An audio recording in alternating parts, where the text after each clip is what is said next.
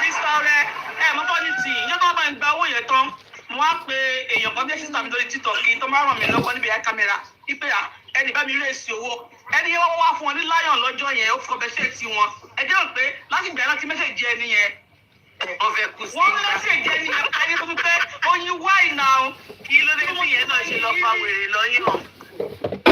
ṣé bí báwọn ṣe àwọn kọ́mpẹ́sìtì pé ó hẹ̀pù mi ní wọ́n láti wá pọ̀ báyìí nígbà tí mú mi wọn ara mi wọn ò yá wọ́n sẹ̀ kí ní sí ẹni yẹn pé kó àṣìṣe àwọn ẹni sọ fún mi ìbí wọn léèrè nígbà tí mú mi wọn kú ẹni sọ fún mi ìbí wọn léèrè mo ní kó má bínú kó jọjọ Ọlọ́run kó má bínú nígbà kí fèwé ẹyẹ ní pé ó yí ọjà ààyè náà làwọn náà ṣe ìwọ àti ìwà òkè. mọ́mí àṣàbí ẹ ti gbàgbé lọ́dọ̀ mọ́mí Phyllis ìjọkọ̀ tó sọ pé dámlọ́gì ń kọ́mpìtì pẹ̀lú òun ó ti gbé lọ́ọ̀rẹ́ òun gbogbo àwọn olóore òun ló sọ gbogbo àwọn olóore olóòtú àwọn èèyàn àwọn ọmọ mi wá sí ọ̀rẹ́ gbogbo àwọn tó wà lọ́dọ̀ yín lè ní ọ̀dọ̀ olórí ẹbí ni wọ́n ti kúrò àtọ́jú.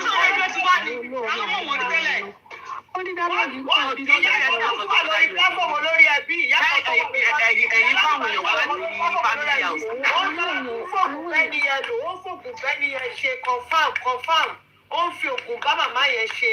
ẹ lọ tú ẹni ẹlẹ́ni sílẹ̀ o. gbọ́dọ̀ sẹ́ni sílẹ̀ bí tẹ̀jú wọn. ìyá aládùúrà èké kókó gbọ́dọ̀ sẹ́ni bọ́ọ̀dù. ẹ̀yẹ kí wọ́n gbọ́dọ̀ ṣe ìyá yẹn o. ẹjọ́ ẹ máa ṣẹ́ ẹ̀kọ́ màmá tí o. ẹ máa ṣẹ́ ẹ̀kọ́ màmá tí o. wọ́n jábọ̀ àwọn ìtàn jábọ̀ sí i. ìbí màmá tí ìwọ́n bá ṣíra sí ẹ̀kọ́ òjò. wọ́n jábọ̀ àwọn ìtàn jábọ̀ sí o. Mínísítà ìfọ̀nìyàn látàárọ̀ bí ọ̀nà owó ni mo ti dáàbò mo jọ ní mo jà tó kí ẹ̀ má gbọ́dọ̀ tọ̀rọ̀ mọ́ ni. Wọ́n ti ké sọ́tù wo ṣó láti fi wọn wà. Ẹ má sọ tó tọ̀rọ̀ mọ́ ni. Àní ó ti ké sọ́tù wo ṣó láti lọ pè lẹ́yìn lẹ́yìn láti ọ̀nà. Anyway, Moujola last week yìí. Bó wọ́n ti ń drag, tó bá wù mí mo lè jókòó sí, tó bá dẹ̀ wù mí mo ti sọ mí ò lè tiẹ̀ tí ó lọ. Ó ti pẹ́ tó ti wo ṣó láti lọ. Moujola olúwa ò bá san owó olówó. Kó tó ti pé mo bẹ̀rẹ̀ sí ní drag ẹ̀ kó máa gbọ́ sáńgbà. Ó ti pẹ́ tó ti wo ṣó láti. Ó ti lọ́wọ́ ọmọ nǹkan tó ṣe. Àwọn tí ń ṣe ẹjọ́ ẹ máa ń ṣẹ́kọ̀ọ́ màmá tí. Anyway, Moujola tí wọ́n jábọ̀ àwọn ibi tó jábọ̀ sí o. Mo ní chatting yẹn tó díẹ̀ ọkùnrin last week. Ìyẹn Moujola. Mo ní tó sọ pé o fẹ́ máa rí ìjà rẹ̀ fún petition ọkọ̀ fún ẹ o fẹ́ máa rí ìjà rẹ̀ fún ẹ̀kọ́.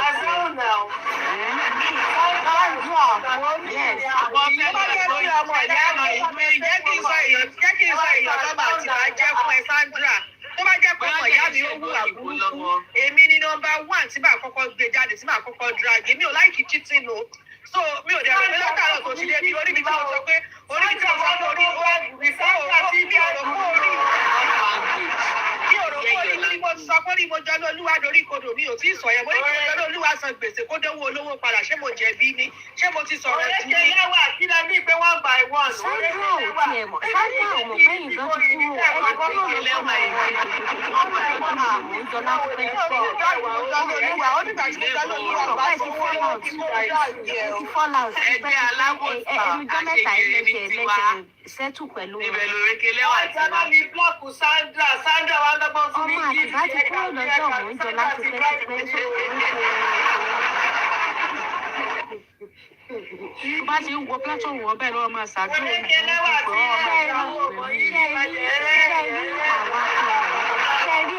títàrọ̀ ògolúwa èyí kọ́ méjèèjì wípé owó òun wípé wọn ànọ́ọ̀sì owó pé òun ṣe 50k bó de pé 50k wọn sọ́gbà tó ń sọ̀rọ̀ owó. Ẹ wá ẹ̀yin ti ṣe mistake láti ilẹ̀ wọ́n gbẹ owó fún yín ẹ̀ tí ẹ lè máa calculate náà calculate ẹ̀ mú pẹ́ ẹ̀ mú. Má ti gbowó wá ní má ti gbowó wá máa gbà calculate owó tí ẹ̀ ní máa gbowó sínú àkáǹtì yìí. Àwọn tí wọ́n fi gbowó lọ́dọ̀ yẹn náà. Ó yẹ kí Lagos ṣe ọ̀rọ̀ ẹ̀kọ́ fún wọn ni ẹ lọ ń gbowó tẹ̀ rẹ́jísítà ó lè ní. Ṣé rí tí mo bá rí àwọn èèyàn tí mo bá rí. Sandra ti fẹ́ dáwọ́ aláàlẹ̀ Sandra ti lọ pé yọ̀ọ̀yọ̀ are you talking to you sí o. And when you need an account now, you can always collect the account number and collect the money there. Money with your own account number. ṣáájú tí mo bá rí àwọn èèyàn tó ń fọ́ victim ẹ ti gbà pé olè tó fẹ́ jà àjọ yẹn náà ṣe wọ̀ mọ́ defense lọ́wọ́. Ọlọ́run tó bẹ́ẹ̀ olè tó fẹ́ jà àjọ yẹn nìyẹn pé kò tí wọ́n ní í ṣe lọ́dọ̀ kíákíá. ìtúsẹ̀ ìbá rẹ̀ bá ṣépè ìyá ìpè náà bá tún lọ ṣépè lórí ní ìlú ẹ̀ ní ìwọ̀n tẹ̀mí fúnra mi fetí gbọ́. ìyá ìpè bá tún ṣépè. ìjọ yẹn lẹ̀rọ náà ti bà mí. ìjọ yẹn mo ti wò pé àwọn eléyìí. wàláì irú woman yóò yẹ kó dúró lórí black app yìí ó lè gidi ni wọ́n ó lè. ó lè. ẹ jẹ́ ká nínú ẹ̀dùn yín bíi pé ó tún wá ń gba kinní yẹn ó tún wá ń rọ́ọ̀bù ẹ̀. màmá tí ìfẹ́ gùn kí o. ẹ̀yìn àti ìwọ̀ṣẹ̀ wá wọṣẹ̀ wá dúró gẹ́gẹ́ àwọn tẹ̀ ń gbowó lọ́wọ́ wọn gan-an wọn ò múra kán dúró gẹ́gẹ́ bíi tiyẹn ẹ̀ wá tọ́tẹ̀ ẹ̀ tọ́ gbogbo ẹ̀ á pupa. ẹ máa gbà lọ́la sí Monday. wọ́n máa wọ tọ́kì wẹ̀ wá. amúra máa lò ṣe wọ́n máa kó ṣẹ́kẹ́ṣẹkẹ̀ sọ́run wọ́n wá ṣe gbogbo ètò yẹn wọ́n máa ṣe yòlòyòlòyòlò amúra máa lò ṣe wọ́n kó ṣẹ́kẹ́ṣẹkẹ̀ sọ́run wọ́n wá wú sórí tí àbí búrẹ́dì tó gbọ́ sọ́run. ó kúnra wọ́tá tó bí bá fún anybody lásán mo jẹ́ láwọn ti kú ọjà. ọjà padà àwọn àti tani. ó dáhùn mínísítà. oyin kan fẹ́ rí mistake tẹ́ ṣe lọ́dọ̀ bọ̀dálà sí tẹ́ bá fẹ́ wá irú ẹ̀pù wá irú onílù yẹn wọ́n ti máa lọ bá yín kí bọ̀dálà sí ẹ̀kọ́ erédé wá ẹ̀kọ́ erédé pé bọ̀dálà sí tó yẹ pé múùtù tó máa ń wà ní ìwó tẹ́ bá wá lásán báyìí tó bá gbé rírà mi ẹ máa ti lọ́kọ́ lọ kí ibi onílé ẹ máa kí Lagata àwọn yẹn ló máa bá yín sọ fún bọ̀dálà sí wrong time lẹ́yìn máa ń wá bí tí bọ̀dálà sí máa bínú lọ́wọ́. ẹ wà bíbá iṣẹ́ lọ send message sí Lagata. ìṣọ́mù jù bọ̀dá láti. bí tí bọ̀dálà sí máa vent lọ́wọ́ lẹ́yìn máa ń wá á gbé yín lọ ẹ wo orúkọ ìṣẹ́ dàbí kò mọ táìmù tó yẹ kó mú ara ẹ̀ bá tún yìí irú táìmù tí wọ́n máa ń wá yẹn ló ń bá wá ìṣòro owó báyìí olórí ẹbí á ó dàbí bẹ́ẹ̀ bí wọ́n máa sọ òyìnbó lọ́wọ́ kí ọkọ̀ wa wọlé wàláì ọmọ ọkẹsọ ni ẹ àwọn èèyàn fún ọ̀rọ̀ yẹn ní platform wo nìyẹn ní see you since when you dey with Lati see Lati now don dey drag you Lati don dey drag me wetin concern you is this my boss ẹ ṣe Lati pé I'm not a member I say leave him he's my boss also. ó jẹ́ láti kọ́ èdè oríjọ́pọ̀ tó gbé yàrá ní ìmọ̀pẹ́lẹ̀ padà. kí ló kọ́ ọmọ títí kò ṣàpérò géètì tó máa ń bú káàkiri tí máa jẹ́ spices wàláì afẹ́bùrọ̀ wa pa lọ́dọ̀ tó báyìí lọ́dọ̀ yẹn mo rí ṣò yẹn ó bú ìmọ̀bú mo lè see my boss leave him àwọn sáwọn yẹn wàá bú mi ní sáwọn yóò drag mi ní mo ní kò sí kò tó kàn wọ́n sẹ́ ibi tí mo wà nìyẹn bẹ́ẹ̀ mo lè sì máa wà forever ibẹ̀ mo máa wà ẹ̀yìn lẹ́mọ̀ ibẹ̀ ni mo sì máa wà. Mama T ti ja pásítọ̀ ẹ̀kọ́ ní kọ́ tó ti fẹ́ sọ. Mama T àwọn máa ń tàpù yìí náà. Mama T ọwọ́ ọ̀tún ló jọ wọ́n kàn fi tábí machine wọn síbẹ̀ ni o. Kí ló fi síbẹ̀? Wà á sọ̀rọ̀ yín. Látàrọ̀ kí ló dé àsáùnà?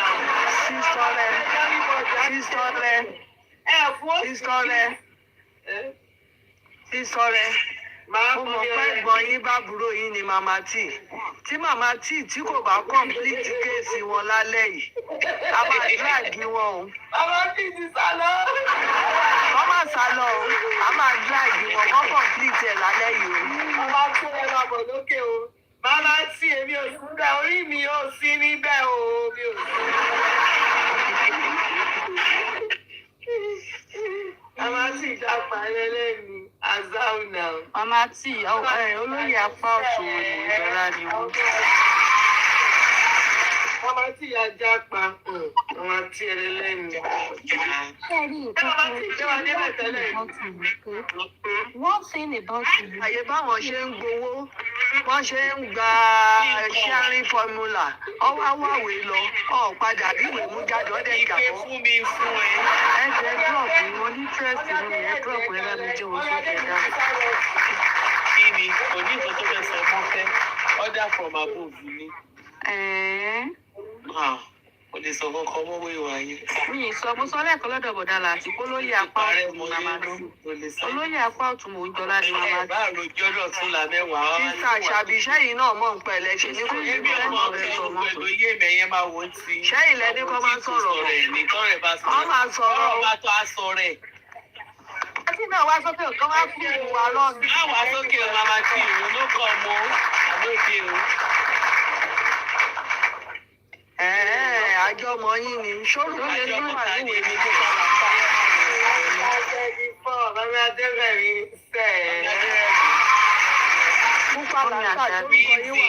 Mọ́mí Àṣàbí, ẹ sọ́pọ̀tì kí màmá tí máa sọ̀rọ̀. Èmi ò sọ́pọ̀tì ẹ̀ wá sí ní gbogbo ìgbẹ́ ẹgbẹ́ wọn.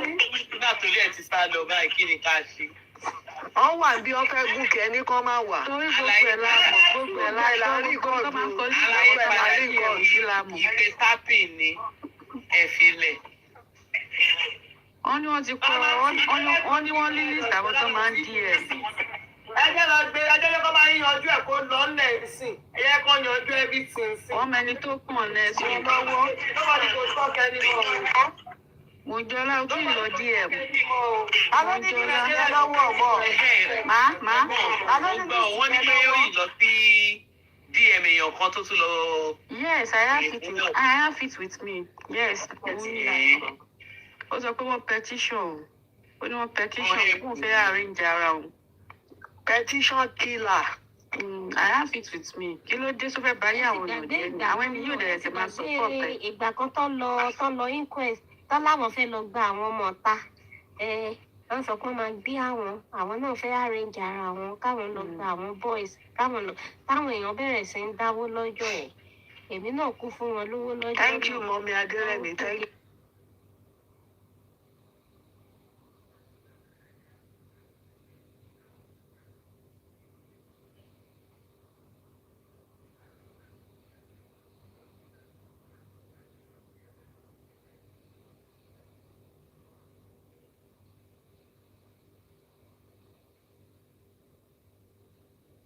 Ebi máa pa yín. Hello, wọ́n gbé mi lọ ní pátápátá. Wàhálà mo ṣe pátápátá. Thanks for the Thank gift God they now. no carry you. Thank you for the gift. Nítorí ògo. J4 ọ̀rọ̀ ògo olúwa tọ̀mtọ̀m. Ọ̀nà oúnjẹ ò lọ lẹ́nu àwọn ò pé màmá tí àti olùkọ́ ẹ̀ kò jẹ́ kó jẹ́ lọ lẹ́nu àwọn ò. Ẹ̀kọ́ alákọ̀ọ́sọ̀ ẹgbà. Àìṣọlá ò jẹ́ kó jẹ́ ó lọ lẹ́nu. Àbí kó ń jẹ gan bá lọ lẹ́nu Moujola ká dáa fún. Ẹ bá wa gbé màmá tí ìsókè. Bóyá wà ní àmàlà báyìí. Gbogbo èyí tẹ̀yìn sọ yìí. Ó dẹ̀ mú mi ó ṣàmì blọ́ọ̀kì. Ẹni tí ò ní tí jù. Jọ́sí sọ̀rọ̀ pẹ̀lú ọ̀tọ̀ọ̀tọ̀ wúre. Ìjọ tó ń gbé wá bọ̀ àtúntò. Ẹ̀yin màlẹ́ rọ̀rọ̀ kòkò ráyè.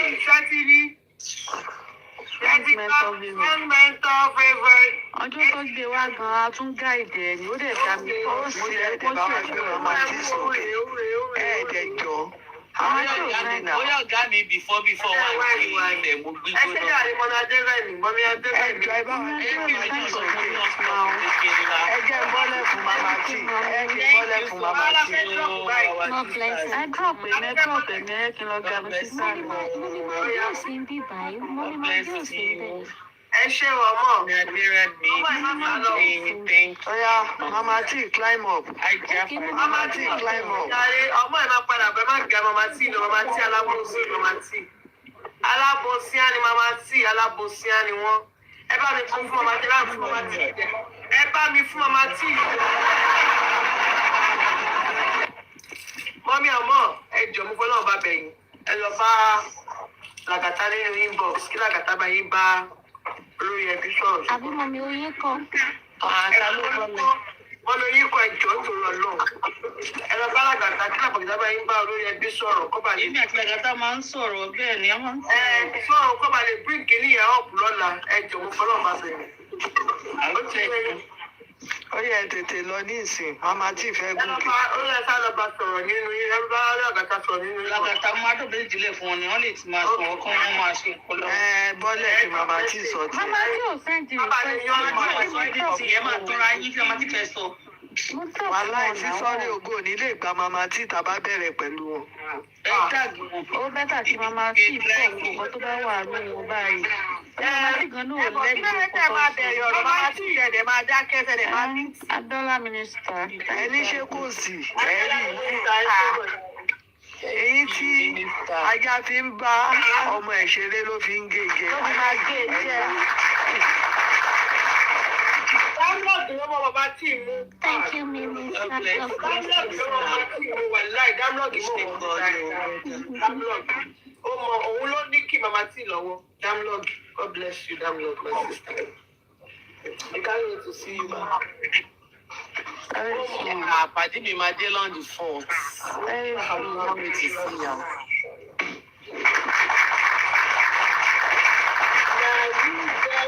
Ó yẹ ẹ dọ́ọ̀pù mi kẹgbẹ́ màmá tí sókè. Wọ́n gbọ́dọ̀ sọ̀rọ̀ lálẹ́ yìí. Ẹ dọ́ọ̀pù mi. Ipe you must talk. Mọ́mí Kàríjà. You must talk. Mọ́mí Psalm 24. Wọ́n Psalm 24 àti mọ́mí Kàríjà ló máa ṣe show fún màmá tí last. Ló bá tán. Ipe mọ́mí Kàríjà ti pé Psalm 24. Yes, so my mommy lágbára Ọlọ́run. Láyọ̀. Ipe Ayọ̀ la bá ti gbàgbé. lágbọ̀rọ̀ lọ ànípàdé pẹ̀lú kú àti àrùn àti àìsàn. Àgbéyàwó. Amen. Ajé Moujola wá dé. Ajé ẹ̀ wá dé. Àwọn tó ń compete pẹ̀lú ènìyàn aláyé kúrúkúrú mùsùn. Amúramá lòdì. Iṣẹ́ tẹ̀ rí. Wọn ò ní gba akẹ́kọ̀ọ́ báyìí tó ń ṣe. Wọ́n máa jókòó látara ọ̀nà. Wọ́n wá wú lẹ́nu, wọ́n á wú. Ojú máa ń tì mí tí mọ́mí yẹn. Immediately tẹ bá ti kí wọn, ẹ wò ó, ẹ̀yin ẹ ṣáà máa kí wọn. Tẹ bá ti kí wọn báyìí, Tó bá ẹ ti ti wọṣẹ́ kí wọn tó bá ti ń wọnú pásọ̀rọ̀ ibẹ̀ náà máa mú ẹ sọ́wọ́. Mo ti sóríire lọ́sẹ̀ yìí, ọ̀sẹ̀ yá tí a fún ẹ. Òun àyẹ̀dí energy. ẹ lè Anybody yọwọ́ orí pílátífọ̀mù is your family to the name. Anybody báyìí tó bá ṣe wọlé báyìí, ó máa forúkọ wọn ni. Wọ́n máa wò fẹ̀fẹ̀fẹ̀fẹ̀ báyìí. Àìpé Wọ́n máa mú ti ẹ wọlé. sọ́wọ́. ẹ lè yọ wọlé Àìpé ti láyé. wọlé. Ipe Why did you drop? Ẹ máa tọra yín. Wọ́n máa drop for mama tí. Ẹ jẹ́ máa pọ̀ lókè. Ṣé mama tí rẹ́dí láti wá? Nígbà 2000 sọ̀rọ̀, mama tí ò rẹ́gà ti sọ̀rọ̀ bọ́jú wáyé. No, a máa gbé mama tí ìsàlẹ̀ lọ́dọ̀ lórí ẹbí lọ́la wà lánàá. Mama tí Abẹ́tàkẹ́ lọ wá àwẹ̀ yín jáde, mo máa rí èsì. A máa rí ìsọ̀rọ̀ ẹ̀bá lọ́la. Wọ́n máa pè 24 bọ́lá láti. Pé Ipe mama tí fẹ́ sọ̀rọ̀ Ipe, mama tí fẹ́ sọ̀rọ̀. Kò sí wèrè ọ̀rọ̀. My mommy, ìyá ni wúrà, good evening, ma. Kò sí wèrè táwọn bá ti dè yí bá ti.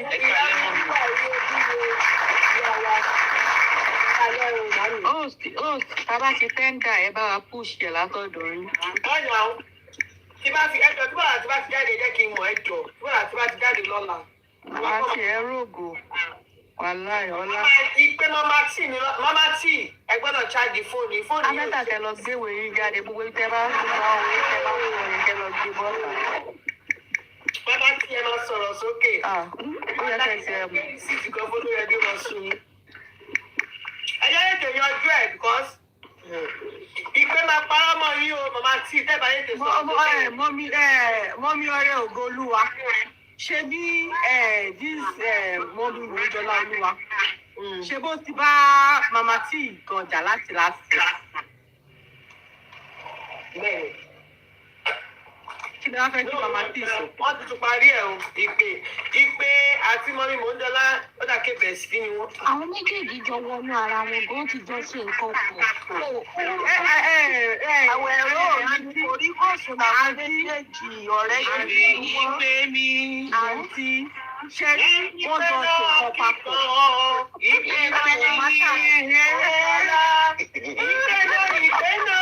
Ìpè náà náà ìpè owó. Tí tó ṣe máa fi orí kí ní ẹ understand.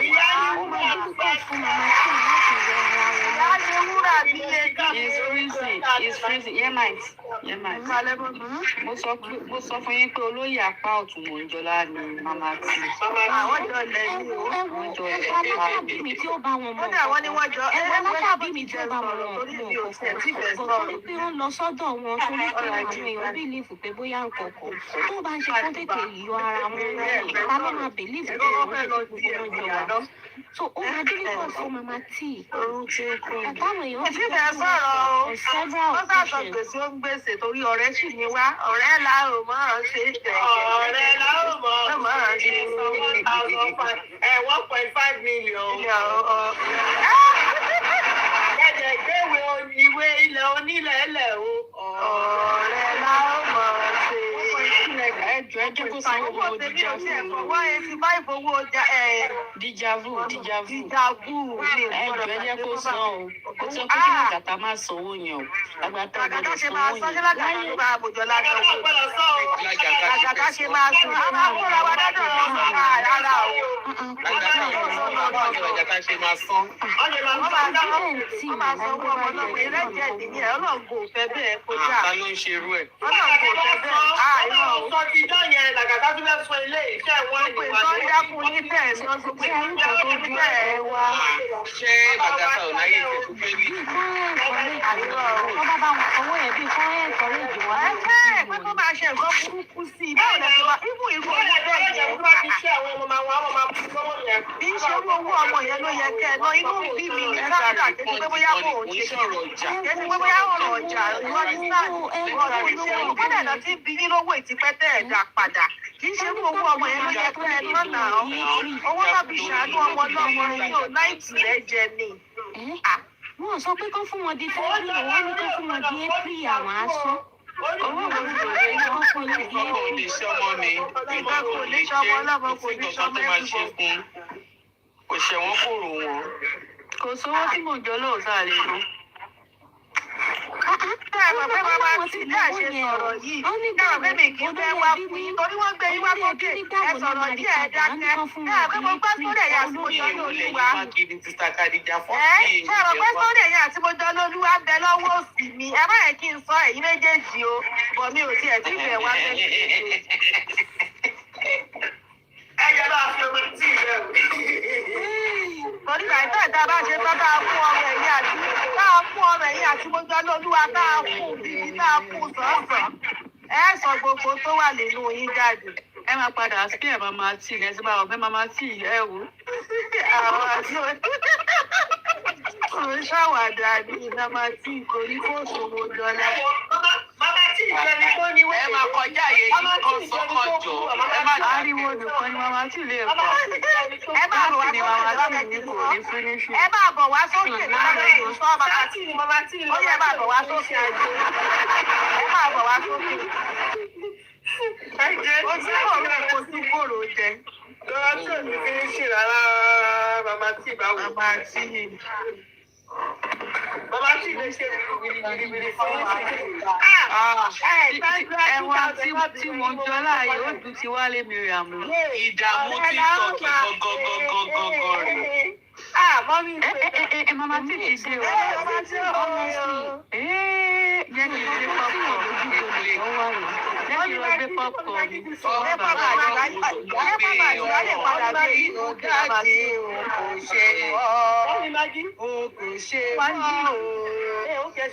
Níbo ni sista Kadija fẹ́ dúró báyìí? Ṣé sista David yóò ti sùn báyìí? Ọ̀rẹ́ ògo mi ò ṣe mọ́. Mọ́mí ń kọ́ mọ́ bàbá pé ń kọ́ padà. Ṣé má bá wò ó? Ṣé ẹ̀wọ̀n ìwà ni? Ṣé má bá wò ó? Ẹ̀wọ̀n ìwà ni? Ẹ̀wọ̀n federal ni? Ṣé má bá wò ó? Ẹjọ́ Ọmọ bá mi ṣe tó 5 minutes fún Mama T. ẹjọ́ mi ti wá bẹ̀ yìí o, ẹ ṣáṣá Mama T ó yẹ kẹ́ ẹ̀ ẹ̀ ń sọ lọ lẹ́ẹ̀kan Mama T. Kò sọ́rọ̀ ọmọ jà. Ọ̀rọ̀ wà. Ẹ fẹ́ lọ mẹ́sẹ̀jì Lagata. Ẹ mẹ́sẹ̀jì Lagata ìjọ. Mama T. Níwájú Message kẹ̀kẹ́ wo bí ó máa respond. àti Kadija. ẹ wo aṣẹ̀gbà níwájú ọlọ́run àti gbogbo ènìyàn gẹ́gẹ́ bí mọ́dà ìníṣẹ́ mọ́dà ìṣẹ̀lẹ̀ṣà tẹ́ ẹ̀ gbọ́dọ̀ parọ́ ọ̀pọ̀lọpọ̀ ọmọ ọ̀dọ́ yín wà níbí yìí. Tẹ̀sán máa wà lọ́la o. Tẹ̀sán máa wà lọ́la. Gẹ́gẹ́ bí mọ́dà ìníṣẹ́ mọ́dà ìṣẹ̀lẹ̀ṣà tẹ́ṣẹ̀ṣẹ̀ tó yẹ wọ́n jáwé oyè fún yín nítorí ọlọ́run ẹ má tẹ́ ẹ̀ dẹ̀ gbà á. lọ́la tí máa wọ́ mi túrúrú ní o. àwọn èèlò gbọ̀ngàn lẹ́gbà àwa lè bá yín jáwó yẹn padà èèlò ni owó 30-70 tẹ́ gbà àwa lè bá yín dá padà pé wọ́n jáwó lórí láì ọ̀pìn fún yín bẹ̀ ẹ ti sọ̀kan ẹ náà fi bá yín ra nǹkan ẹ wá lẹ̀ tún rántí kan ẹ wá wáwé yẹn lọ. ìgbà mi ìgbowó sẹ̀ wàláì mi ìgbowó ẹ̀ ní bílíìfù mi ìgbowó. ẹ sọ lẹ́ẹ̀kan ni wọ́n fi bá yín gba nǹkan ni. mo ní bí kán wá sọ pé ó fi gbà nǹkan bí wọ́n sọ pé ó fi ṣe ní ìgbowó. Bí èèlò ni kórúkọ yín lè kúrò níwèé àwa fẹ́ bá yín dá padà ni. àti ẹ má bá mi dá padà torí mi ò gbowó wàláì mi ò gbowó ẹ má bá mi dá owó padà. ọ̀rọ̀ tí ní bá mi nù o ọ̀rọ̀ tẹ́ṣẹ̀ sọ tí ó pè wọ́n náà wà lórí 70-30 40-60 kí lẹ lè sọ fún wa nípa. níbo ni 70-30 tani àti tani.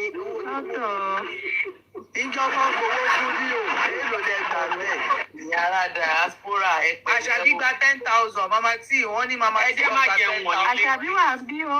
ẹ má máa jẹun wọ̀ nílé tí a ti àṣàbí àbọ̀. ojú yín náà ṣe sẹ́ǹdì ẹ̀ ṣàṣàbí. ẹ má dárúkọ tèmi sí o ẹ má jẹun wọ̀ nílé pé o. rárá o ẹbí láìpẹ́ o ẹ dúró ẹ jẹ́ ká ṣe sọ̀rọ̀. rárá mi láìkí ọ̀rọ̀ tó wà lẹ́yìn mi láìkí ọ̀rọ̀ tó wà lẹ́yìn. Mama tí ló ń sọ̀rọ̀ mo lè ti sọ síwájú lẹ́ẹ̀kan. Mama tí àti àṣàbí kì í ṣe ọlọ́rọ̀. Mama tí àti àṣàbí kì í ṣe ọ̀rẹ́. Mama tí àti Moujola lọ́lọ́rọ̀. Mama tí àti Moujola ni ọjọ́ ń ṣe. Mama Moujola àti àṣàbí lọ́lọ́rọ̀. Moujola àti àṣàbí lọ́jọ́ ń ṣe. kì í ṣọlọ́rọ̀ èmi àti òun ṣọlọ́rọ̀ lẹ́yìn ìkọ́ jẹ́ pé wọ́n sọ̀rọ̀ ní orí platform kó sáré fẹ́ mẹ́sẹ̀gì pé mi we are not 5 and 6. ẹ̀yin lẹ́ni kí mo ti wá ń sè o mi ti wá sọ̀rọ̀ ẹ̀sìn ìtajẹ́ẹ̀tì mi o ẹ̀fìn mi lẹ̀ jẹ́ kémi náà sọ tẹnu mi o. Mama tí àti àṣàbí òṣò lọ́rọ̀ mama tí àti Moujola lọ lọ́rọ̀ Moujola sọ pé àṣàbí Moujola fún mama tí ó lóun fẹ́ fún mi wọn ò dẹ̀ fún èmi lówó bọ̀ wọ́n kí o gbowó lọ́wọ́ Moujola kó bọ́ sókè ìdí tó bá wà ní. kó tí ẹ lówó kí náà bá yín fowó yẹn ṣe ẹ sọ lẹ́ẹ̀kan ẹni wọn ò fún yín lówó ẹni bẹ̀ tó ń fowó yẹn bá yín ṣe nǹkan. ẹ fi kí ló máa ń pè àbí kí lẹ ló pè náà ẹ fi ṣòwò ń pè. ṣé ní problem tí mo ní pẹ̀lú yín lélẹ̀ Sister Khadija I don't owe anybody any explanation. Anybody want to drag or drag. Sórí lẹ́bù tẹ́tẹ́ lọ nìyẹn. Àpàdé lọ́dún lórí ẹbí lọ́la. Ẹ má question me like you are questioning a child. I am not a child. Àpàdé lọ́dún lórí ẹbí lọ́la 70-30 lẹ́gbà. Obama mi kẹ́ pé ní 70-100. Àgùntàn mi ò jẹ́ lábẹ́ Gẹ̀ẹ́sì freaking body Moujola. Ṣẹ́gẹ̀t. So please, that's kini I think take care. O ti ń lọ jù. Ìrànwọ́ ṣe owó kọ́nà ìṣẹ̀ṣẹ̀ everybody ṣe ẹ̀yẹ́ ni everybody ṣe ẹ̀yẹ́ ni. Àwọn máa gan ṣe ẹ̀yẹ́ tí wàá ní kí ló kàn wá.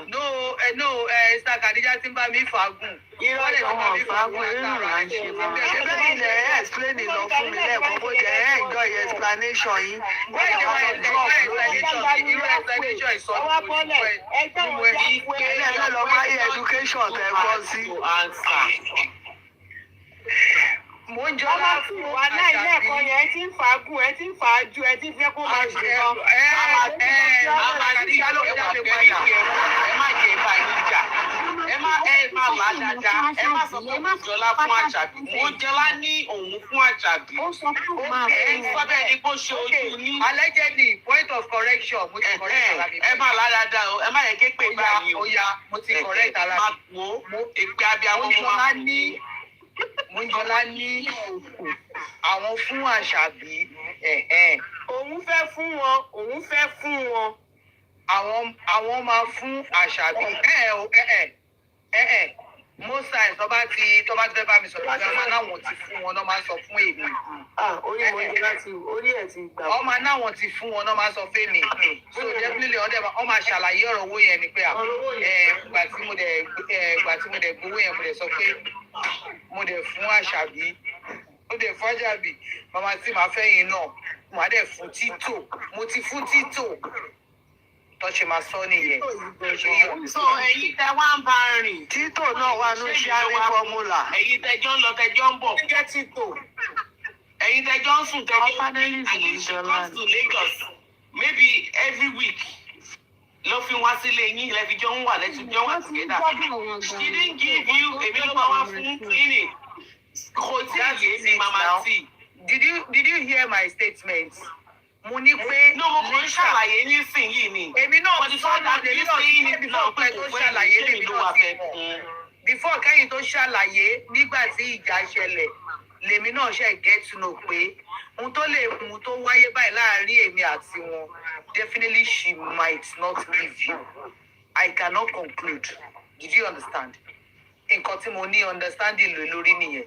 And my own aspect is either lóòótọ́ tó bá ń bọ̀ màmá tí mo ra aṣọ yìí owó tí lágbájá ní kí n fún ẹ owó báyìí kò ní mo fi jí bá mú balance mi tí n bá láìka aṣọ yẹn I will pay but tí mi bá láìka aṣọ yẹn ẹjọ mi rà I don't have that money mi ò rà ṣé you understand so that is it it's not as if pé wọ́n fún èmi náà lò but she would have just buy something and say mo ṣe ń bọ̀ mo rí kinní mo dẹ̀ láìkẹ́ mo ra tèmi mo ra tiẹ̀ bá mú owó mi. Nígbà tó dáwọ́ ní kí n fún ẹ lówó ní kókó màmá tí. Lágbájá ní kí n fún ẹ lówó mo ti yọ owó mi bẹ̀ ní báláǹsì mi. Ìgbà tó dáwọ́ fún owó ní kókó tẹ̀sẹ̀ ń dùn yín gbà. Kí lẹ rí? Nígbà tó dá owó fún owó ní kókó tẹ lọ ṣe sọ́jú nígbà yẹn. Ẹ̀wọ̀n lánàá wọ́n sọ pé èèyàn méjì ni wọ́n sọ pé kókó nìkan. Wọ́n ní. Èèyàn méjì wọn sọ pé owó ní kókó nìkan wọ́n ní èèyàn kan ẹsẹ̀ ń dùn tó fẹ́ ṣe sọ́jú ẹsẹ̀ àti owó ní kókó. Platform yẹn ń gbà ẹ̀rọ la fi dáwó. Yes, that was what she said then. I know. Ìgbà tí mi dẹ́ lọ ṣe sọ́jú, yes, she gave me that money now. She gave me the money. Ẹyú bẹ́ẹ̀ lọ fi ṣe sùn. But owó ní kókó said she went to meet her pé òun need so amount. But ìgbà táwọn wá bá mi owó ní kókó did not specify pé iye báyìí lòun need. And I saw that message. And now they said, I saw that message. Owó ní kókó did not specify. I saw the message. Okay, ìgbà tí wọ́n sọ̀rọ̀ lọ́dọ̀ olórí ẹbí ní ìrọ̀lẹ́ yìí, owó ní kókó wọ̀ sẹ́yìn pé iye báyìí lówó lòun sọ fún un pé òun nídìí owó iye báyìí. She showed me the message owó ní kókó specify o. Bóyá o, I don't know. Bóyá ibi tó ti specify bóyá mama ti delete it. You and I cannot see. But me, I saw the message truly. The message I saw was tẹ́bá lágbára tẹ́bá lè fi hàn mí lọ́wọ́. Like owó ní kókó need sharp money, that money. And that was why she went on live that Sunday morning. But wọ́n sọ pé owó yẹn pé owó ní kókó ní nǹkan tó ń try láti sọ́ọ̀sì yẹn pé owó ní kókó ló lówó dé owó tó ń recover ǹjọ́ yẹn pé wọ́n kó pé fún owó ní kókó. Rárá, anybody that saw that live. Ọjọ́ yẹn ní láì sí owó ìwò sí lórí live yẹn. She mentioned it on that live. Will come out to come and associate everybody who wà lórí live yẹn. Ìgbà tí owó ní kókó ń sọ lèmi ń sọ̀rọ̀ lè ń sìn. Yes, she mentioned it on that live wípé àwọn méjì ni which onílé even came up that day pé mo tiẹ̀ mọ̀ tẹ́ni kejì yẹn because òun rí ẹsẹ̀ yẹn. If you guys can remember, she mentioned it. Wípé àwọn méjì ni. And that was that she needed 350 for the two of them. For the two of them. And as at that time, yes. Owó ní kókó ń sùn. Mama tí ẹyẹ ká ṣe báyìí. Èló lówó tó generate ń jọ yẹn ló lẹ́yìn bẹ́ẹ̀ ló lówó ní kókó gbà ká mọ percent tó yọ ń bẹ̀. 350 lówó tó ń gbà lọ́jọ́ yẹn. Owó ní kókó cannot say nìkan lòun lówó yẹn because she came to life for both of us. She came to life for both of us like lọ́jọ́ yẹn. Èló náà fún yín? 80,000. Okay. Èló náà generate. Èló náà fún owó ní kókó. Ó ní àwọn kan náà dáwó nínú DM fún yín fún ẹsẹ̀. Àwọn fúnra wọn gan sọ fèmí, àwọn fúnra wọn kò fún mi. Wàláì kò sẹ́ni tó dáwó fún mi nínú DM fẹsẹ̀ tó tún kó fèmí o. Kò sí okay. The only person was Betty Billy. And it was not tó bá jẹ́ torí ẹsẹ̀ ní ṣáà I don't know. Nígbà tí wọ́n bá rí Betty Billy ra ilé, Betty Billy fún olówó. Betty Billy fún olówó. Ṣùgbọ́n tó dẹ̀ fún olówó, wọ́n dẹ̀ nígbà fún màmá sí náà. Ó ti fi ṣe. Wọ́n ní Ó ti fi ṣe bísíǹsì lọ o. wọ́n ní ẹ bá ń fún màmá àti wọ́n dẹ̀ jíṣẹ́ fún mi lọ́jọ́ ẹ̀ pé ẹ bá ń fún màmá àti wọ́n dẹ̀ sọ Ṣọ́ra fún wọ́n dẹ̀ sọ pé mo jẹ àwọn wọ́n dẹ̀ sọ pé mo jẹ Mama àwọn tí olówó. ẹ máa sọ̀rọ̀ dáadáa ká máa gbọ́. Mo ń sọ̀rọ̀ náà mi lè pariwo ẹ̀wọ̀n pé ilé ni mo wà ilé ẹ̀ ti ṣú lọ́dọ̀ wa. Now tí màá tó tí mo pariwo sọ wọ́n tún tí ní mi sọ̀rọ̀ tí bá pariwo sọ àlè fún láìka Ó yẹ ẹ má bínú, ẹ má bínú. ẹ̀wọ̀n pé mi ò kí so wọ́n ní even ọjọ́ tí 50,000 ẹ̀ máa come up from we were coming from the hospital for the surgery after the surgery. Na wọ́n ṣe after the surgery àbí nígbà tá a kúrò ní inquest tá a lọ sí ibi tá a ṣe surgery na wọ́n ní bẹ̀tìbílì nìkan fún mi 50,000 wọ́n dẹ̀ ní mo jẹ àwọn ní 20,000 wọ́n dẹ̀ yọ 20,000 and she gave me the balance of 30,000 because owó surgery yẹn náà 80,000 yẹn àtijọ́ náà ó kù 50,000 sọ́wọ́ mi. Ókè, ó tún bá yín lọ kó bá lè mọ kọ́tẹ́rẹ́ fún yẹn ṣe gangan àbí? Àjọ lọ nínú àwọn náà dúró tì mí quite alright àwọn náà dúró tì mí so wọ́n àti ná 30,000 nínú owó yẹn owó kù 50,000 sí mi lọ́wọ́ so àwọn náà ìgbà tí wọ́n á rí i pé mò ń lámẹ́ tí mò ń pe àwọn èèyàn pé kọ́ńjọ kó sáré yá mi lówó that was when she now said Betty Billy said they should give me 50,000 pé mo dẹ̀ jẹ àwọn ní 20,000. Ó jẹ́ ẹ̀jẹ̀ lọ mú ìyẹn kó bá ìjòwú lówó straight. You understand? So wọ́n fún mi 30,000 yẹn to add to that 50,000 tó ṣẹ́kù lọ́wọ́ mi and we went for the surgery and the lọ ṣe surgery yẹn so that was what. Ó ti ẹ̀jẹ̀ kẹ́ ṣe sọ́jú ìtọ́kọ́ tó gbowó ta ìjẹun. No, mo ń jẹ láwọn ṣe bẹ́ẹ̀ ọmọ ìtẹ̀ bá jẹ wọ́n lówó tó bá ti rí kó wọlé lẹ́sẹ̀kẹsẹ̀ ó máa ṣe plus and minus ni so that's that ìwòlẹ̀ tí fẹ́ béèrè tí mo tún lè dáhùn. Mo ní question kan mi. Mo fẹ́ lọ lórí ẹbí ìjọ.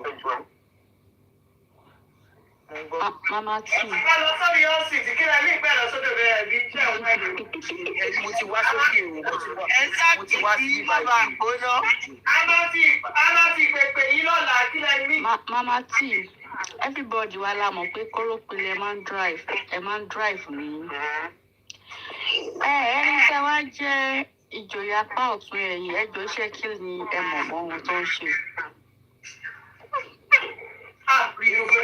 Lákàbọ̀ láti pàdé kí ló dé fẹ́ gbé mi sókè ìyẹn gbà mí ọwọ́ lọ gbé orí lákàbọ̀ láti pàdé lápàdé ló pè é ní wà níbi ní mímọ́. Ẹ wo pẹ́sọ̀ tó mọ́ lọ bí mama tí nítorí ọ̀gbọ́n. Mama T súnmọ́ wọn náà ẹ mọ̀ pé tẹ́lẹ̀ ti pọ̀ jù náà. Orí lákàbọ̀ láti pàdé kórópìlẹ̀ mi wà. Ẹ mo ṣe rí. Anybody. Bóyá pé kọ́sítọ́mà mama tí bóyá wọ́n ti bá wọ́n ti wọlé mọ́tò mama tí. Ọjọ́ tí wọ́n ti bí mi sílẹ̀. Ẹ mọ̀ pé gbà kan wà tó yẹ pé Moujola sáré taṣọ lẹ́yìn pàtí wọn. Wọ́n upload àwọn aṣọ kan gbà yẹn àwọn trainers kan báyìí mo rí tán ta bàtà nù. Sọ mama tí ló ta. Aṣọ Mama T gbogbo. Aṣọ òbí aṣọ àti gbogbo ayẹ nígbà tí gbàrin wa. Ìfẹ́ ta bẹ̀rẹ̀ ní January tí ó wọ August. Wọ́n tún taṣọ tì. Black Ash yìí ló ní àgbà. Mo yọ nìyẹn. Ìjọba dáhùn èèyàn tẹ̀ ṣe ń fò. Ṣebí ìyá yẹn ní restaurant, right? Ṣùgbọ́n ní restaurant. Ẹ sọ pé Ìjòyè pọ̀tù ẹ̀sìn. Ibi tó máa ń ní kọ́ńtínà. ṣọ́ọ̀bù ni. Wọ́n ní kọ́ńtínà. Wọ́n sọ pé àwọn ní ṣọ́ọ̀bù, àwọn wà ní ṣọ́ọ̀bù. Wàláì ṣọ́ọ̀bù ní ṣọ́ọ̀bù ẹ̀ fáìn gan. Wàláì. Tẹ́ bá ń wo róyà tí ẹ̀yẹ ẹ̀ nírò pinnu pálọ̀ wọn ló wà. Àsán ṣọ́ọ̀bù ló máa ń jókòó sí. Rárá o, rárá. Wọ́n wá to àwọn kúlí nǹkan kan. Ṣùgbọ́n máa ń to àwọn Ókè, wọ́n lálága ni wọ́n. Iṣẹ́ ò ká lága tí wọ́n lára. MC àbí àwọn alága ìdúró alága. Àwọn tẹ́mi mọ̀ pé wọ́n ṣe alága.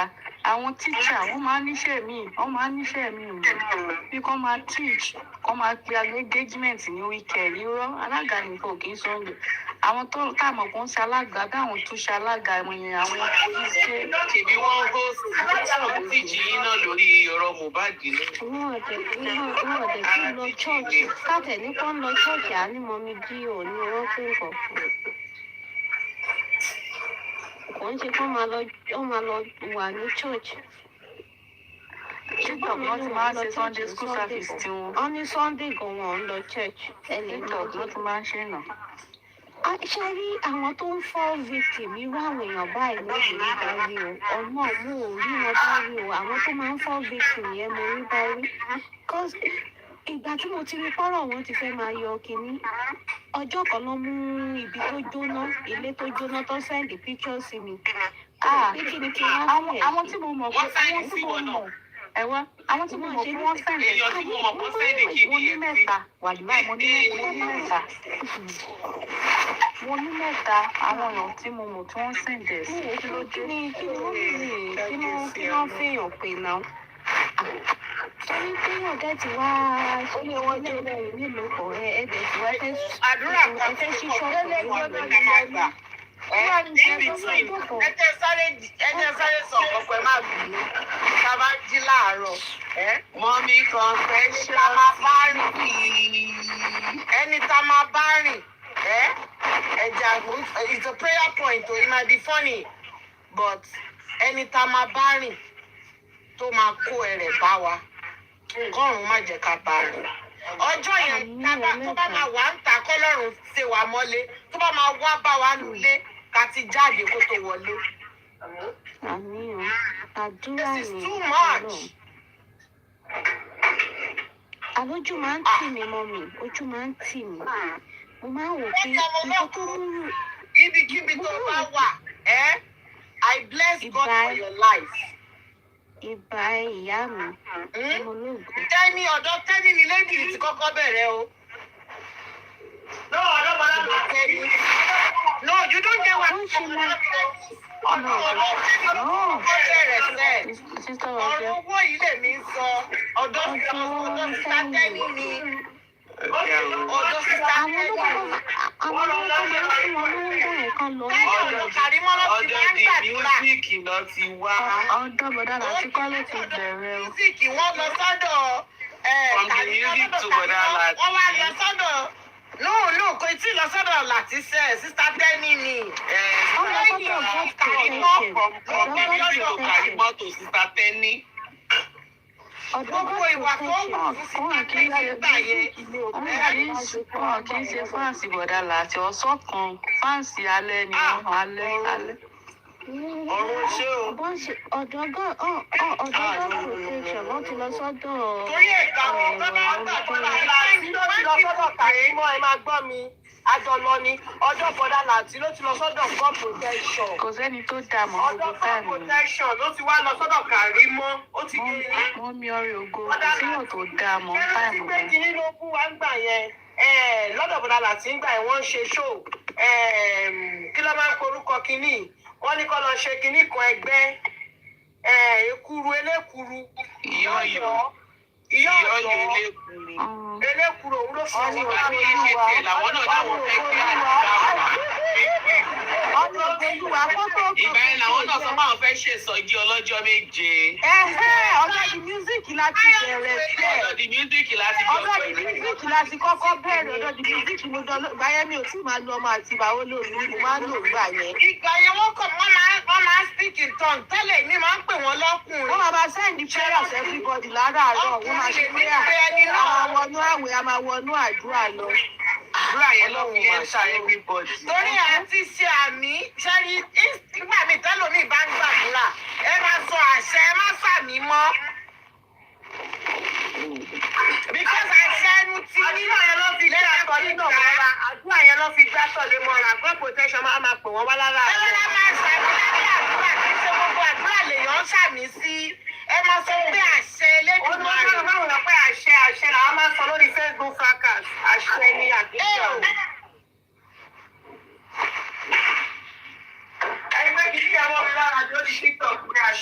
Ojú ẹ máa ń tì mí pé nǹkan tó múlò mọ́mì tó lè máa gbé sínú irú èmi tó mọ̀ pé ẹgbẹ́ ọmọ mélòó wá ni àwọn ìyá yẹn àwọn ìyá tó wọ́n sí tó mọ̀ pé bí wọ́n kọ̀ mélòó ni irú àwọn ẹni wọ́n nínú. Àwọn yìí oníyàá ń dà sọ́ra.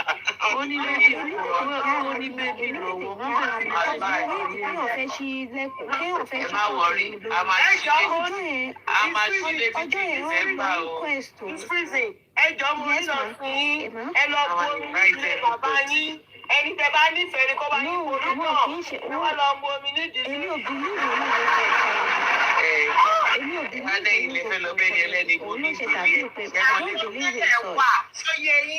àsọtẹ́lẹ̀ ó máa ń wà, ìríran máa ń wà.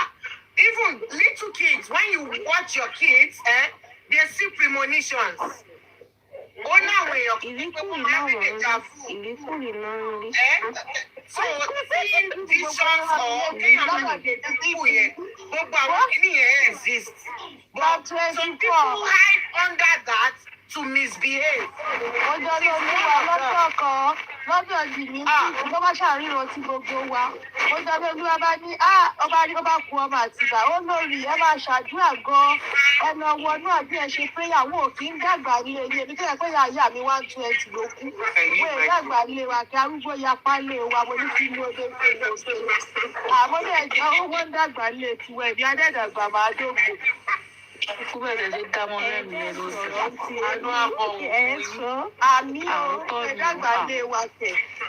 Ó tọ́ ni o. Wo ọjọ́ tó ti sọ fún mi my sister. Ó fẹ́ mọ́lé ó fẹ́ mọ́ mọ́ wá sílé. Ọmọ àtìgbà ọmọ àtìgbà lábẹ́ ìrẹ́lẹ́ sọ yẹn ó fọ́ nìkan mo máa tó wà ń bẹ̀ mo á wò bẹ́ẹ̀ mo ní ṣò yẹn wà lórí ọ̀rùn olúwa ti. Ó ti tán ìṣirò òfin dà ní. Ló bá jíṣẹ́ fún mi mọ́mí láì tẹ́ kalẹ̀ ìyàwó àgbà lọ.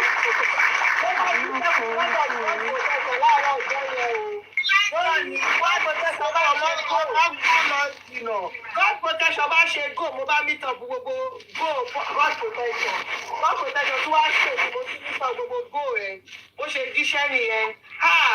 Ẹni tó wà lábẹ́ kíní kan yẹn ẹ gbàdúrà mo rí Johnny níwájú yín. Johnny Walker ni. Johnny Walker ni. Àtàwọn àìsí ètò lámà ní à. Ọlọ́wà fún yín ní ibùjókòó ayọ̀. Lẹ́yìn ọmọ mélòó.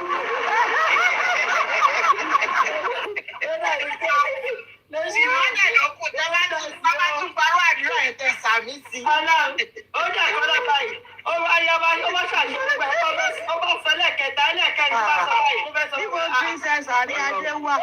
ẹlẹ́kẹ̀ẹ́ni tó fẹ́ sọ bàbá pé èmi tí mo wà nílùú òyìnbó ṣe ẹ̀ wáìnì mi. Ìrìn àjò yìí gba Amẹ́ríkà. Wàhálà.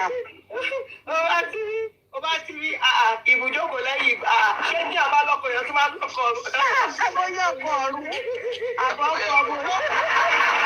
Ọ̀wọ́ ọrú ẹ̀. Bóyá ọkọ̀ ọ̀run àbọ̀ ọkọ̀ ojú àlà. Àròsọ lolúwa wọ́n fọ́ ní ìbàjẹ́. Fún ìmájì ìyàtọ̀ ti fi jẹ àwọn eléré tó máa wá kọrin fún wọn yẹn. Wọ́n á ti pílé àwọn pípì yẹn jìnnà. Bàbá ṣe ní. Àwọn àṣẹ máa bọ̀ sí. Wọ́n lè máa gbá àwọn èèyàn tó ṣe kí ní báyìí. Àyàjẹ́ Princess Àrí Adé. Kì í ṣe bíṣọ̀ náà ló ní ìjà wọlé ni. Ẹnu Princess ló ti jò. Okay na king. Okay. Ẹnu Princess ló ti jò. Ọlọ́run kò ṣe o. Náà ṣe rí ilé ayé yìí. Ló gbọ́dọ̀ níwà wọra jù. Látọjọ́ mi ò lè sọ̀rọ̀ sí. Bíjínẹ́sì gbogbo tá à ń sọ ìdí ìsìn bíjínẹ́sì ló kó bá wọn. Torí pé mi ò lè parọ́ fún yín o gbogbo èèyàn tó wà ní kó máa gbọ́.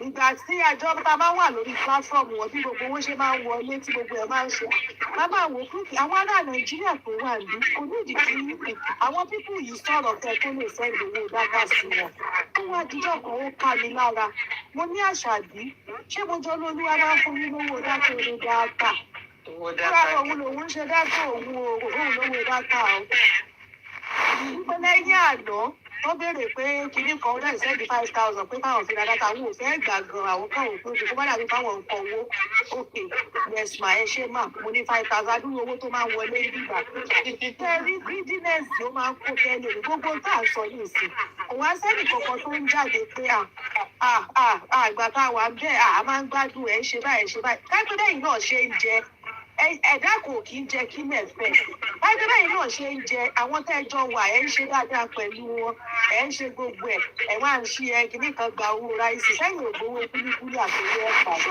ìṣòro lè gbárù mama tí ó lè gbárù mama tí tó wà tẹ̀ gbárù èèyàn. ẹ máa ṣe dáadáa pẹ̀lú àwọn tẹ́jọ wà tẹ́jọ nígbà tó kí wọ́n fẹ́ ìjọ Abẹ́bàá generation láyọ̀ àti mọ́mí tó lọ rẹ nígbà tí pè lọ́rẹ̀ ẹ̀ńtẹ́ tí pè lọ́rẹ̀ ló tún sọ yẹn ó lè máa ṣàtúnṣe owó ẹ̀ máa yọ owó lẹ́yọ kọ̀ọ̀kan. Mọ́mí máa ní èlò lẹ́yìn fẹ́ máa gbà. Ẹ tó bá ti gbọ́ bí owó màgbé lówó lọ́wọ́. Ẹ polówó fún Láyọ̀nù àti Universe àti TikTok. TikTok náà ìnílẹ̀ bá yọ polówó fún wọn. Ẹ tó bá ti gbọ́ bí owó lọ jù wá náà irú wọn kò wò kí owó yẹn lọ sí owó tẹ̀lé kó tẹ̀lé nílẹ̀ jù wá náà. Wọ́n ti pọ̀ jù tó bẹ̀rẹ̀ nìyẹn. Ẹ tó bá ti gbọ́ bí owó òkè lówó. Bọ́lá tó máa ń bẹ̀rẹ̀ nìyẹn. Ṣìwádìí òní wọ́n rí bí ìwádìí òní pọ́blẹ́mù. Ẹ jẹ́ sáré lọ Wọ́n máa fọ́ mọ̀. Bọ́lá ṣe máa ń bẹ̀rẹ̀ òjò báyẹn lọ. Ẹni tó bá fi fẹ́ràn ojú ọmọ àwọn fẹ́ lọ sí ṣọ́ọ̀bù. Tó máa ṣẹlẹ̀ náà ló ń ṣẹlẹ̀ yìí náà. Nobody hates you, but people are just talking about what you did. And what you did that is not good. Ìtàn sọ nìyẹn kò sí pé bẹ́ẹ̀ yá ọ̀rọ̀ hatred kankan ló wà ní eléyìí. Bẹ́ẹ̀ bá ṣe dáadáa náà bá gbé máa jókòó ká máa sọ lórí èdè. Èmi ò dẹ̀ ní iṣu pẹ̀lú èdè ó ní iṣu tó wà lẹ́ẹ̀ni pé owó ọmọ ọlọ́mọ bó ṣe máa jáde. Owó màmẹ́ Owó wá etí owó tó owó ìyá tó ní kẹ́ẹ̀dì ra ẹ̀rọ kan sí owó bẹ̀rẹ̀ kò ní tẹ́ kó tó wọ́.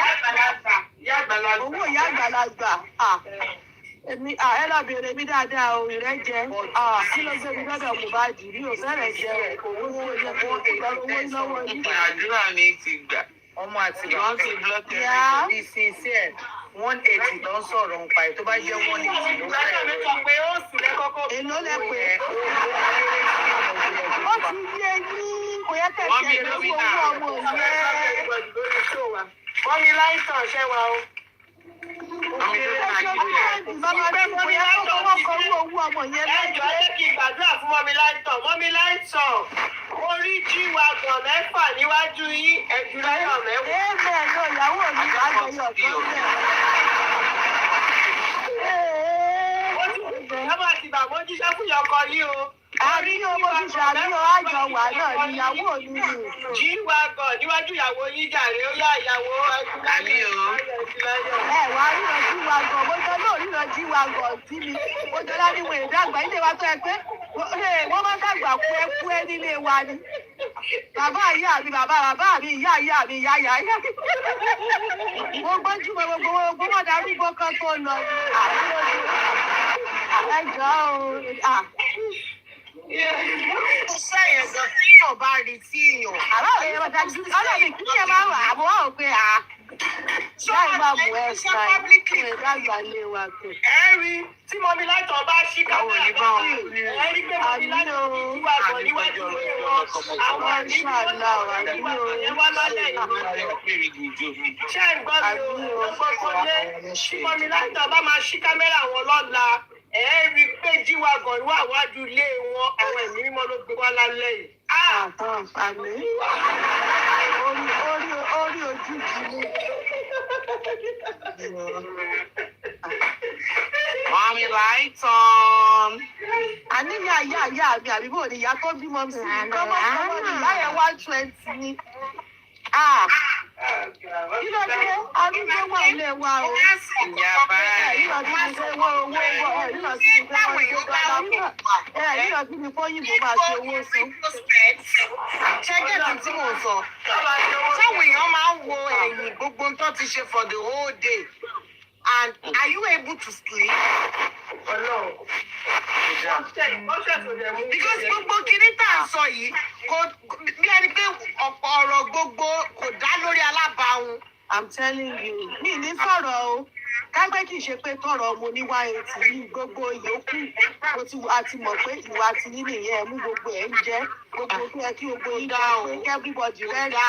Ọlọ́dà ìgbàlá tí iṣẹ́ rẹ̀ ìgbàlá tí iṣẹ́ rẹ̀ ní gbàdúrà ni wọn. Gbogbo àwọn èèyàn máa gbogbo àwọn èèyàn máa ṣe lórí ẹbí gbogbo ẹgbẹ́ Àní ojú tí mi á ti dá sọ́rọ̀ wọn látọjọ́ ẹ̀, ojú tí mo ò lè owó ọmọ ọlọ́mọ tẹ́ tí wàá gbà máa ní owó tó ti gbà. Wọ́n ṣí 700 fún yín, wọ́n ṣí 900, wọ́n ṣí àwọn owó iyebíye tẹ́ ti gbà. Owó tẹ̀lé tí owó táwọn èèyàn tẹ̀ ti fún yín yẹn, wọ́n bá mi fún 25 kò ní iye.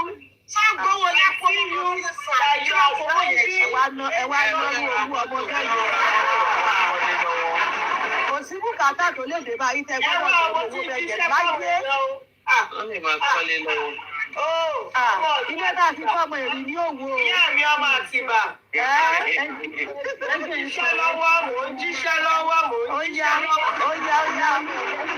Convention TV, mo rí yín wípé ìjẹ́kọ̀rẹ́ mi tọrọ.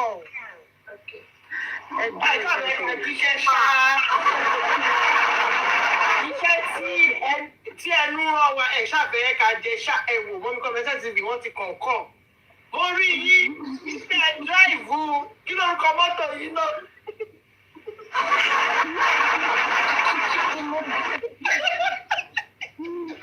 Lamborghini. Lamborghini ń kú tá a ṣì àti bàíkẹ́ ń gbẹ́jẹ̀ Mo rí ọmọ bí Carabel nígbà tí wọ́n ju Universe làwọn ń lò. Nígbà tí wọ́n ju Universe tán, wọ́n wá ìbọn àti kí lórúkọ mọ́tò yẹn náà ni.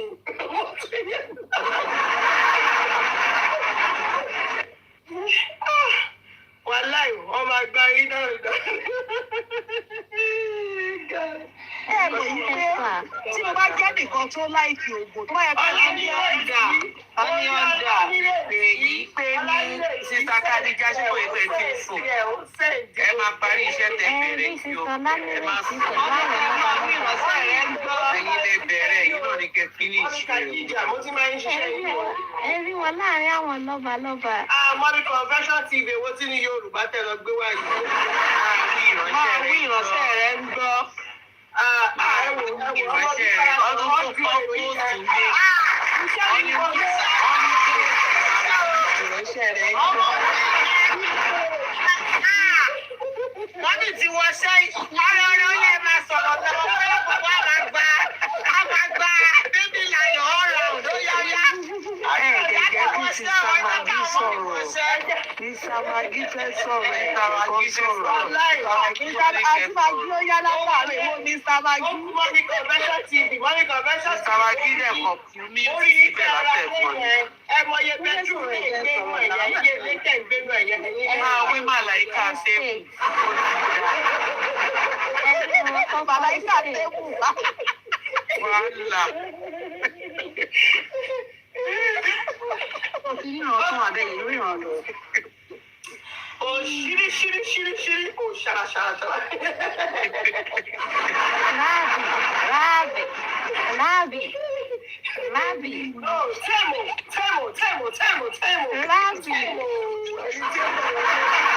Láàbì. Láàbì. Ìgbé àìlọ́nà. Ọmọ aré Lìjà. Lìjà lè máa rí. Ẹ̀jẹ̀kọ̀rẹ́ mi sọ̀rọ̀. Ó dàbẹ̀ pé ìgbà tó wà ní kékeré àwọn ọmọ máa ń gbóúnjẹ láàrín. Àwọn ní sẹ́mọ̀ ló ń lò sí ariwo. Ó yá sísá máa jẹ́ ẹ sọ̀rọ̀ ẹ má bínú. Sísá máa jẹ́ ẹ sọ̀rọ̀ ẹ sọ̀rọ̀ máa yá wa.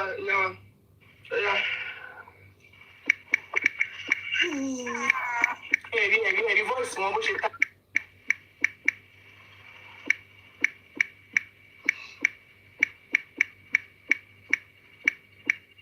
Àdìbò lẹ́tún ti lọ ń táàpù báyìí. Aláṣàbí ẹ ṣáà rọra.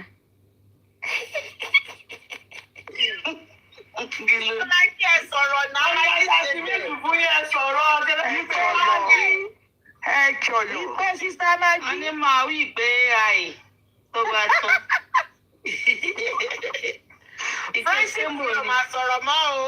Àti Maggi. Gbogbo yín ti pé wọn láyà jẹ. Ọ̀rẹ́ yín ti sùn. Àti Maggi Ó ṣe lè pọ̀ ọ̀rẹ́ mi, ó lè pọ̀ ní last month lé wọn kí wọ́n lápọn. ìpè àìgidi ni. Bọ́ọ̀sì wọn kéré gan-an. Bí wọ́n ti sùn ẹni mi tì. Ẹ bá fẹ́ sọ̀rọ̀ ẹ̀rọ mi tó. wọ́n láwọn ń sọ̀rọ̀ bóyá ṣe ń sọ àgbọ̀ yìí o. Oh, we can't hear you, ma. Ẹ ló ṣe ń gbọ́ mi. Yeah, all the while àgbọ̀ yìí.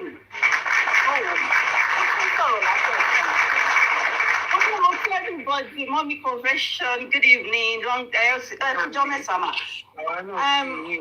Mo fẹ́ béèrè lọ́wọ́ question lọ́wọ́ ọ̀rẹ́ mi, Sawa Tabi, my sweetie. You know there was a time you text me, nígbà tá à ń ṣe kí ni tá à ń dáwó fáwọn Muslim tá a fi ṣe giveaway. You know you said you text me that I should get back to you. Was it all this thing that happened? Yes, during the whatever December time, no, happy.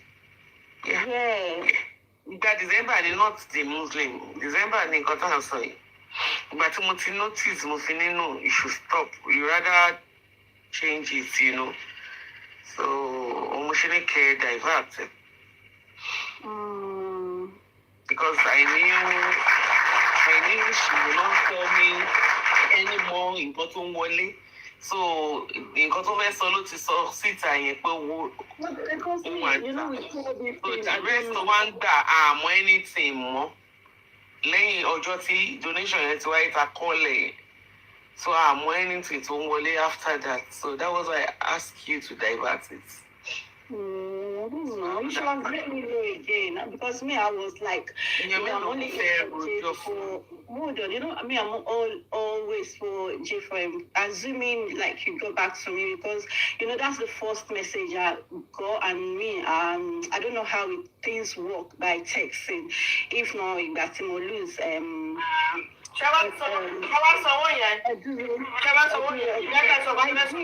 don't want you to say what you want to say now. No, another platform. You want to Like I let some people know about what happened to me. So I didn't know honestly. I didn't know they got back to me saying bye. And you know, after that I was still going there because me, I don't have problem with that though. If I can't do someone to go graduate me and you know, I'm the type that when I want to get my sleep, I want to get in. But to message that I don't like it. So I think she noticed that I did block her and she asked me, when Gomisha is echoing. But me, if I can dárúkọ kíní yẹn kò lè má sọ̀rọ̀ nǹkan tẹ́ ẹ̀ sọ̀rọ̀. Me dárúkọ ẹ̀rù bọ̀. Àwọn few people ọmọ ìṣàkóso náà so all I need to block and messages and I was still going on that place. Like I said, I don't know nothing, and you know, the man said can read partnership proof, which at the end of the day, it's happening now. So I don't know. So that's it. If that was why you text me.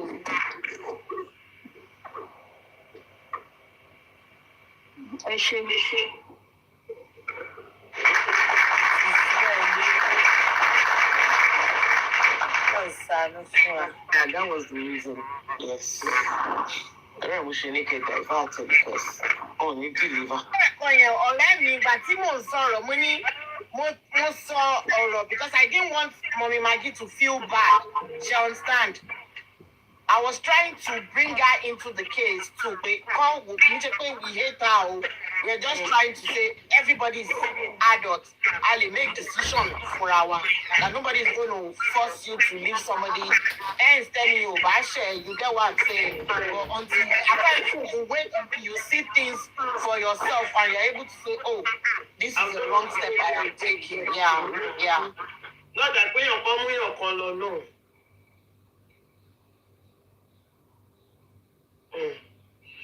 Ọ̀gá o, ìpè mọ́, ìpè o, ìpè. Wọ́n ti fi ìpè gbowó lọ́wọ́ wá o lórí J4M lọ. Wàláì mú kọrin ìpè mi. Ẹ máa parí nǹkan tẹ́ bẹ̀rẹ̀. Àná sì ń lọ ìpè ọ̀gbọ̀n.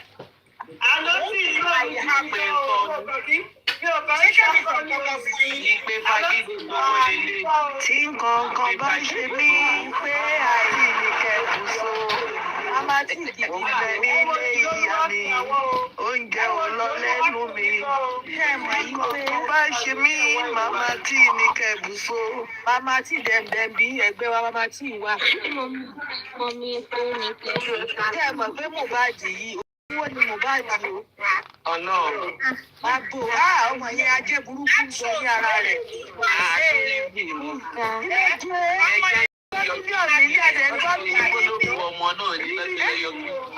Ẹ̀dẹ̀ wá yọ kóńdó tí ẹ yọ kùmọ̀ tí ẹ̀dẹ̀ ń gbowó tí sì sọ òkè àwọn pín yẹlẹyẹlẹ.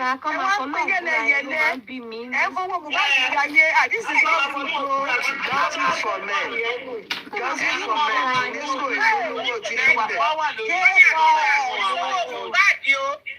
Kì í ṣòwò Mohbad. Owó lọ́wọ́ ni àfikún fún. Kẹ́sẹ̀ tó ń sọ ìtọ́jú ní pé sàṣẹ ti fọ́ kẹ́sẹ̀ pé Mohbad ló gbé wa jáde ni. Ṣé kí n ṣe lọ́rọ̀ Mohbad ló lọ́jọ́ máa cash out tó bẹ́ẹ̀ yẹn? Orúkọ ni torí ẹ̀mí pé bàbá Mohbad sọ pé wọ́n kì í ṣòwò Mohbad o. Àkáǹtì Mohbad ni àbáwá jẹ́ Torí bàbá ẹ̀ máa tó tún máa sunkún sí i. Ló ó yàtọ̀ wọ́n mọ ń tà sí ọ̀. Owó ọmọ ìwọ́ àìwọ́ àbí kí lọ́kọ̀ wá ṣe àmọ́ bọ́ ṣe fún ẹ̀dẹ̀ wà ọ̀rọ̀ ìkó náà ní fake account rẹpẹtẹ. Ó ń gbé wọlé gbogbo ní àwọn tí ẹ̀ máa wá ń kí sísọ rẹ̀ dáadáa. Bóyá ló ṣe máa sọ pé owó ọmọ òun ṣáà mọ bí ọmọ rẹ̀ gbówó sí ni àbí kí ni tiwa. Àwọn àmọ́ bí ọmọ nílẹ̀ ẹ̀wọ̀ ẹ má lọ gbé yẹn wá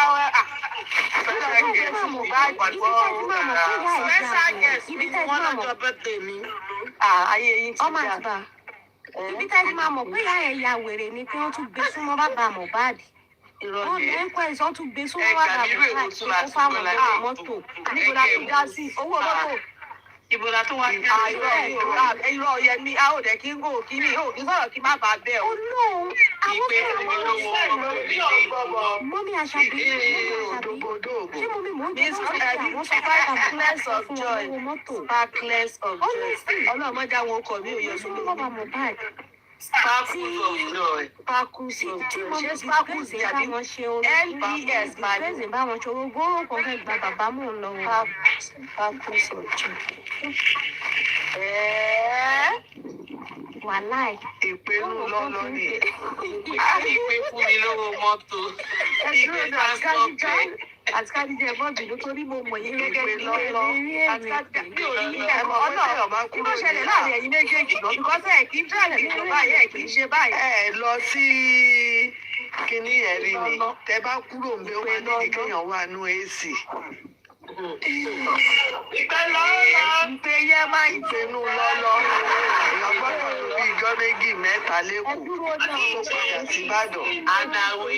Ìkójọ náà olúwo ò lọ sí quest nígbà yẹn ká má da owó gbogbo wa máa dá owó ni. Ó fowó gbogbo ìjàrú sọ̀rọ̀. Inú wọn corona inquest. Tí kò sí a máa dá owó ní èmi. Ó ló wá lè sanwó máa mọ̀ sí sanwó fa. Èèyàn kan $100,000. A máa sanwó àfihàn kéyàwó iṣẹ́ last. Àmúwọ́ a máa ń fún 19 ọ̀lọ́ fún yín. Bẹ́ẹ̀ ni àkójẹ́ money, yes, Olè, you are right. Pẹ̀lú owó tí a ṣe alága ti gbàgbé ìgbà yẹn pé pé kò tẹ̀ lọ tí ń ka gbogbo tó ṣẹlẹ̀ fún wa. Ẹ̀yin lẹ kọ́ wọn kọ̀ kúkọ̀ lẹ́jẹ̀ kí lọ́mọ wọn lára. Ẹ̀tún gbọ́ mi sálẹ̀ ní ìpè àdúrà àmọ̀ wá rò pé ogun pé Oríṣiríṣi ìpò ló wà. ó yẹ ìjọba àti bà Ìgbé pupa là ń tà. ìjọba àti bà ìgbé pupa là ń tà. Ìpè síbẹ̀ sí kálù. Kò sí ìdí DMs. Why is she doing that? Okay, ẹ jẹ́ kí n sọ kọ́kọ́ fún yín. Ó lọ sí Èkó. Ó wá dí ẹ̀mí èèyàn kan pé kó fáwọn olówó táwọn fi máa wọ mọ́tò padà lọ sí Ìbàdàn. Àwọn olówó àwọn wá stranded. Kọ́ lọ sùn lábẹ́ bíríjì. Kó fáwọn olówó mọ́tò padà sí Ìbàdàn. Ìyẹn wà wò pé ṣé mi mo rán yín? Mo rán yín lè ṣe kò ní.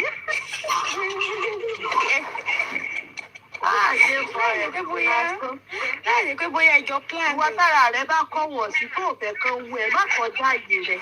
Kọ́ bá fún ẹ ṣe báyìí tí mo bá fún ẹ. Tó kò jẹ́ ẹ́. Àbí ṣé kí Mohbad tó kú because question tẹ́lẹ̀ máa ń béèrè ní ṣé kò fẹ́ gbọ́ kárí kò ní ìrètí ayé ẹ̀. Kò sí nǹkan tó ń jẹ ni kò dé kó ní nǹkan tó ń jẹ tẹ́lẹ̀ ni. Ó ti wá jẹ pọ́dọ̀ Mohbad lọ wá rò pa fún. Ó lágbára o. Ṣé ẹ mọ̀ pé nǹkan tó kọ́kọ́ bí mọ́mí Tẹ́ni ọmọ ológo sí mọ́mí yìí nìyẹn cause òun ló máa ń fún wọn lówó pé kán lọ sí inquest. Á wá lọ fọwọ́ lọ́wọ́ mọ́mí Phoenix. Á gbà lọ́wọ́ kí wọ́n bá dé ọmọ lọ sórí olórí ẹbí á lọ sórí kí náà lọ́wọ́ káàkiri fún àwọn yẹn. Papariano àníkan máa dáwó fún wọn eléyà. So àkókò ló kọjú mi Ọjọ́ sọ̀rọ̀ ti gbàgbé mọ́mí Phoenix. Ọjọ́ tí mo jọ lọ́dún wa ti ń pẹ́ sílé. Àwọn akẹ́kọ̀ọ́ Phoenix dẹ̀ sẹ́yìn ní 50,000. Ìgbẹ́ni ọmọ ológo san bóyá 100,000 lòún fún. Ìyá bá dúró gbogbo wa bá dúró pé ó fẹ́ dé Mọ́mí Phoenix kò ní máa túbọ̀ ó yá ẹ lọ wọ̀ lọ Tẹ́ni ẹ lọ wo tó ṣẹlẹ̀ bẹ́ẹ̀ ó bá garò tó ìtọ́gbọ́. Ẹni tó ń dúró dé kó káàdé wá ní tí mo jẹ́ lójú wa ti kàn náà sínú òtẹ́ẹ̀lì. Ẹni tó wẹ̀ kápọ̀ dúró ní Ìyá bá mú nọ́mbà tó gùn. Ìyá bá mú lẹ́yọ kọ̀ọ̀kan. Ó ní àfẹ́ ti tó wẹ̀ pọ̀ jù ní táìmù yẹn nìyẹn. Gbogbo yín lè wọṣẹ́. Gbogbo yín ní ilé ẹ̀ṣọ́ kí Tẹ́ni ọmọ ológo èmi mo lọ wá dé. Mọ́mí Phoenix ọmọ ìṣẹ́jú ló rọ̀. Kò bá kí iṣẹ́ sí àbẹ̀wò Ayé ti dàbò. Gbogbo ẹ̀ lọ́wọ́. owó lọ́wọ́ ní ìwà káàkiri. wọ́n tún wá máa wọ DM kiri á tún wá máa wọ DM kiri àmọ́ ń lọ Àwọn aràn yìí lọ ikú ẹ̀ ti jẹ́ kó ràn yín lọ. mò ń lọ Bẹ́ẹ̀ ni principal tó ní 5,000 àwọn èèyàn tún dáwọ́ jọ ẹ̀ wọ́n lọ ń múra. Ayé ti dà. Ajé kọ́ ẹ̀. Ayé ti dà. Ẹ wo àti káàdì jẹ́ sọ ara yẹ wọ́n tún ń múra jẹ́ kọ́ ẹ̀ mú. Gbogbo yín ní iṣẹ́ yẹn mú. Gbogbo yín ní iṣẹ́ yẹn mú. ṣe ayé kọ́ nìyẹn ó lọ ń bèrè owó tó lọ́wọ́ bàbá Mohbad. Ìpéjú àṣà ìjù. Ẹ dúró náà ọ̀rọ̀ tí yẹn báyìí ti sọ gbogbo wa àkọ́ bí ara sọ̀rọ̀ yìí látàárọ̀. Bóòlù ni mo sọ pé olúwo sì lọ bá bàbá Mohbad bí ẹkú mi lówó wọn. Ọlọ́run àwọn fún àwọn sọ̀nà ó tán láwọn fi bàbá ó fáwọn lówó àwọn fún àwọn nìkan lọ́sùn. Tọ́ ní bàbá Mohbad ò fún àwọn. Àwọn ọmọ jẹ́ jẹ́ńjẹ́ ọ̀sán. Can you imagine? Ṣé bàbá fòògùn fàwọn wá ń kó èsì? Ẹ wá lọ síbẹ̀ ẹ wá lọ ń fò. Bóyá bàbá gan àwọn ti jẹ́ gbà yẹn tí Bàbá Mohbad ṣàkọ fún rẹ̀. Òun ẹ̀rí tó bú wọn gbà pé ó ń gbé súnmọ́ bàbá Mohbad, ó ń gbé súnmọ́ bàbá. Ara ń ta mọ́mí disgrace, náà kan fẹ́ gba bàbá mú un lọ. ó ní ìwé ẹjọ́ gbé ìyàwó rẹ̀.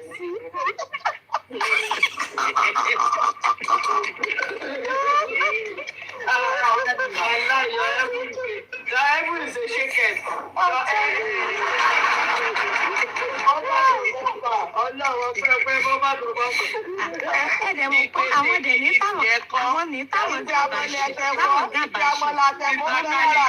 ṣe disgrace ó fi ìsìnkì ọ̀ pé kó má lọ gba bàbá ní òótọ́ lágbájá.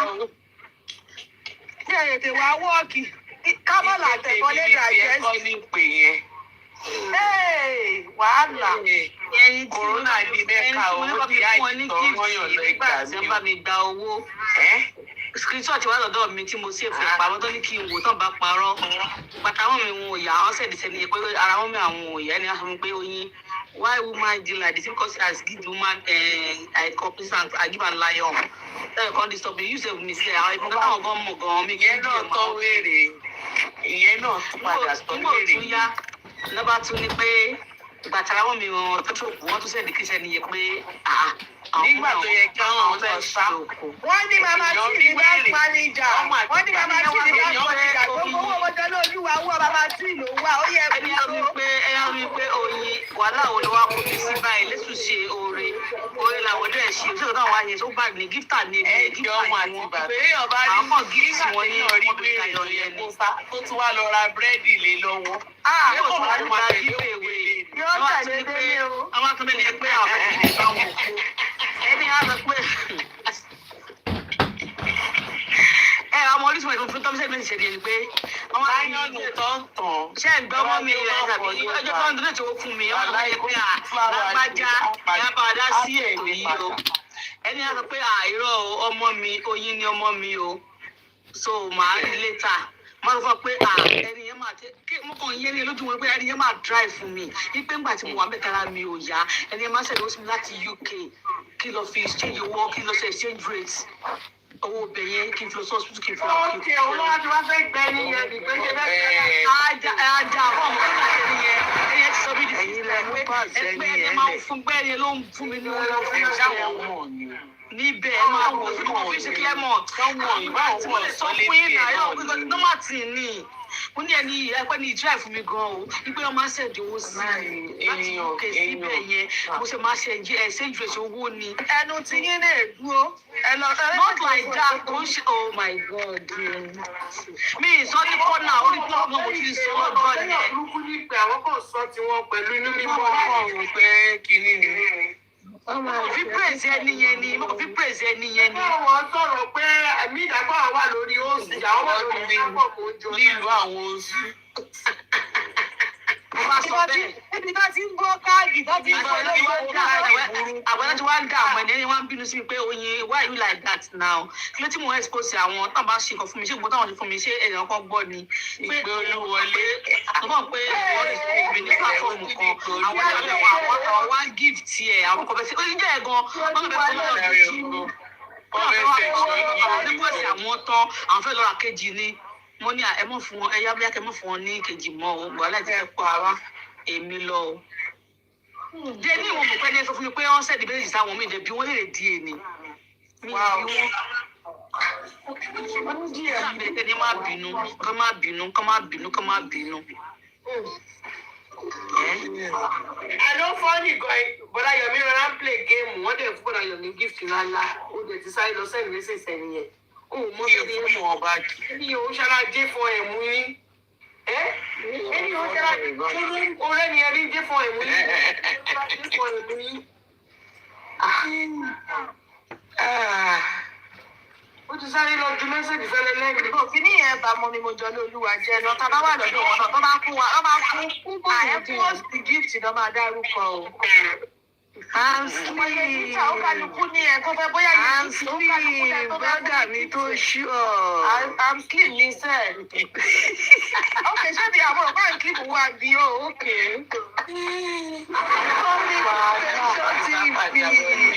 Mọ́mí Templar Gay. Mọ́mí Templar Gay ló máa ń ní sọ́mọ́ ìyá rẹ̀ ní sọ́mọ́. Wàhálà ẹ̀dá ọlọ́run ẹ ti mọ́. Ìrònú ayé. Mọ́mí Templar Gay ẹ̀jẹ̀ máa ń mú dáradára sí ìmú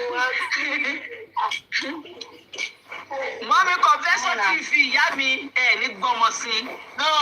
Ní tuntun ọmọ. Ìyá mi kiri kan òjò lọ́sọ̀ yẹn o. Àtàrí sọ̀dẹ̀. Agbéyọ̀ ní ìyàmọ́ra. Mọ́mí Betty Billy. Ẹni sunkún lórí ọmọ. Yeah, my sister mi. Ìpè 19 Ìṣọ́lá ìjà. Ìpè 19 tó dájú. Ìpè Ẹ 19. ní mọ ìkorò inú ayé o. 19 plus 5. A máa gbàwé ọlọ́jọ́ mẹ́ta. Kòrónà bá wù ọ́. Every Ìpè Tuesday. kòrónà. Ìpè ọ̀tọ̀. Ìpè kíáyé. Every Tuesday a máa gbàwé ọlọ́jọ́ mẹ́ta. Ìpè máa kí ìṣẹ̀lẹ̀. Justice for Ìpè. Mọ́mí mò ń jọlá ẹ má bínú o. Mo mọ̀ pé ẹ̀ṣẹ̀ mi ò bọ̀ mí lè má dá ní Ọdún sí nínú ọkọ̀ àwọn wà bẹ́ẹ̀ oṣù yìí. níbi tó ti gbó káàdì. Victim lèmi náà. Victim lèmi náà. Àbáwọn jà. Ọlọ́run lè mi tètè jára mi. Èmi tètè jára mi. Ọṣà bá wa sanwó gírẹ́dì. Wàhálà ìṣẹ́ ní gbogbo tí mo sọ yìí. Ẹ Tí wò ò bá sí pé owó Yìí máa máa ṣe ọmọ ọlọ́mọ ẹ̀ máa yìí lò máa ṣe. báyìí. Mi ò ní escape. Ẹ wo bó ṣe ṣe mọ́mí mama tí. Olówó ṣàkóso tó wá gba ọmọ ọlọ́mọ ẹ̀ tó wá gbé ọmọ Ẹ wo bó ṣe gbá mama tí tó ṣe gbá àwọn pípù yẹn tí gbogbo kìíní ẹ̀ tó jáde tó wà jákujàku lọ́jọ́ yẹn. And all of a sudden, wọ́n tún wá èyí tó wà ridiculous lélẹ́yìí o, ata mẹ́pọ̀ ògùn ní ògùn ní ẹ̀rọ lọ́rọ́. Ògùn lọ́rọ̀ àbí this blender mẹ́pọ̀ ògùn ni. Ó ti dá. Mẹ́pọ̀ ògùn ni. Ó ṣe ẹ̀jú Màmá tí kọ́ wà Ọlọ́run lẹ́kọ̀ọ́. àkọ́rí ti Èèyàn wá láti Ìbàdàn. Ó wá gbà yín lójúmọ́ ní àlékún. You guys ain't even hearing me. Ó yẹ ju Blood you need. My blood.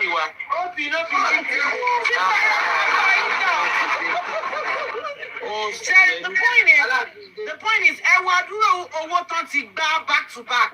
Sean Stan. But eléyìí owó ọ̀rẹ́ mi. Ìpè mi ò yí sí. Kò yé ògùn tó parọ́ mọ́ yẹn òun ló kó bá wọn ní ìsìn because owó yẹn ló kéré jù ní gbogbo owó tán ti gbá yàn àbí mo parọ́.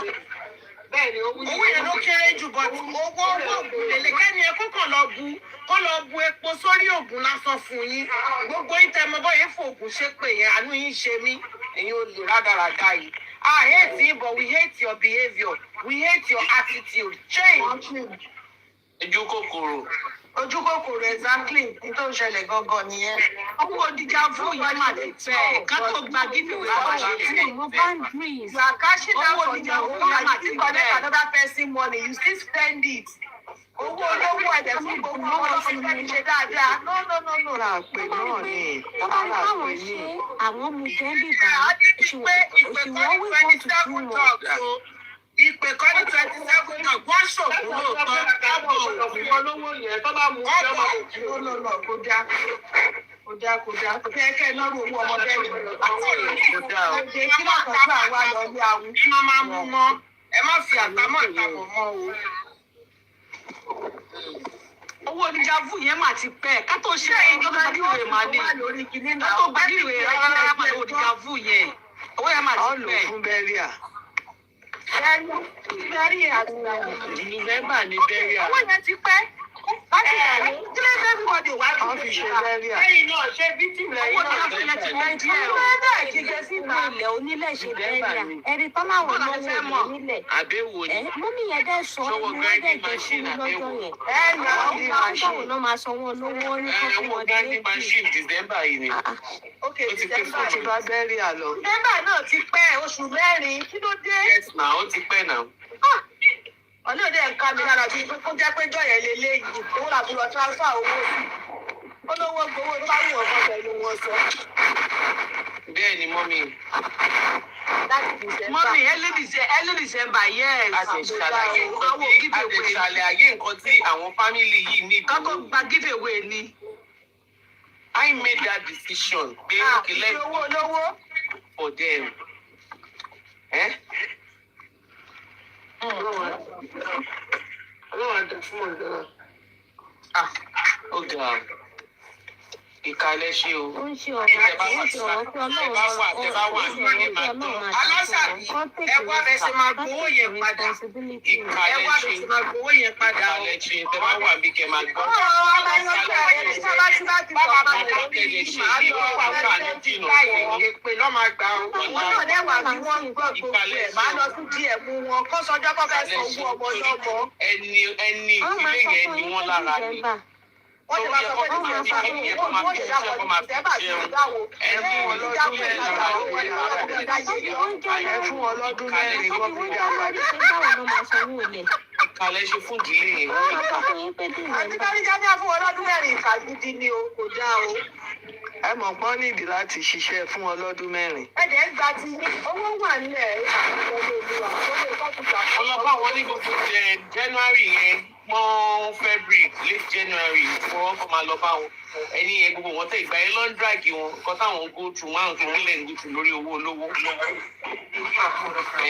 nǹkan táwọn ń gùtù àwọn kẹ̀kẹ́ àwọn ṣe kìíní. ẹ̀yin ò ṣe tí wọ́n bọ̀ wá nígbà yẹn. Báwo ni ẹ ṣe pẹ̀lú time go through? I'm telling you. Sọ fáwa. mo dẹ̀ rọra gbàgbé nígbà yẹn adẹ̀ tí wọ́n lọ bá àwọn èdè pé ó yá kí ló ń ṣẹlẹ̀ àwọn máa lọ àwọn fẹ́ lọ sí kiribi kan kirikọ̀kiri kan àwọn máa lè fún wọn níbẹ̀ ó dẹ̀ wá di pé mo kò tiẹ̀ mú ẹ̀mẹ̀wà mo béèrè owó èló lówó ìpé ó lè nú.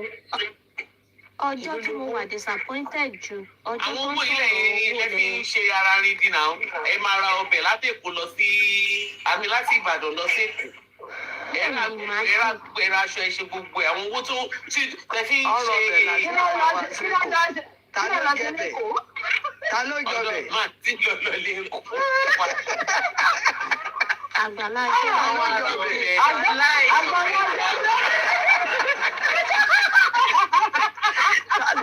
Ta ló jọ bẹ̀? Wọ́n lọ bẹ̀rẹ̀ Gabriel méjì ọbẹ̀ o. Àwọn wèrè wà ní ayé o. Àwọn wèrè wà ní ayé. àwọn ọjà yà spónà mọ́ ní ìní. Ìkọ́lọ́ tó ń ṣe bẹ̀ wá láti Ìbàdàn sí Èkó. tún ní sínú àhámọ́ kọ̀ọ̀kan mọ́ nílé láyé yín. Àwọn tó rọ bẹ̀ nínú ilé láti Ìbàdàn sí Èkó. Mọ́mí àdúrà ní wà ní ìlú kí làwọn lákàùntì o. Àwọn ní àkáùntì wá yọ. Ṣọyẹ́ wà sí lẹ́kọ̀ọ́ ni. Òye wa ti fi ọbẹ̀. ọbẹ̀ kò lẹ́ẹ̀kan. Ọdẹ àṣegẹ́. Ọdẹ àṣegẹ́.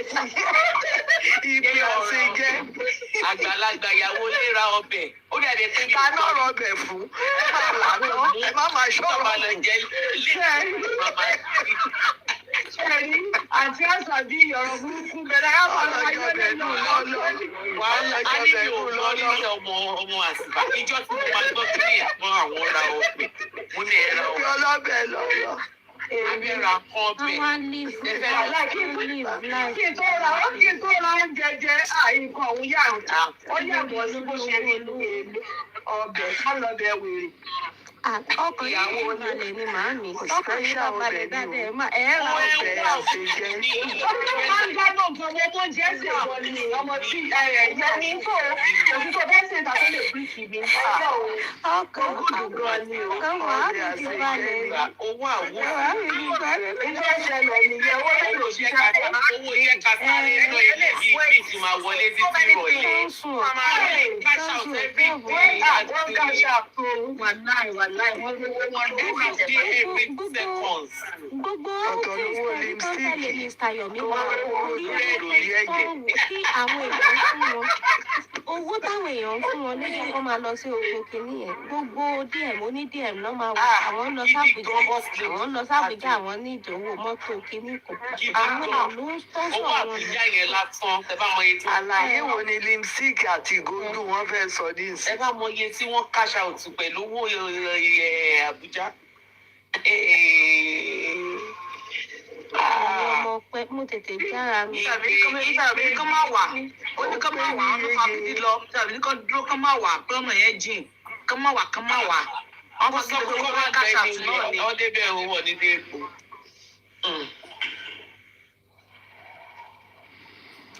irú wọn dẹ̀ ní ó máa mú àwọn èèyàn nǹkan tó kàn ṣe mí ní àánú ni pé most of àwọn diaspora yìí tó wà diaspora yìí most of them wọn help family gan.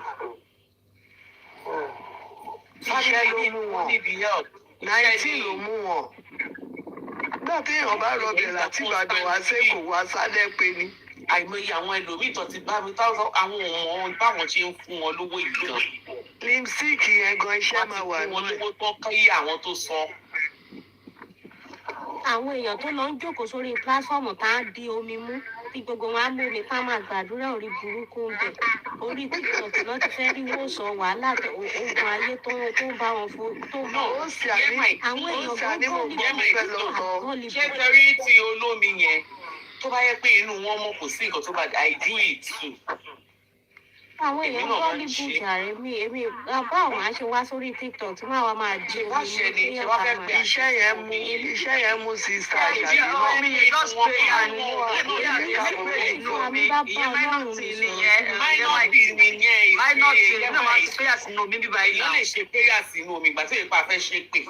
ìpè omi nìyẹn o ìpè omi iṣẹ́ yẹn mú sísá iṣẹ́ yẹn mú yín anumọ́ àbò ìjábọ̀ wíjọ àlàkálà kájábálà inú ajá ló ń gbé ibẹ̀ mọ̀ fọ̀rẹ́ o. ṣé àmọ́ relationship àwọn tó ń ṣe àdúrà yẹn ni kọ́bí tí mo ṣe wà á tẹ̀mí fúnra mi bá yẹn máa ń ti àníyàn ò tiẹ̀ bí èèyàn lè pray a lè jọ wà bí ìbáyìí kájọ máa ń gbàgbọ́ àbẹ̀ máa máa ń bá wọn a máa ń gbàwẹ̀ náà bá ṣe wà yìí mọ́mí psalm 24 lè ní everybody àwọn èèyàn tẹ bá gbà fúnra mi ta ló sọ fún yín pé kò ní ọlọ́run ní pẹ́. tí ìgbà ìwé yìí bá rọ̀ lórí ọmọ ìyá ṣàgbàdo àlàyé tó bá kọ̀ ọ̀rọ̀ mute ń sè tó bá ní everybody tọ́lọ́ bá fẹ́ dájọ́ Moujola gbogbo yìí lọ́lọ́run máa ń bá ìṣe a máa ṣe náà gẹ́gẹ́ bí bíbí ta nínú wọn. tó bá ti di lọ́dún mọ́mí kàdíjà sí àti kàdíjà gbé orí mi tọ́lọ́ bá dájọ́ Moujola máa invite gbogbo yìí kálukú máa sọ tẹnu ẹ̀. bẹ́ẹ̀ ni lálẹ́ yìí ní Moujola lẹ́yìn about the water here, my thing. We don't have to argue about the water. Like water kò should sí be nǹkan tó tiẹ̀ ṣe omi say something òun kọ́ ló else. fẹ́ bá mi fàṣẹ sí àkùdẹ̀ lè sọ pé kí n gbà kó kí n fi sínú ẹ̀ kí omi mi èmi mo gbé omi mi èmi mo fẹ́ sọ ẹjọ́ ṣe ní WhatsApp group nǹkan tí mo sọ nìyẹn mú mi àṣàbí nǹkan tí mò ń sọ nìyẹn pé ẹ̀yin fúnra yín lẹ ṣàdúrà bọ àwọn kó wá ní kápítà nìyẹn kò sí big deal bẹ́ẹ̀ yẹn máa ti not big deal.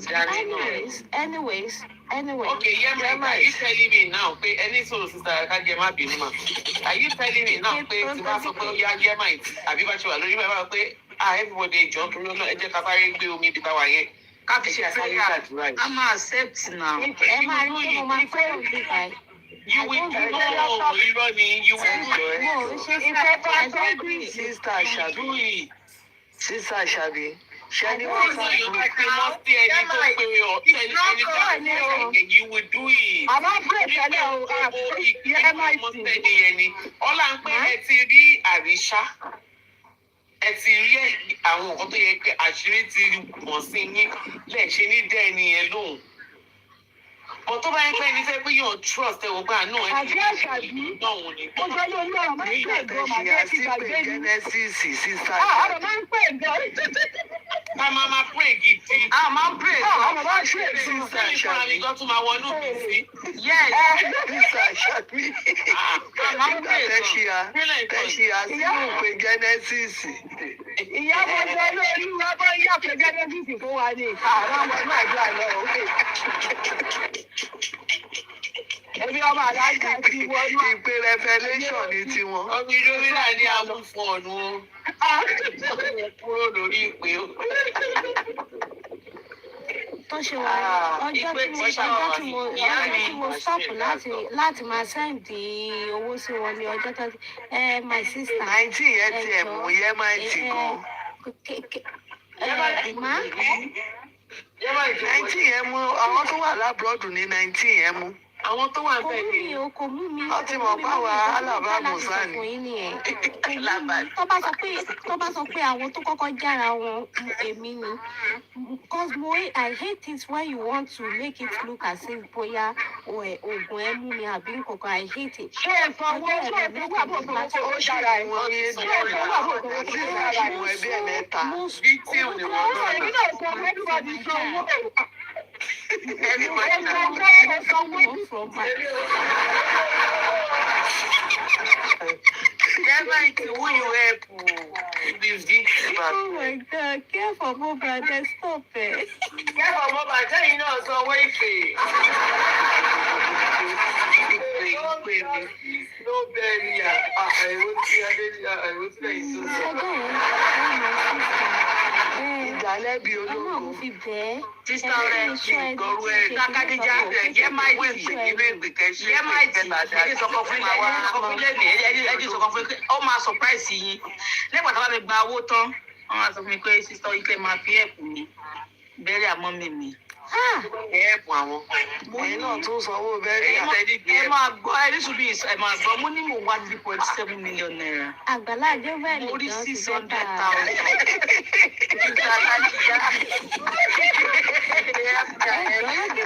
Ẹ máa ẹ̀jẹ̀ sọ̀rọ̀ títọ́ ẹ̀jẹ̀ sọ̀rọ̀. Ẹni Jésù lábẹ́ ìwọ́de gíga ìpè FBI. Ẹ̀jẹ̀ sọ̀rọ̀. Oyin kan, oyin àti oyin kan àti. Nọ́bà ní sísan kí ẹ máa fi ẹ̀pù mi ìbéèrè àwọn mi àwọn tí ẹ̀pù mi mú ní hà. Wọ́n lọ́mọ èdè wa ní owó lọ́wọ́. Mo ní owó yìí, owó tí ì rí kọ́ mi tí ì rí 700 tó wà lórí 3.7. Sísọ̀rọ̀ ló tẹ̀ fún mi. Mo tẹ̀ fún mi náà lówó sórí àlọ́wọ́ mi tí ì ọkàn sí i. Àmì èdè wa lówó Ọlọ́run. Ṣé ni mo lówó nígbà dẹ̀ fún yín?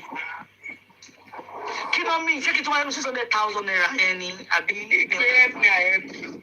wọ́n ṣe máa gbà á tán lọ́wọ́ yín bíi Bíbélì ní ẹnikẹ́ni ó tí dàbí wọ́n pé bá bíkan nípa náà lọ láti ti ṣe jọ ìrànlọ́wọ́ fún. Ó yẹ kẹ́ ẹ yọ ń bẹ̀. Kẹ wá jẹ́ kó parí bẹ́ríà. ó dàbí pé bíkan náà wà ní Gabriel ti kọ́ ṣe. Bàbá tí Fẹ́fà ṣe fún gáàyàn ẹgbẹ́ kẹ́yìn náà ṣe jẹ́ ti ná àfọ̀gbowó yẹn. Ẹ̀lẹ́mìí ìgbàgbọ́. Láwọn apèsè ní ìpínlẹ̀. Ìpè Gabriel ní ìṣìṣì rí o. Ó yá gbogbo ilé kan. Inú àánú láti rà àwọn olóyún inú àánú láti rà. Adájọ́ ń sọ̀rọ̀ pẹ̀lú gbogbo atótónu látàárọ̀ sí anybody. Kọ́ lọ yẹgi fún wọn. Ìdájọ́ mi. Ọlọ́run fà. Ìdájọ́ mi rẹ̀. Kọ́ fún wọn lọ́rùn pa.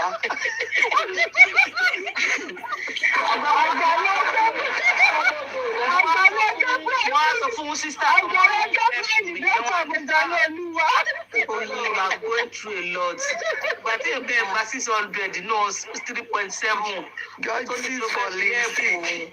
Ó ní ká tiẹ̀ fún wọn lówó. Nígbà bẹ́ẹ̀rẹ̀ àwọn àti ẹ̀fẹ̀ fún ọ́n wí ìtọ́ni oyin mo máa rán ẹ sí wúmà yẹn. Àwọn ọmọ oyin máa rán ẹ sí wúmà yẹn. Wọ́n máa sọ fún wa ní wà lẹ́mi jẹ fún ní owó yẹn. Ìwọ tó ń wọ owó tó wò tí ì pè tí ò tí ì rí half tó tí ì rí kọ́tà. Ẹ̀yin kò mórè. Ẹgbà 600 ẹ̀ lè san 10%. Ẹ̀ mórè. Lẹ́wà ló fún ọjà di owó sọ́wọ́. Lẹ́wà ló fún ọjà di owó sọ́wọ́. Ọṣẹ ìṣe kọ́mẹ́tì yìí ni. Torí Jẹ́ kí n sùn. ní ilé ẹ̀kọ́ ń jù ní. Oníbo níwájú adájọ́ ẹ̀yin kọ́lẹ̀ béèrè question. Èyí wá bẹ́ẹ̀. Ẹ̀yin kọ́lẹ̀ dápè lẹ̀. Ẹ jọ̀ọ́, ẹni tó bá tún ní testimony time, lesson time. Testimony time, Èmi fẹ́ béèrè lesson question time. lọ Ẹni tó bá tún ní ọ̀rọ̀ kó sọ tí kò bá sọ mọ́ Ṣé kó victim padà lẹ́yìn tí náà ni? Jésù máa fi dé. Sísá Kádíjà ṣé victim lẹ́yìn náà ni? Èmi fíìtìmù. Àbí káwọn kan tún jẹ́ fíìtìmù. Èmi lówó etí aṣọ. Wọ́n ti wí Sẹ́kádíjà yẹn lè gbá wọn sá láì fọwọ́ sí sánú. Wọ́n lára àwọn sideline màmá ni. Níjọ́ kan fẹ́ wá lásán gan-an fẹ́ sọ̀rọ̀ tí mo rí tó bá tún dún pẹ́pẹ́. Wàá ṣẹlẹ́yà lórí TikTok ó mérè ni. Èyí tó ń gan rí mi gan kò sí mọ̀ pé ọ̀gbá èdè fáìgẹ̀dẹ̀. Ọgbà èdè fáìmọ̀ mi dé. Èmi ò mọ bó ṣe wá gbá màmá tí ní Èkó látòdì ń di Ìbàdàn. Ó sú mi o. Ẹ wá lẹ̀ wá kóró pé ẹ̀ tí ẹ̀ gbà rárá. ọ̀rọ̀ bàbá tí àti mo jọ ní olúwa dàbí kí ọ̀kan jẹ́ àwọn arẹlé àwọn ọmọ ìyá láwọn méjèèjì. Ọmọ tí yóò dá wa láì. Ó dídí ọmọ èbúté mẹ́ta. Lọ́kọ̀ọ́jà wà lọ́lé àwọn. Jésù.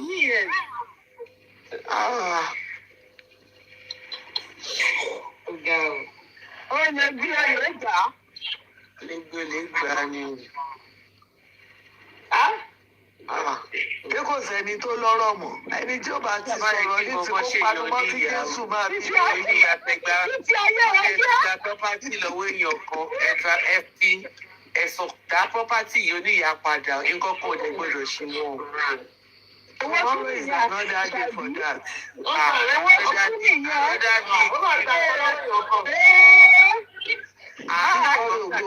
Ẹ máa ń ṣẹ́ mi, ẹ máa ń ṣẹ́ ọ̀rọ̀ kù sí mi.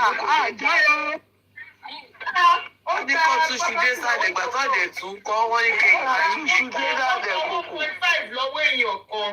Ó gba ilẹ̀ lọ́wọ́ èèyàn kan. gbégbó. Kéèmọ̀ abẹ́ ẹnìyàn ò gbọ́dọ̀ kú. Because kò ń jọ lálẹ́ jù láti. ìtọ́mọ nílẹ̀ ìgbàlẹ̀. Ọmọ sọ pé kí mo bẹ sísá oyin kọ́ lọ bá Lagata because Lagata máa sọ gbogbo. Ọ̀rọ̀ wà lẹ́sẹ̀. Ilé Lagata ti sùn, mo ti dọ́gbọ́n ìdílé fún wọn bẹ́ẹ̀ yẹn pé mo fẹ́ bá wọn sọ̀rọ̀. Nígbà tí Jésù pàdé lórí kọ́mẹ́ntẹ̀. Wàhálà ìgbọ́lá láti gbọ́ máa wò wọ́n nílé sọ̀rọ̀ lọ́la. Wọ́n máa sọ fún àwọn kọ́lá pé wò kọ́lá yìí kẹ́ máa ṣe ṣóò lọ.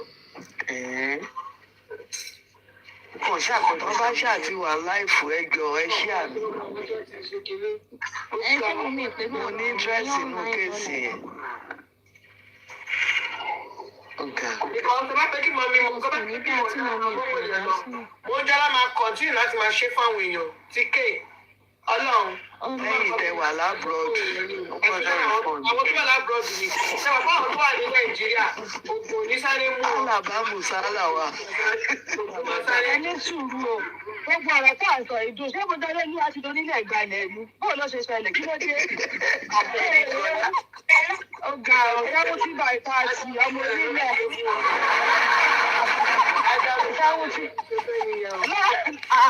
Ajagun balẹ̀ lórí J4M. Kí ló ṣẹlẹ̀? Ó ń talé.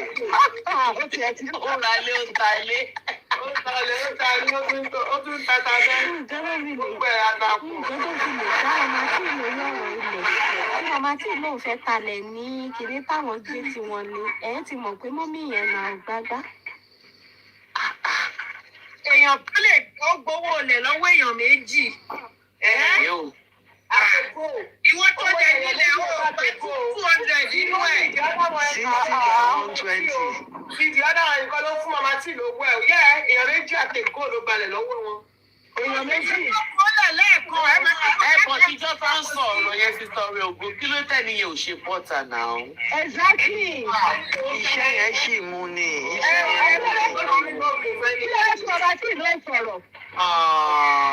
Ó sì lóògùn fẹ́ nìyẹn. Iṣẹ́ yẹn ṣì wà lára màmá tí náà. Ìṣẹ̀lẹ̀ ojú ẹni ẹṣẹ̀ wàhálà wọ́n sọ pé ẹ̀ tí lè lọ sọ̀rọ̀ Aláṣẹ. sísọ rẹ ẹ mọ̀ pé tí màmá tí gan kélekèlé ló gbowó yẹn kó gbowó yẹn lọ fi ṣe nǹkan yẹn pọ́ìntì bá kan. Mo ní rìsíìtì lọ́wọ́ náà. Kélekèlé ló gbowó mo fún ẹ ní kiri ilé yìí lọ yọ ọ́nú ẹ̀ mo fún ẹ ní kiri kan lélẹ̀ tí fún. Ó jẹ mí lọ́wọ́ bàtà, ó jẹ mí lọ́wọ́ lístíìkì, ó jẹ mí lọ́wọ́ lip gloss. Ọjọ́ làgò kan náà, ọjọ́ lògò kan náà. Ọjọ́ lògò kan náà. Mo ra gò. Wọ́n dẹ̀ jọ wọ sùtánà nù church. Ìgbà wọ́n tún jáde àmúre kan náà mọ́. Àbájọ àti ìtàbà wọn ò délẹ̀ ní oṣù kan. Àgbálẹ̀ ni àràwọ̀ lọ́la. Ṣé ó kálẹ̀ ni kò lè wá rán mi lọ sí oko olúwa? Ó gbà báwọn èèyàn ó gbà. Ó tiẹ̀ tí àmàtì yẹn. Àmàtì yẹn lọ́ra ń wọ ọkọ̀ ìsọnù. Àǹkó tí ò mẹ́sẹ̀ ẹlẹ́nu bí. Tí a bá wọ́n balẹ̀, ó ní àǹtí mi ọ̀rẹ́ yìí ló Ọláì màmá tí ò kì í ṣọmọ ògbóró. Màmá tí kò wá kúrò pé ni wọn ò ṣọmọ ògbóró. Ní negative impact ló ní lórí ọmọ mama tí gan-an náà. Negative impact ló ní lórí wọn kò dẹ̀ dá. Màmá tí ò já ni wọ́n jà ni. Má jà. Ìwọ ọmọ èbúté mẹ́ta ò já. Ọkọ̀ ọ̀jà rárá o. Wà á fi pọ́ọ̀jù gbogbo. Màmá tí nídìí ká ṣe dìdí France fún wọn. Ó yẹ ká ṣe dìdí France. Ọlọ́mọ yìí di ọkọ̀ wa láti àwọn ẹ̀ṣẹ̀ ìwọ́lù. Wọ́n wọlé sí wọn lára gan-an. Ẹ̀dí màmá tí náà ń ṣe bẹ̀ wá fún mi. Ẹ̀ṣẹ̀ ní sẹ́rímọ́nì fún ọmọ ẹ̀fọ́. Ara bẹ̀ ni ò ṣe bẹ̀ wá kẹ̀ àdúrà ọbẹ̀. Ṣóògùn fe náà máa ń rà bẹ́ẹ̀ rọ̀. Àwọn ọmọ tó ń fi sínú ẹ̀. Ìsàkàdìjà ọ̀run yìí fi wọ̀ ni. Èmi bá ń sọ bẹ́ẹ̀ ẹ̀ fún yín báyìí. Báwo lè yọ ṣe máa ra ọbẹ̀ wá fún mi lọ́wọ́ sí Ìbàdàn? Kéèyàn ra ọbẹ̀ àgbẹ̀ báyìí. Iṣẹ́ ti wà lára màmá tí o. Báwọn tó wà ń dá. A máa náwó gan-an. Báwo lọ yìí máa ra ọbẹ̀ Nàìjíríà? Mọ́mí yẹn ti jayé ọ̀wọ́ náà. Àwọn máa ń tọ́ Ayé lọ́lọ́ yìí sí. Téèyàn bá jayé lọ́lọ́ kò yí sí. Àlọ́ tó Téèyàn wà ní lọ́lọ́ lọ́sẹ̀ kan. Ìrọ̀lẹ́ àwọn tó ń ta oúnjẹ àbí gbọ́dọ̀ tí wọ́n bẹ̀rẹ̀ lọ́lọ́ ni. Àìfọ́délé àti Àṣàbí. Ẹ̀náyé lọ́lọ́ tó lọ. Báwo ni ilé ṣe máa dáná gbé ilé? Ọkọ̀ ọ̀rá ibì kan rọra gbé lẹ́gbẹ̀ẹ́ kan. Ìyẹn máa ti àǹtí Àṣàbí fẹ́ sọ̀rọ̀. Àìfọ́délé. Ọmọ èbúté mẹ́ta ni màmá Ọmọ tí. èbúté mẹ́ta tí ò bù. Owó ìjà. Àǹtí Àṣàbí máa bá yín jà o. Ẹni ayé lọ́lọ́ tó lọ. Ẹ parí òwe yẹn. Ebi ò bọ̀ àgbà tí mò ń gbọ́ lọ sọ́lọ́ọ̀jì ni.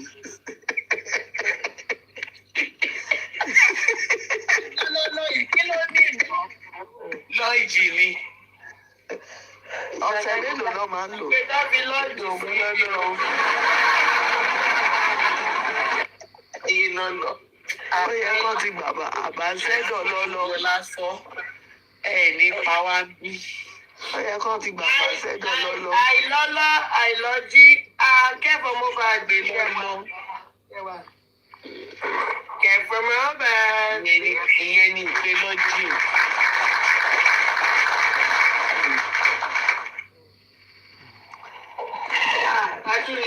Àwọn ọmọ tún ní fíktìmù dá wa ti lọlé o, ẹ tètè sọ̀rọ̀ o.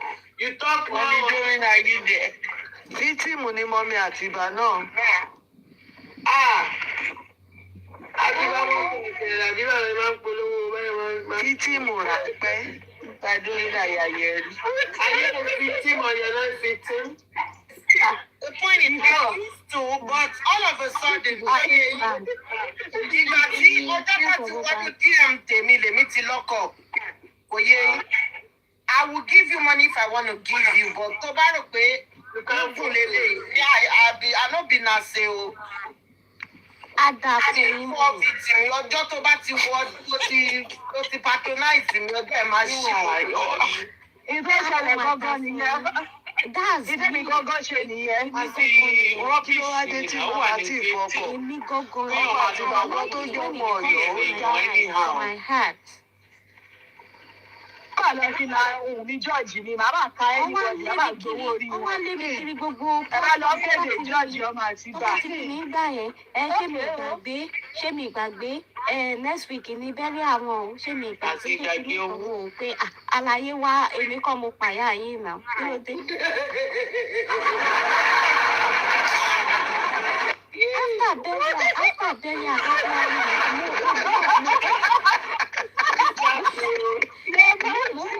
mo send owó ẹ̀. After burial, mo wá sọ fún ọ pé Ìrọ̀ ni yẹn máa ń. send ẹ̀ kọ́ máa wọ̀ rẹ̀. Ọlọ́run yẹn máa ń ti slap my face. Gíràn ni ẹ. Yẹn máa ń ti slap me.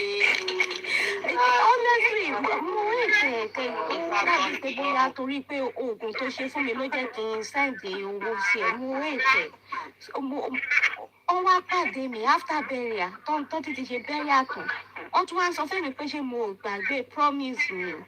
Ìgbẹ́jọ́ gbàgbé mi nìyẹn. Ẹ̀wọ̀n àbùkù tí wá dé sí ìyàn. Lẹ́yìn àṣẹ ni wọ́n máa ń ṣe 5-2. ẹ dúró ṣé bẹ́ẹ̀dẹ̀ màmá yẹn ló ṣáájú sickness màmá yẹn ní àbí sickness ló ṣáájú bẹ́ẹ̀dẹ̀. Bẹ́ẹ̀dẹ̀ ló ṣáájú sickness. Wọ́n wá ṣe ń tẹ̀lé wọ́n ṣe bẹ́ẹ̀dẹ̀ wọ́n síkì ọkú. Ẹ̀yin àràdà sọ́ra ẹ try gan o. Wàláì. Wọ́n ṣe bẹ́ẹ̀dẹ̀ to burial. Ìbára ó ìkúlé nìkan tó sì máa pariwo síta pé Back kí. to back. Lédi ẹ mọ lédi kan báyìí tọ́jọ owó ọṣọ kan náà. ṣé níbi òkú Níbi òkú. ká máa lọ wá jáde. Kọjá àyè ara wọn gan pàápàá kí lè ń wá kiri. Kí ló ṣẹlẹ̀? Kí ló ṣẹlẹ̀? Ìyànníyàn ìlú yẹn. Náà lédi yẹn náà sì máa ké síta. Ilé máa wí tí lédi yẹn ti máa kó lẹ̀. Ṣé orí ìfọ̀ ènìyàn náà?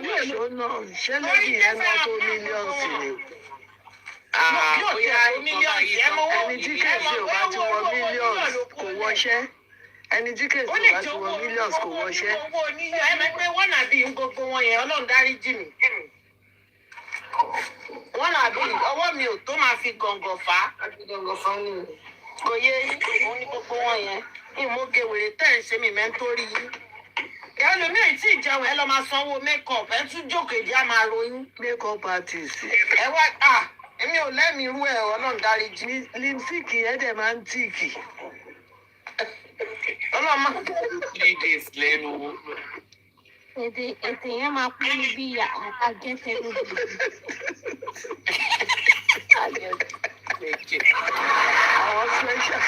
àwọn specialist náà máa ń tọrọ ẹ̀.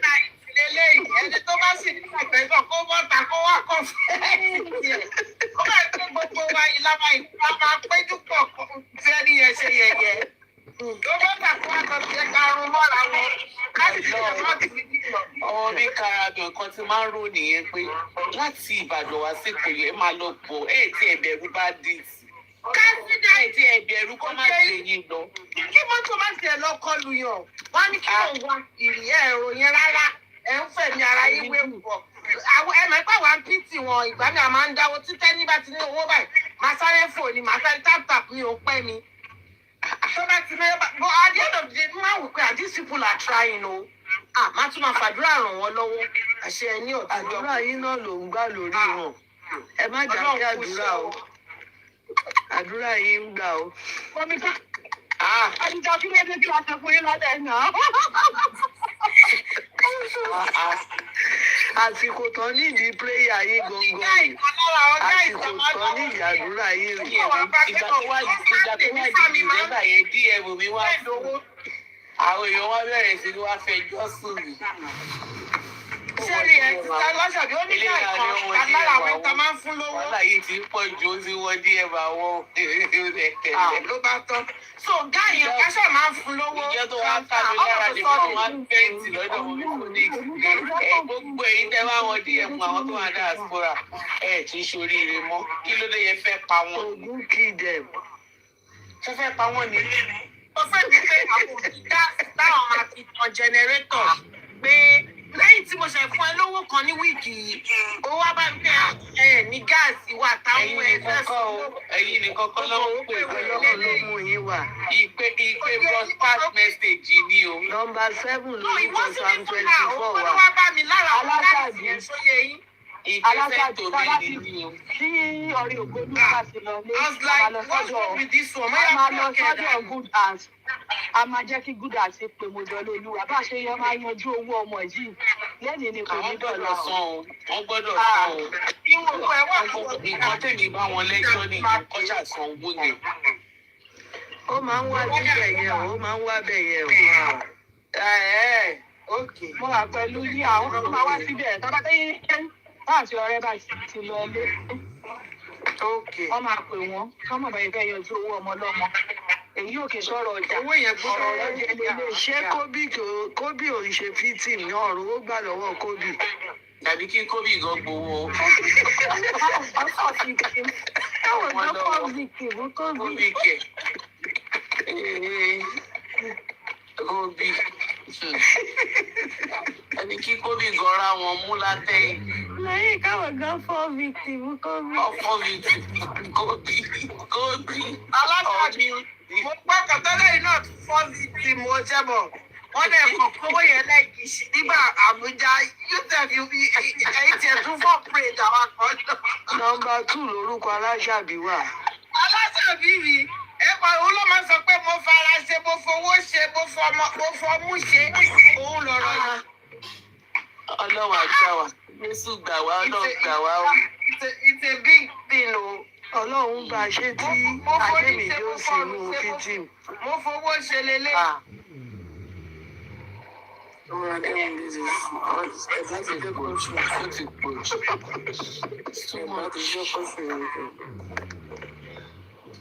It's too much.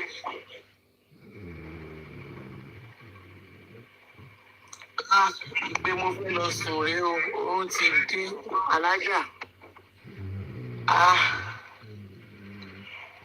Oorun kẹ́ ẹ gbọ́dọ̀ sun àti ìyànjú pé tó wà lẹ́lẹ́fẹ́ sùn. ilẹ̀ tí ìyẹn jù látàárọ̀ látàwọn làwọn Ẹ̀ráwọ̀ alábòjú, wọ́n ti wọ́n 170, èké yìí pọ̀ ẹ̀yẹ ilẹ̀ tí ìyẹn jù. Ẹ láìkè èké kí ló dé? Wọ́n tàbí.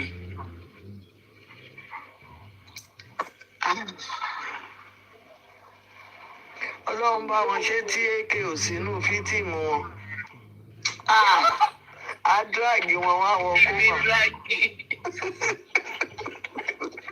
Téèyàn kan bá gbé lọ bá gan-an, wẹ́dà owó à ń bẹ̀rẹ̀ ọ̀tọ̀, á dàgé wọn wò.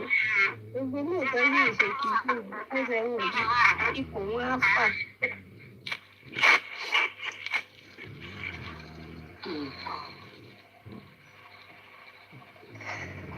Takadíjẹ máa sùn, ẹyin ojú ìtún wà lẹ́tẹ̀ ẹ̀gbà wọlé. Láti wá ní kò tó pé bóyá fún wọn. Orí gangan ní ká má dì ló sùn kẹ́ ẹ já yanjú ẹ̀ lálẹ́. Má lọ sùn o.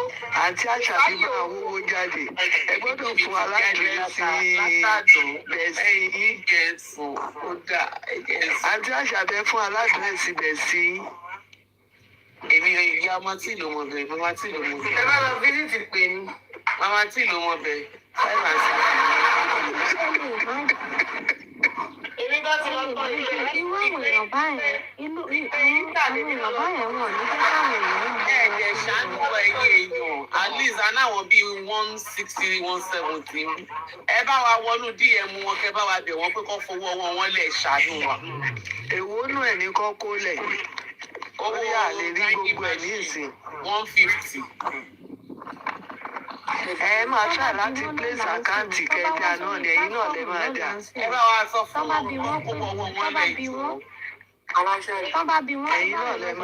èèyàn máa ní mo máa wà èmi náà máa tẹra mọ́ èmi náà máa Kí wà. kóbì fún wa bíi 200. Fífi ọgbọ́n sí màá. Wíwá bí ibo òun ò lè sọ bẹ́ẹ̀ náà. Wọ́n àtẹ̀yẹ kó dájọ́ sí wọn lọ́wọ́. Wọn ò sọ bẹ́ẹ̀ lọ́jọ́ tí. Ẹni tí wọ́n bá nípa láti ràn lọ́wọ́, òun náà lè rí January tó ní kọ́ fún wọn ní April. Ẹ wò mí fẹ́ jẹ́ kọ́kọ́ rẹ̀ lọ. Ẹ lọ ẹ mọ̀. Ìfẹ́ fún mi ní táìmù ni o. Táìmù láti dìde bá ò tí ì tò. Ta ló mọ báàgì? Ta ló mọ báàgì? Báàgì ó ṣe báàgì. Ó sì ṣe mọ báàgì, àwọn báàgì, ó sì lè mọ báàgì.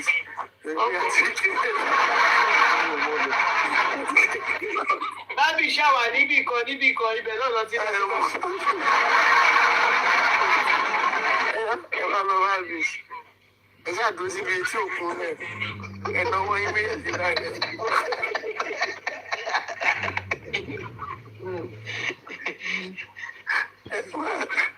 Àwọn àṣà ó padà fún yín bẹ́ẹ̀. Lọ́wọ́ ìpè máa gbówó padà, a máa délé padà, ṣé àwọn àníwá yìí? Ọkùnrin bá wa dáwó padà o. Ẹ lọ sí tí òkun. Ìpè máa dé péré padà, ìpèrè lost coffee pẹ̀lú rè. Èyí pé mi, ó pé mi yéye. Kí ló ṣe dìjàvù? Kí ló ṣe dìjàvù? Kò sí nǹkan tó ṣe òun ló lówó náà. Owó kí ni owó yẹn? Owó wo tí ni wọ́n jẹ gidi? Owó ti póríṣi mẹ́jọ ní ìsìn àti ẹ̀mọ̀ yìí ta fẹ́ gbà. Because ìfúkọ̀ bó Àwọn dìjàvù. dáwó fún mọ́ sí ìdìjàvù náà. Ó ṣe bẹ́ẹ̀ kì í tó fi dáwọ́ fún wọn. Ọmọ ọmọ àlè. Wọ́n bímọ sílé ni. Kò yé wọn ní nà ẹ explain nà. Àwọn kan Nàìjíríà ò fi bẹ́ẹ̀ mọ́ mọ́. Ìrajà kò lè rí. Wọ́n bímọ sílé ni. Aláàjì sọ Èmi gan kò yé mi. Kò yé mi gan. Mo kò gbọ́dọ̀ dá ọkọ̀ ìjà kóbì stop. àti ìṣẹ́ṣọ́ látàrọ kóbì dẹ́ ìdílé bàbá ṣóòjì ẹjẹ́ bá mi ṣe ṣòfò ju kóbì bá mi fún kóbì kẹdàrí kóbì ayé No, mo tún ẹ̀ṣẹ̀ fi lọ́wọ́ rí. Mo wẹ́ fún kò bá yé èèyàn abẹ́rẹ́ náà. ẹgbẹ́ bá mi fún kóbì jẹ mo ti gbé kóbì sórí ọ́sì tẹ́ fún jẹ. Mo ẹ̀fẹ̀ ṣe. ẹ ṣe kọ ẹ̀fà ṣì ni. Ṣé wọ́n ti jẹ ìjà fún ọmọ rẹ̀? Bá ṣe kọ́ ni. Wàláì tí gbogbo èèyàn bá dárúkọ mi báyìí, máa kúrò lórí TikTok kí wéré wá sí èmi. Ibo máa múra lọ́la báyìí. Máa dì í mẹ́kọ̀ọ́. ẹ̀wọ̀n tó bá ti ẹ̀wọ̀n wọn ni èmi Mẹ́kọ̀ọ́.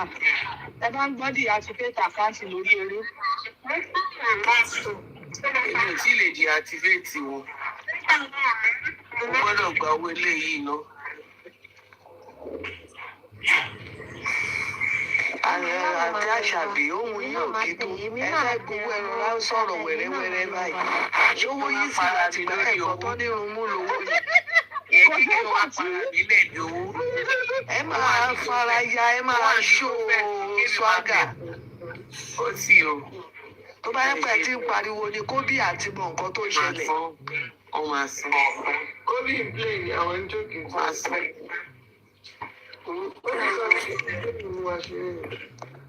Nígbà tí ó ní fẹ́ kí èmi mọ yẹn. Dìjàvù yẹn ni òun ò mọ ẹni tí ọ̀gá kan gbọ́ dìjàvù. wọ́n náwó dìjàbù tó yẹ kọ́ Ẹ̀hún ọ̀nà mọ̀ wọn báwo ló dé náwó fún dìjàbù ìnáwó ọmọ lọ́mọ. jọjọ ń ṣàjọyọ̀. Kobe, be careful. ó bẹ̀ lọ sùn. I'm serious now. Aṣáàbí bí wọ́n ń ṣàjọ ọwá ní pé dìjàvù máa ń kọ́ Ṣé ẹ travel látàárọ̀ àbí gbogbo káàsì ẹ lọ fẹ́ gbogbo ìlàsọ̀rọ̀ Wọ́n gba kọ́múlé láńtà ni. Ẹ bá wa jẹ́ Kobe sílẹ̀. ọ̀gbọ́n gba nápò. Owó nápò. Napoli. wọn ní dókítà. ẹ jẹ́ bá wa já kóbì sílẹ̀. Sister Domina dropping. Next case. Next case. ẹ kí n ṣojú ayé o. kò sẹ́ni wá dábàá lájì láì. wọ́n ti jẹ̀jú ayé nínú ayé. wọ́n ti kí ayé nínú ayé. Everybody Wetin be this one like this? Many thief. Nobody want to drop Kobe. Wetin be this one like this? Nobody want to drop Kobe. Any oh. Hashtag pay our money. Oh wow. Hashtag pay our money jẹ́ ká máa látọ̀ lọ. Ẹ jọ̀ọ́, comment section. Hashtag pay our money.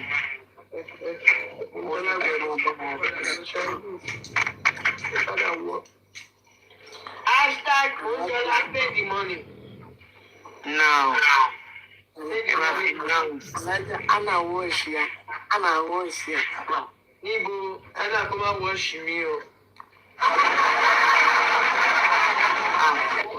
láti ti bó o. Wọ́n ní fojú wọn bá di gbolẹ̀ jù.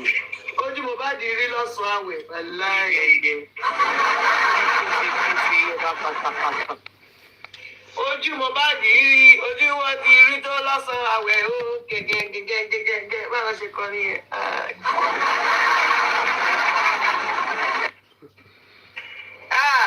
Ìpè síbẹ̀ sí. Ojú mo bá di kan ṣe mo ti rí. Ìgbà tó kù ṣe wà yìí jẹ́ mẹ́wàá. Ẹgbọ́n kí lọ́kọ̀ ojú Mohbad ló ti rí dẹ́nu dí àbí Ìgbà tó kù jẹ wá nínú ọ̀rẹ́ yìí jẹ́. Ọjọ́ adult class ti dé ní. Adult class ti dé ní o. Ẹ má sọ pé kọ́ máa fowó lẹ̀ o. Kọ́ fowó lẹ̀ o. Wọ́n sọ pé ó ti pẹ́ adult class. Gbà o. Adult class wọ́n ń pè yín, wọ́n ń kí yín o. Ẹ jẹ́ bá wa ka mẹ́sẹ̀gì Oyin kan TV ẹ jọ̀ọ́ o. Adult class. Ní láti gbà o. Nígbè yín sáré o. Ojú Mohbad rí ṣége nínú justice. Àmúrélèkà. Ẹgbẹ́ ìwé wọn ni.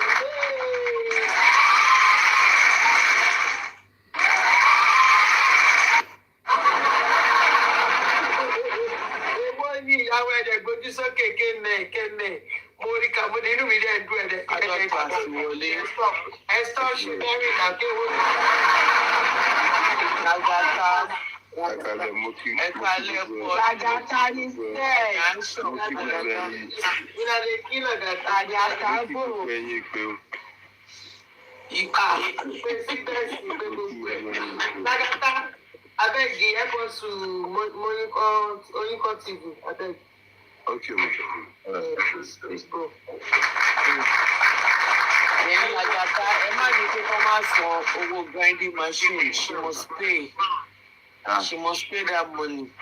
A gbọ́dọ̀ gba owó yẹn, please. Kó má máa sanwó, kó má máa continue láti máa ṣe.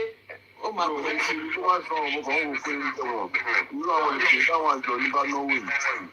Ó lágbára láti fowó rẹ̀ padà. Bàbá lo owó yẹn, you understand, but she still have to pay the money. Okay, àwọn àṣọ ọ̀dọ́ ní kò wò pé báwọn àjọ ní tó bá náwó yẹn. Irọ́ ó lọ́kàn pé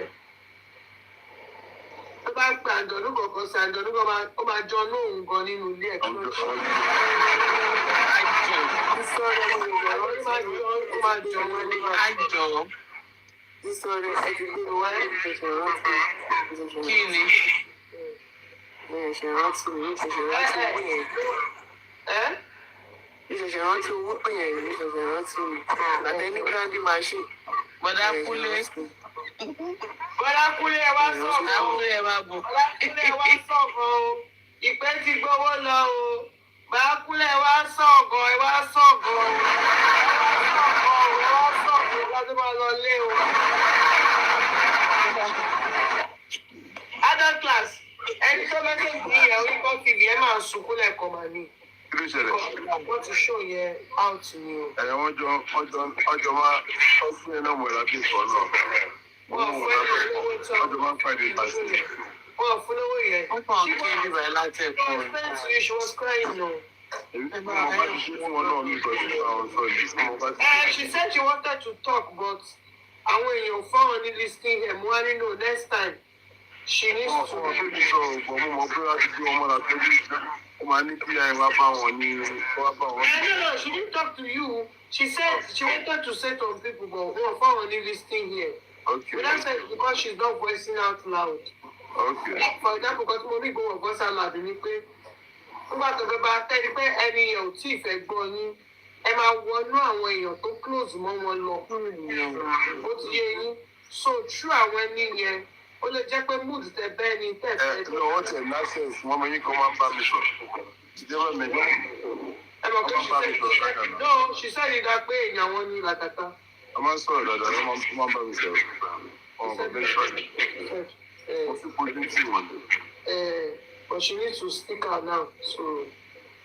Wọ́n ní kí wọ́n àwọn ọ̀dọ́ ti sẹ́yìn wọ́n ti wọ́n pọ̀ fún ẹ. Ìlànà wẹ̀ ló kún. Wọ́n ti sẹ́yìn wọ́n ti kú báyìí ẹni pẹ́ gbà tán lẹ́yìn gbàgbẹ́ tó lọ. Àwọn ará abroad yẹn tẹ̀lé ó máa ń dùn mí fún. Tó bá ti wá gbẹ̀wọ̀n ará abroad yẹn tán, wọ́n á máa lé ní kú sí wọn. It's not good.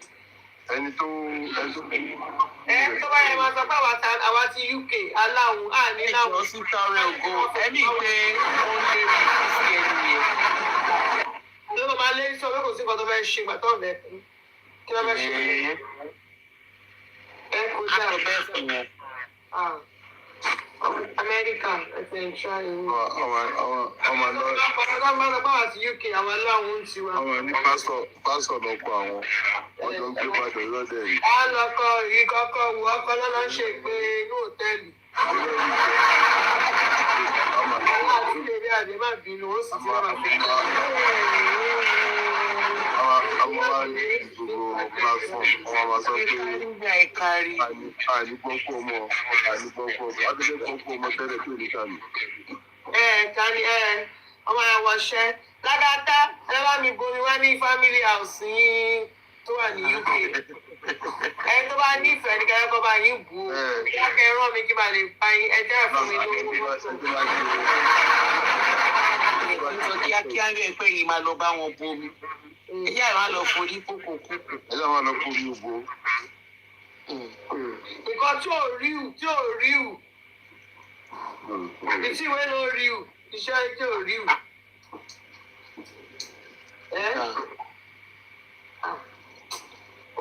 Ó yẹ kí n lọ wá ìgbà tí wọ́n jíṣẹ́ fún mi yẹn ó yẹ kí n lọ wá kí ní ẹ̀ wá wà láì máa rẹ́rìn ànígbọ́dẹ̀ ẹ̀gbẹ́ ní gókò rẹ́rìn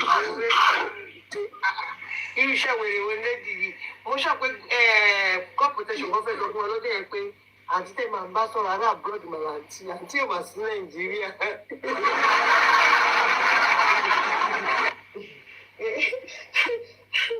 Àti ò sí Nàìjíríà. Kàṣì náà nìyẹn tó bẹ̀. Ó bá ẹ lọ́jọ́ ẹ̀ bá a ní mo kàn rẹ́rìn ni pé ọmọ wa ṣe nǹkan báyìí o. Èmi tí wọ́n fẹ́ lọ make submission Lagata èmi tí wọ́n fẹ́ lọ make submission lọ́jọ́ yẹn èmi tí wọ́n lọ make submission pé àwọn wòlíì yamayama tó máa ń gbà tó máa sọ fún òrìṣẹ́ mo jẹ́ àwọn ẹgbẹ́ máa jù sí wọn tí wọ́n máa ẹ́ńtà wọn máa jù kínní yẹn sí wọn nínú ṣọ tó máa wọnú skin wọn lọ ni wọ́n bá lọ ṣe nǹkan kan wọ́n bá lọ sọ nǹkan kan máa ní àwọn ará abroad àwọn ọmọ kì í really trust àwọn wòlíì olè ni wọ́n ló bá ń bá mi ájù láàájù lọ́jọ́ ìmọ̀ ipò tí fẹ́ di wàhálà pé inú mi dùn pé mo ti ẹ́ńtà ẹ̀ wò bóyá bọ́ọ̀lẹ̀ ní èmi tó kọ́ mi. Princess Ariola náà ni mo dé tán protocol protection gbà yẹn. Bóyá tètè bọ́ọ̀lẹ̀ Princess Ariola wá tún sẹ́ẹ̀dì request méjì tún wá sókè. Ìgbé kí tún wá sókè. Ní ìyá dá gbogbo wọn lóhùn pé mo ti ẹ́ńtà ìgbọ̀n fún ìpàdé ló kọ́ mi. Ètò síbẹ̀sì ó ń jalè. Ẹ bá ṣe tí wọ́n á gbowó lọ́wọ́ àwọn èèyàn tẹ́ ẹ bá máa fògùn ṣé wà láàyè máa máa jẹ lọ. Ẹ tí wọ́n á fi ògùn sí kó dé. Ó yìí láwọn ọkọ̀ tí kò sí ìwọ̀n pọ̀ gan-an. Bí ìbá. Ó yìí ní màá kọ́lé ìdìbò lọ́wọ́. Èmi ní ẹ̀yọ̀ kan tí mo lè fẹ́ kọ́ gbé lọ sí kí blọ́gà gbé àti pé kí blọ́gà ṣiṣẹ́ pé tí bọ́dà àti bá ti ṣiṣẹ́ yẹn another blogger mí náà máa ṣiṣẹ́ yẹn as well náà ẹni yẹn wọ́n gba ilẹ̀ lọ́wọ́ ẹ̀ ni. Wọ́n gba ilẹ̀ lọ́wọ́ ẹ̀ ni. Ẹni yẹn ọ̀dọ̀ tètè sọ ọgbà tí yẹn máa fi sọ bá àdúrà máa lò gbójú fún ọba àwọn náà fún ló gbójú padà wípé. Ẹni yẹn lọ sunkún sí lọ́rùn. Ilé iṣẹ́ ìlágbèrè.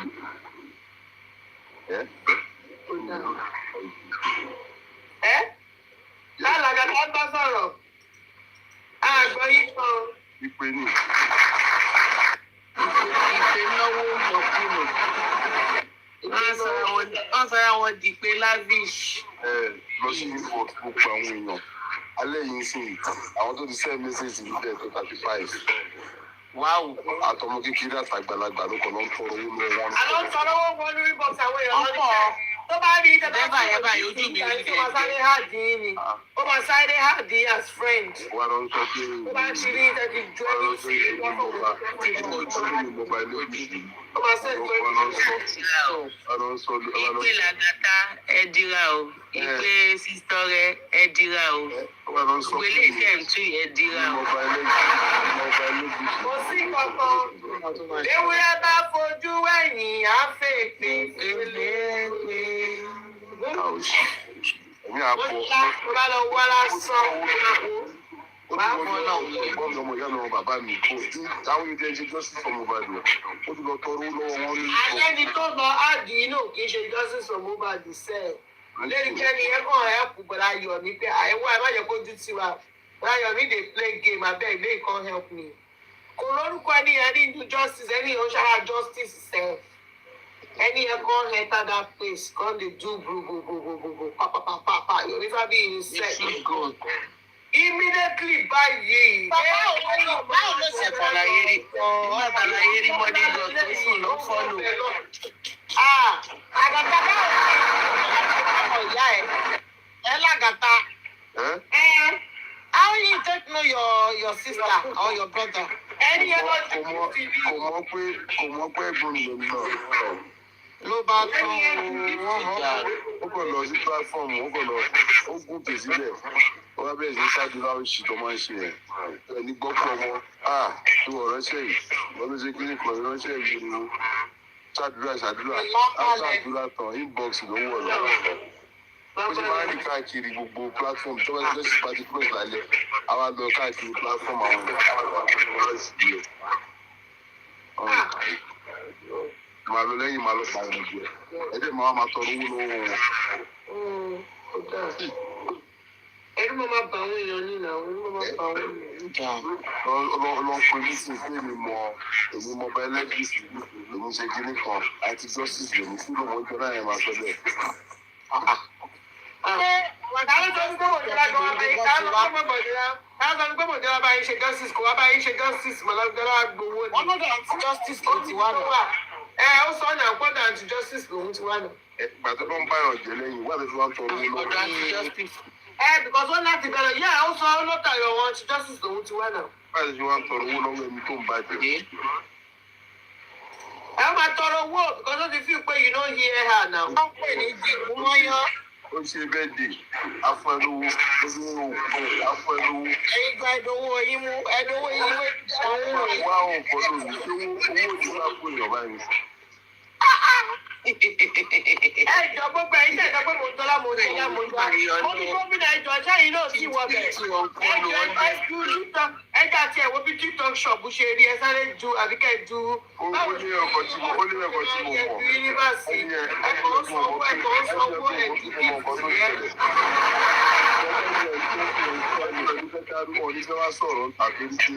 ẹ̀yà ọmọ máa ń gbá ẹ̀kọ́ tó ń ṣe láti sí mi ìyàrá. Ayáwó òjá o. Ayáwó òjá o. Ẹni àpọ́nlé ni wọ́n kọ́ ọ̀dẹ̀ nífẹ̀ẹ́ kó àṣìṣe ìdìbò. Wọ́n ti fẹ́ kọ́ òun náà ni mo tẹ́ àti nǹkan tí mo fẹ́ sọ náà nìyẹn pé wọ́n ń ṣèyàn tó pé ara social media gbàs ni wọ́n. Wọ́n jẹ́ kí olùkọ́ ni wọ́n. Wọ́n ti di pé wọ́n ti ṣe wọ́n ní kí ọmọ mi kiri kan ní ká fún ní kan. Wọ́n bá sáré lọ bá wọn ní kan. Asáré wọnú díẹ̀ mọ́ mi ní 48 hours kó lọ sanwó ọmọ. Ẹ̀yin ò ní sẹ́ẹ̀tì request wá sí owó. Ó tún gbà mí tì ẹ̀ sọ pé ọmọ yín ṣe birthday. Ẹ̀dẹ̀ ń sọ pé ẹ̀dẹ̀ ń sọ fún wọn bẹ̀ pé kán fún ọmọ yín lówó. Yomi wá ní àṣẹ ọmọ yẹn fẹ́ máa fi tọrọ owó ni. Ẹbí Yomi ò dá. Yomi ní láti rí ìyá arọ́ mọ. Yomi dẹ̀ ju ọdún òkò bẹ́ẹ̀ yẹn sí. Ó sì ṣeré ọmọ afọ́mọ́ mi lówó. Ó yẹ tọ́mọ yín bá ti lè gbowó ó yẹ kó mọ̀ kódó o. Tí ìyẹn tó lọ́sẹ̀ yẹn ni ẹ bọ̀. ìyẹn ọmọ tó ẹ̀ṣẹ̀ mú wá láti wọ́n sì yẹn ń ká iṣẹ́ àìtún ti ẹ̀ ni. Libya lọmọ ti wá ni. Ìyẹn náà bá dìde lọ́ bá ní bẹ́ẹ̀dẹ̀ kí ló kàn mí tí mo ti lọ láti ìjọ yìí. Mo lè máa wòyàn báyìí kí n kúrò ń bẹ̀ èmi tí mi ì dáìsì. Mo bá gbé ọmọ náà bá yí ìdí. Lọ níwájú ẹ̀bí tèmi yìí náà. Mo ní ìyá àtọmọ ẹsẹ̀ ń ṣòṣì bí ara ṣẹ́ wò báyìí. Àjẹ́yìn wà lẹ́yìn. Lagata mo máa ní kí wọ́n náà lọ sọ orí ẹ̀. Wọ́n máa sọ orí gbogbo gbà. Má fàgbọ́ wọn. Má fàgbọ́ sọ orí gbogbo gbà. Ẹ̀rí ọ̀rọ̀ kan wá lórí ẹ̀ náà ló máa ń dálé. Lagata wà lára àwọn 16 tó wà nínú. Gbogbo tí mo sọ yìí, àṣàbí mọ gbogbo ẹ̀ náà. Báwo ṣe mọ gbogbo ẹ̀? The place. The place is not Wọ́n ń jáwọ́ yín. why you say me Báyìí wọ́n náà máa wọ̀ yín o. Ṣé ẹ gbọ́ sí i? Ọ̀rọ̀ tí mo sọ sí. I don't hear anything about it. Okay. Èmi kàn máa ń gbọ́ kọ́ máa ń kọ́ pa anti-justice ní Lagata, anti-justice ní Lagata, so that's just me. Mi ò gbọ́ gbogbo eléyìí o. Wọ́n sọ pé wà nù lé èmi ò gbọ́ yẹn o. Èmi bá ṣe pé Lagata wà nílé náà. Ọmọ báwọn ló máa ń sọ pé àtijọ́ sí Lagata. Why she go rope me? Me, I no go wait when anybody rope me. Say wetin happen. Wọ́n ti bá gbọ́ màá ní mo gbọ́ èmi ò gbọ́ yẹn rí. Wọ́n sọ pé Lagata wà nílé àárọ̀. Tó ṣe fún yín yẹn, òun ni Alájà ń sọ lọ́sàn-án yìí. Ṣẹ́rí, Wọ́n ti fẹ̀ ẹ kúrò lórí ẹ̀ síta. Oyè Kúrò yín, lórí ìyẹn jàre. she's too dubious. Àlọ́lọ́ ọmọ Moujola ṣàgbéṣẹ́ wọ́n ti fẹ́. Moujola ṣàgbéṣẹ́ ṣe pé àmì ìfẹ́ fílẹ̀. Àwọn ò mọ nǹkan tó ń ṣe gan lẹ́yìn. Mo fi sọ pé mo sọ fún sista rẹ mo ní mo fẹ́ irú ọ̀rẹ́ bíi aláṣàbí.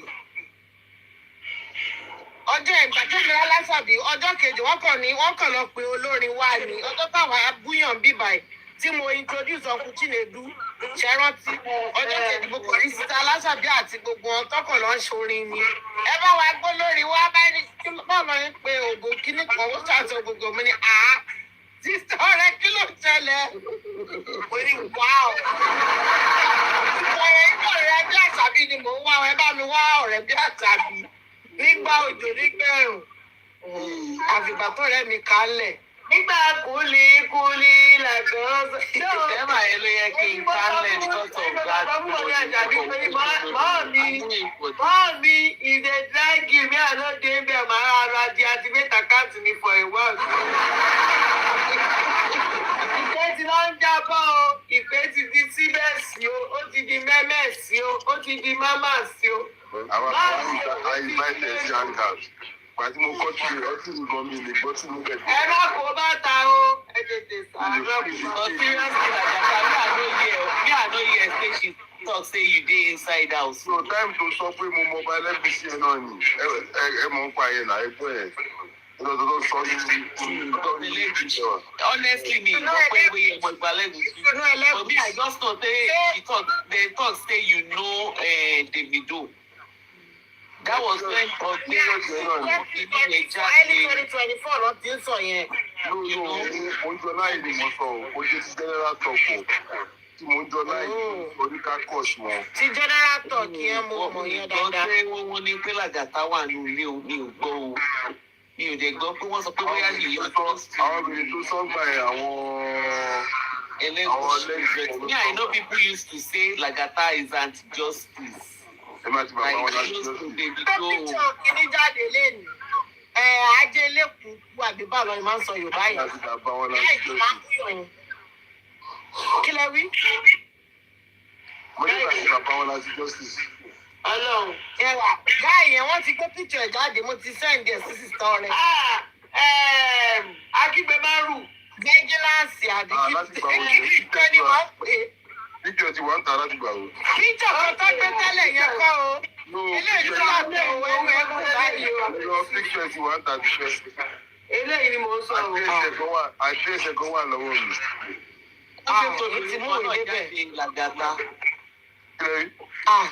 Wọ́n gbé tóbìnrin kan náà jáde of recent. Mo rí ìyá kan. Èyí ló bá ṣe pé ẹ̀ lórí burúkú tó máa ń lo mọ́ mi mọ́lẹ̀ àti ìgbẹ́lẹ́gbẹ́ rẹ̀. Ó ní lẹ́dí kan báyìí náà tí wọ́n yọ lẹ́yìn ìgbèjì. Ẹ́ńgílẹ́sì lélẹ́yìn ni. Òun lélẹ́yìn o. Ẹ ti rí. Òun rèé o. Irú píkṣọ̀ ìgbà tó wà lọ́mọ kékeré gan, ó wà lọ́wọ́ mi. Ẹnu ẹ̀ ń báyìí wà ọ̀ṣọ́rẹ́ níbì kan báyìí mo ní yé. Ọ̀ṣọ́rẹ́ ìṣòwò. Òun rè. Àbí? Kó tó wá sí London. Àwọn ní TOS lélẹ́yìí. 4 years ago ló wá sí London, 4 years ago. Fámà ni, Ọlọ́run dárí jì mí. Gbogbo píkṣọ̀ tó ti gbà tó wà ní yunifásitì, gbogbo píkṣọ̀ ló wà lọ́wọ́ mi. Ló bá tán, ìwọ máa mú ìwé dáadáa. Sergeant Okoro. Ní bóyá ṣe ẹnu ṣùtì, ó máa ń lọ abájọ tó ń bọ̀. Bábí inú Vengeance. Mo fà á láti píṣọ̀ ni o. Nígbà tó máa ń kúyọ̀ mọ́ yìí, orí owó kún ìlédì. Sísá rẹ̀, mo rí ọwọ́ kún ìlédì, kún ìnà alájọ. Mo rí ọwọ́ ìlédì, mo ti rẹ́rìn-ín. Owó ẹ̀rí bí ọwọ́ ọkùnrin. Ṣé ní picture mi? Ọwọ́ picture Mo wa lọ́wọ́ ilé ni mo ní aṣọ́bìnrin ló fi adúrú ọwọ́ ti pọ̀nà yìí. ojú mi. Ọlọ́wọ́ obìnrin ṣe yí báyìí. Tí olóyè bá fọkùnrin létí etí àdì ni. Ṣé Lagata ti rí ojú queen? ẹ bá wa ṣó fọ́tò òkú iná àwọn méjèèjì wọn Fọ́tẹ̀ síta. wa ta ṣé ní fọ́tẹ̀. Àwọn rèé o àwọn rèé o. Ṣé rí ní Yí máa jẹ́ Orúkọ orúkọ. imú yìí lẹ́gbẹ́? ìwú yìí fẹ́ o. Èmi náà rọ́wọ́ yẹn lé ni ọwọ́ wá dàbí ọwọ́ àyà. Báyọ̀ lọ́wọ́ iṣẹ́ pọ̀ ní bóyá ìṣẹ́ Bí ọwọ́ àwọn èrò. wíìgì na wíìgì. Wíìgì náà wíìgì nù. Láṣì náà. Nàṣí o nàṣí. Original Orí queen ọwọ́ yẹn. ilé ọwọ́ Original ìlú ó tún wọ́n lọ. Original ṣì nàṣí. Queen alágbára. Àdèrí tí ọmọ ní mo kú. From this picture you know mbà lélẹ̀ mbà. Mbà. Àwọn náà lọ gbé jáde bí ọ̀nà tí mo jáde o. Ọ̀dọ̀ wọn náà lọ tí mo jáde o. Not the big bucket. The vanilla. Àfisùn. I don't want. Ìpè ṣàfẹ́ máa fi ti ẹ̀kọ́ bá wọn fẹ́ máa fọṣẹ yí mi kiri. Lagata èmi ò wọ anything. Bóyá torí ẹ̀ Lagata ṣe ń give attitude. Èmi ò wọ anything ni o. Lagata ní mo já wọn sí àtàbí sísẹ́. Èmi mo já wọn sí àtàbí sí Ọlọ́run. Èmi mo já wọn sí àwọn sì ń ṣe pé I don't want to leave her. No. I can't leave her platform. Many things. Èmi ò bẹ́ẹ̀ mọ̀ pé mi sísá rẹ̀. Ẹ mọ̀ pé sẹ́fúrálì máa pè ìmọ̀ ní à. Ẹyin ni ẹjọ́ ẹ bá mi wá ọ̀rẹ́ bí aláṣàbí màmá yín lọ́dọ̀. Mo tún ti rí wọn lọ́dọ̀ ìpè o. Mo tún ti rí màmá yín lọ́dọ̀ ìpè. Mo ní mo ti rọ̀rẹ́ yín o ẹjọ́ ẹ bá ń pè é. Mo ní ọ̀rẹ́ yìí dá o dá kí ọ̀ní rú ọ̀rẹ́ bí àṣàbí o. Sọ̀rẹ́ náà lélẹ́yìí. Èmi tí ẹ mọ̀ pé Ọ̀rẹ́ tọ́ dẹ̀ jẹlẹ̀. Ìgbà tí òun ló máa fẹ́ pé akóbá ni ò ń sá fúnra wọn àbí bọ́ọ̀lù ẹ̀ máa sọ Yorùbá yẹn. èmi yìí wọ́n rojọ́ èmi gan. Ẹjọ́ tèmi Àkókò ìgbẹ́lẹ̀ bá ti sá. Ọjọ́ tí wọ́n ti kọ́kọ́ kó ẹjọ́ yẹn lọ sọ́dọ̀ ní to the call as in mo ní friendship yìí lé o. Mo ní ẹ máa wo aláṣàbí gbogbo tó ṣe náà wọ́n máa wo aláṣàbí o. Ìgbà tó yá mo gbélé kí ni gbogbo eléyìí gan sef. Ànígbà tí mo tún bá mo fẹ́ ṣàkóso lẹ́yìn gan mọ́ mi jẹ́ ṣàbí ṣì ń ló yà sẹ́. Mo ẹ rí ṣe mi wo ẹ kọ́ rí pé blọ́gì nìkan ni mò ń ṣe pọ̀ náà mi ní oríṣiríṣi. Wọ́n ní ta ní bọ́tà rárá. Sísọ rẹ ẹ máa wá fi mí lẹ̀ wọ́n ní they play my fancy. Ìbáyìí ló ń lóyà. Èyí ní ká máa ṣe blọ́gì ni ó sì wá ìjáde ni ó yẹ máa láìkì show mi máa bá mi fọ́lò. Ẹ kọ́ rí pé ó sì mọ́ mi. Fóònù mi ni fóònù mi gba mo sáré ra fóònù mi ni mo sáré ra iPad mi ni mo sáré máa ṣàgbé lámbà kan lẹ́sìn ara fún everybody. Àwọn fẹ́ máa lórí àwọn gbé sórí àwọn play. Fóònù mi ló ń sọ̀rọ̀. Kóbi wọ́n ní àwọn kọ́ làwọn ń sọ̀rọ̀ ó pa àwọn yá àkáǹtì táwọn ń lò ní.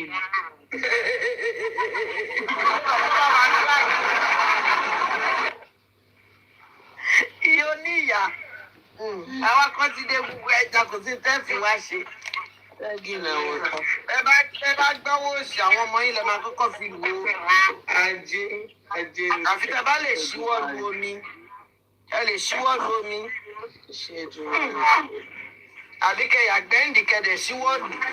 Ọlọ́run ajé kọ̀ọ̀kan náà. Àbí lè jẹ́. Ẹyin ti Facebook ẹ jẹ́ fi ilẹ̀. Ẹyin náà ti gbádùn ẹ̀rín wa lẹ́yìn. Ẹ ti gbádùn. Ẹ jọ bá mi follow Instagram page mi o. Ẹ jọ mo ti ní Instagram.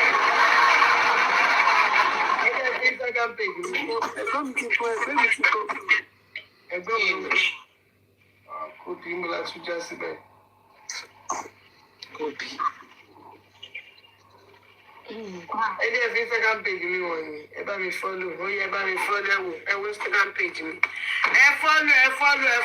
Ọ̀la mo ti gbọ́dọ̀ rí mo ti gbọ́dọ̀ rí at least 2,200 and something followers. Ó yá ẹ ti rí Instagram page mi lélẹ̀ ẹ bá mi follow my picture dey there ẹ bá mi follow. a máa follow yín. Ààrẹ Ògbólúwa ẹ ti rí ẹ bá mi follow. Ẹ follow mo yọ ọjọ́ tí mo délẹ̀. Ọlọ́run ẹja Torí jágì sáré fẹ́ mọ̀. ká lọ ṣayé ní. Ká má bàa káwọn wèrè yìí torí àwọn olóògùn kù. Justice làwọn aṣẹ́yẹ ká para wa ni. Èmi mo mọjà tí mo kó lẹ̀ torí pé olúwẹ̀ lọ́jà kò lè bọ́ta wá sí àgbà àtẹ̀yìn wèrè. Olúwẹ̀ tún bá yín forí tiẹ̀ ṣe bí ẹni tẹ́mi ti kú lẹ́nu. Ẹ̀yin wèrè burúkú gbogbo ẹ̀sùn yàn. Ọmọ everything ni ọmọ everything so everybody kò dáa. Ọ̀rẹ́ àtibá ṣẹ́gẹ́rẹ́ àtibá báwo ni máa ń pelo máa ń kí i. Kí lẹ ti gbé Ọ̀rẹ́ àtibá ọ̀rẹ́ ọmọ àtibá la gbé síbẹ̀. Tálà àwọn ọ̀dà wọ́n náà wọ́n a máa fi sì ápá wọn. Ajé àwọn ọ̀dà a máa fi sì ápá wọn ẹlẹ́nu fífẹ́ sí ápá wọn. Tí ìyẹn Lagata ẹ ṣe gan-an.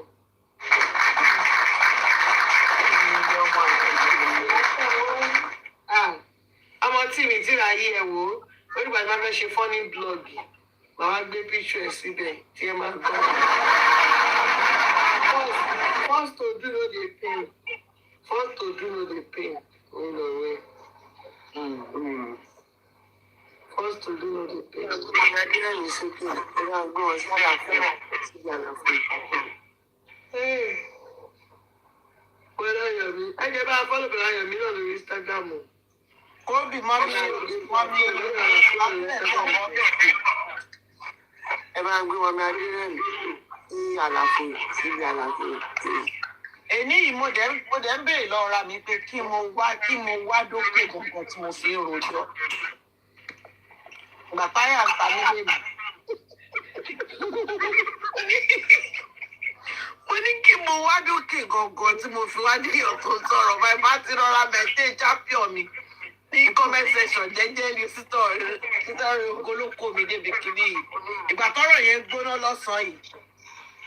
I felt so bad pé ṣe béèyàn ni àwọn ọmọ mi Adérẹ̀mí Yọlá ọmọ mi Dúmínà kan jókòó wọn jẹ́jẹ́ ni. Mo fẹ́ni tó mọ̀ wọ̀. Ilé ìtàlẹ́lẹ́dún fífẹ́ ìtàlẹ́lẹ́. Tálẹ́lẹ́dún fífẹ́ bí ìwé pẹ̀jọ́ ìtàlẹ́lẹ́. Ìyá ọmọdé ìdá tálẹ́lẹ́. Olórí burúkú yìí ẹ máa dráàgì yìí máa dùn mọ́ yín tó bá dráàgì yìí ẹ máa fọ́ọ̀nù pọ̀ ní alágbàpọ̀.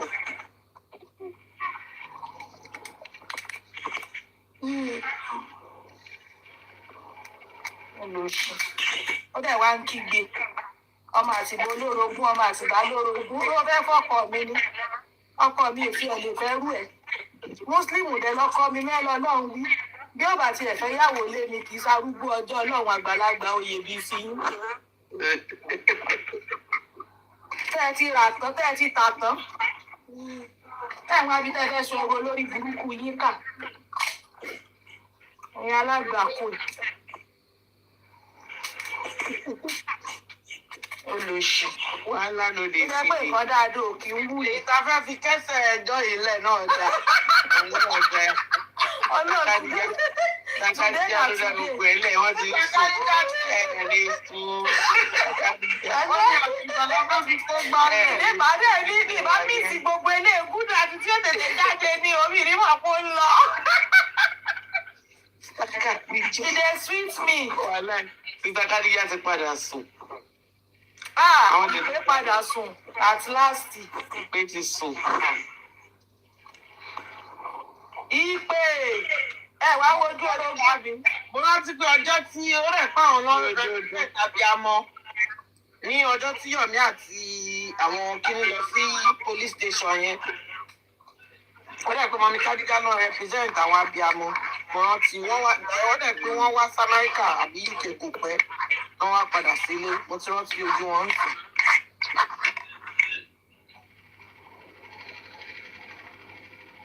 abiyamọ èrò ń bẹ̀ lábiyamọ alágogo dẹ. No, àwọn abiyamọ ìgbà ọ̀dọ́ ọmọ mi Jókèm. Oh, okay. Àǹtí Kádíjà. In fact, àwọn ilé wọn dẹ̀ máa sọ wẹ́rẹ́wẹ́rẹ́ ní sí Olúwa. Wọ́n from the look of things, Sùrùtù ni wọ́n. Sùrùtù ni wọ́n o. Ó ní èèyàn kan gbọ́dọ̀ máa bọ́ anybody. Àwọn ìyá yẹn náà orí tán fi ṣèwé wà ń bẹ̀. Ó wà ń bẹ̀ o. Ẹ bá ní ìwọ̀ kan wọ́n dín chinchin lórí ẹ̀. Àwọn ìgbà sọ pé wọ́n dín pọ́pọ́ọ̀fù lórí àwọn èèyàn ni. Ọlọ́run ṣàánú wa ní báwèrè ètò. Bàbá mi àmì. Kásámọ̀ fọ̀rọ̀ ọ̀gbìn. Bówó olówó ṣe jáde. Òun ni kókó. Bóyá yóò lówó kan ní ẹ̀dẹ́fẹ̀ yìí ọ̀rọ̀ sí. Ẹ bá bẹ̀ sí í sọ̀rọ̀ kó jáde. Àwọn èèyàn ń gòdì 53 million láìsò oògùn owó l'Amẹ́ríkà. Wọ́n á bí ẹ pé iṣẹ́ wo ló ń ṣe. Olórí burúkú làwọn pípù yìí wà láì ẹni tó bá lójú kòkòrò tó bá rí ibi tẹ́lómìn tí ń wọ́n fún báyìí. Ó kàn máa lọ gbé kan náà fámìlì mẹ́mbà rẹ̀ sóògùn owó ní kéèlú. Bí èrí tẹ́gbẹ̀rì kan fẹ́ fi lè bùgá mi. Funny enough, most of them rent gold ni.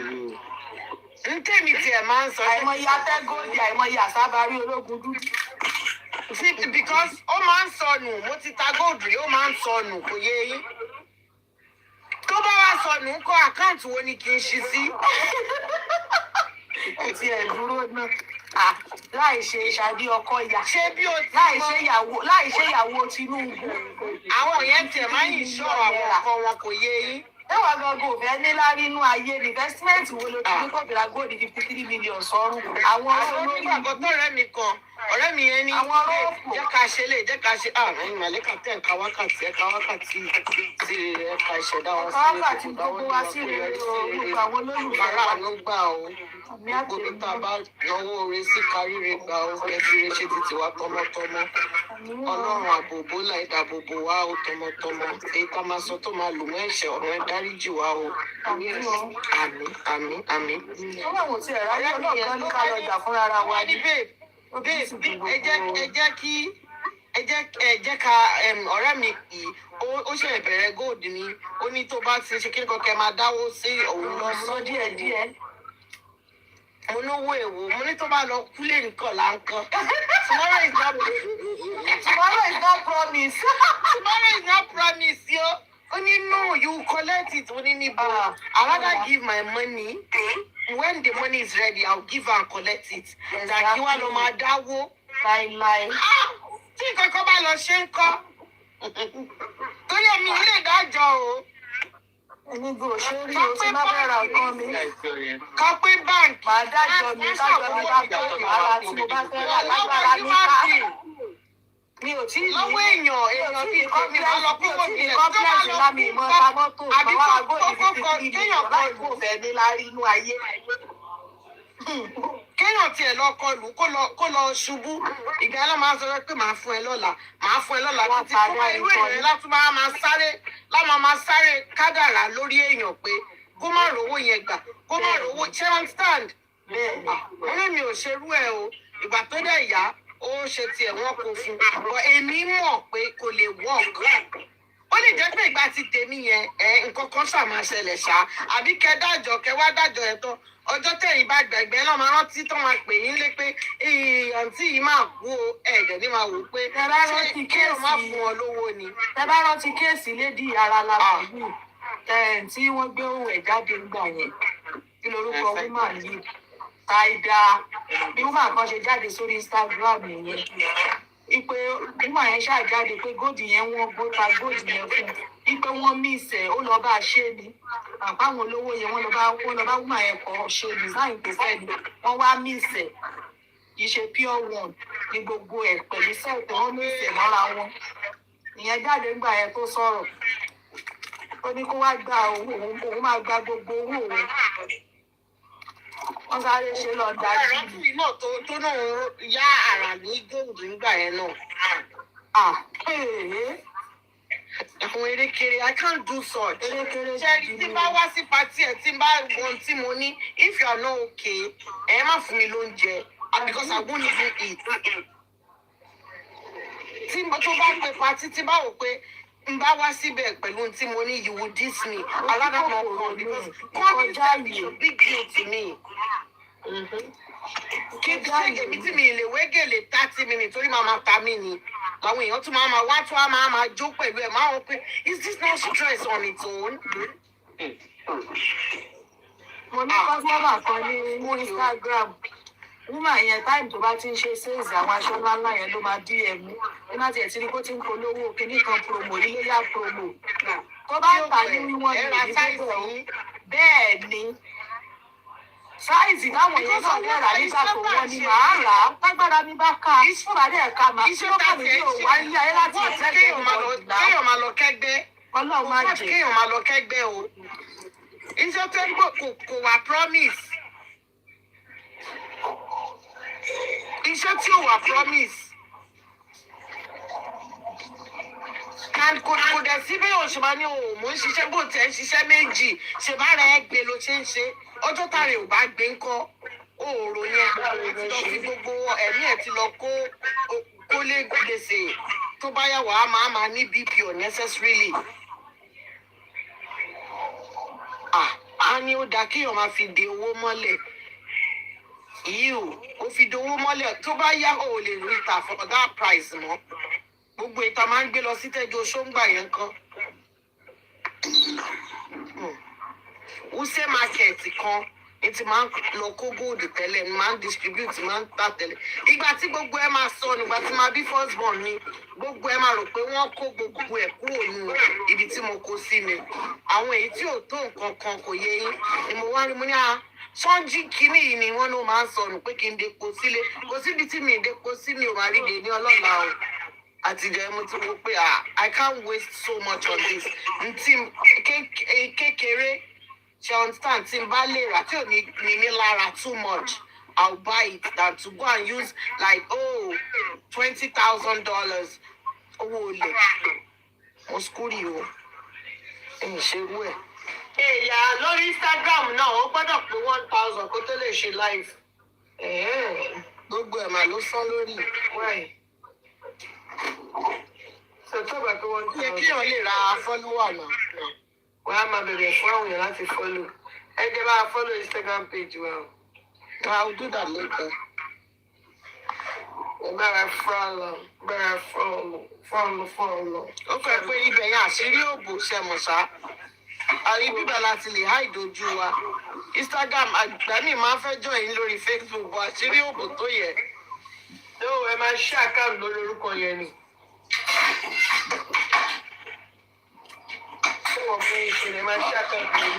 Gbogbo ẹ̀yin mọ̀mọ́ ìpè Mọ́mí Adérẹ̀mí ti wá. Ó dẹ̀ pé Mọ́mí Adérẹ̀mí náà. Ìlú máa ń dárúkọ wọn nígbà yìí. Àwọn èèyàn tí ń bá mi fọ́lọ̀ àkáǹtì ọlọ́run ní kí n má gbọ́ ẹ̀yìn. Iyemi Luka ẹ káàbọ̀. Ẹ wà ẹ ti rí Instagram page mi ni ẹ bá wa fọ́. Ó ti wọ 102. Ọlọ́run náà fọlẹ̀ kí n tó sùn. Orúkọ wo ló wà bẹ́ẹ̀? Happiness is. Ọrẹ ògo náà ni. Ọrẹ Ògolúwa. Okay. Ọrẹ Ògolúwa for life. Life for forever. Forever. Ọrẹ Ògolúwa. Ẹ̀yin màmá ìpè àwa ti fẹ́ lọ sùn. Gbogbo àwọn tó bá ṣì wà nínú àhámọ́ Ọlọ́run wọlé adédé àti kó tú wọn lẹ̀ o. Bìkọ́ ìwó pọ̀ nínú ilé yẹn o. Ṣùgbọ́n àwọn tí Ọlọ́run ti kádàrá pé wọ́n ti jáde nínú ìdè yẹn wọ́n ní padà síbẹ̀ mọ́. Àwọn tó wá kù bẹ́ẹ̀ láṣẹ Elédùmarè ọba tó ní wákàtí àti àkókò yìí ayọ̀ wọn. Ìgbà oníkálukú ló mọ nǹkan tó ń gòtù kó tó rówó ó sì social èèyàn tó wà Nàìjíríà ká tó wá sọ pé àwọn tí wọ́n ń ṣiṣẹ́ nínú òtútù Ọlọ́run á yọ gbogbo orí kọ̀ọ̀kan tó kù bẹ́ẹ̀ ò bẹ́ẹ̀ ní bọ́wọ́ ayé o.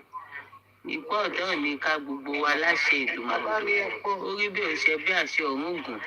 Ó dàárọ̀ o, òun ti ń kun ìwé o. Ó dàárọ̀ o. Ó dàárọ̀ ìyá wa o. Àsùnjí o. Àsùnjí o.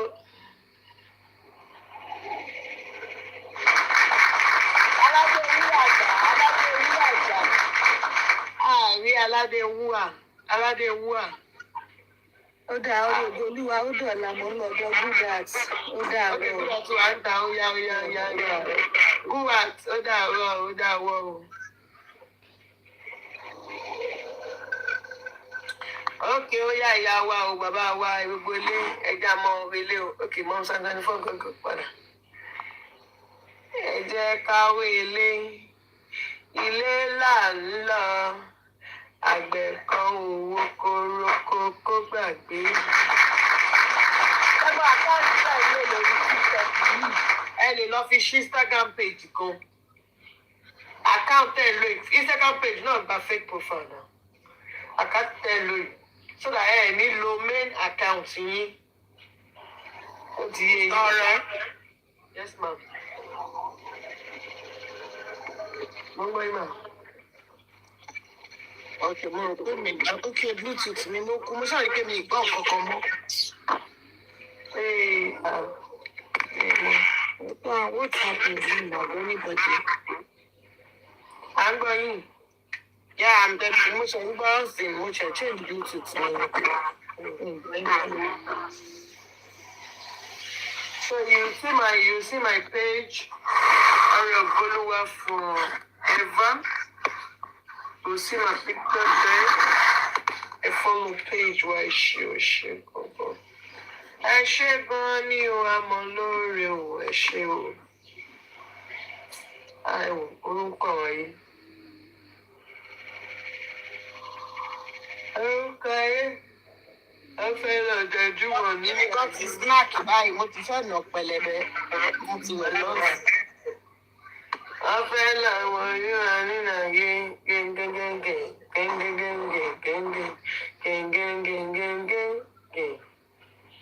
Ẹ já máa lọlé. Wọ́n fi ọlọ́kà sí o, àwọn atajẹ́ náà, a dúpẹ́ o. Domina, everybody turn gift wa leni. I appreciate you. God bless you richly. Amen. Ọwọ́ yín ní peace àyàfó. Before you knock, the doors will be open. Amen. Àánú Ọlọ́run tó ju ọgbọ́n orí ènìyàn má jẹ́ títí yín pẹ̀lú àwọn ẹbí yín o. Ẹ nínú kọ̀tọ́kẹ́ tó rí mi o. Ọ̀nà aláàfin yín o. Ní ìlà oòrùn ìwọ̀ o. Ní àpàlúwà. Ọ̀nà aláàfin yín o. Thank you, mommy. Ẹ ṣé gan gifters, ẹ ṣé gan. Èwo làwọn àwọn dà wọ́n náà wọ́n máa fi ṣe ọkọ̀ wọn. Ajé ẹ sáà máa wòran máa fi ṣe àgbà wọn. Ẹ ṣé gan gift kẹ́fọ̀ mo gbàgbé tẹ̀yìn rẹ́yìn.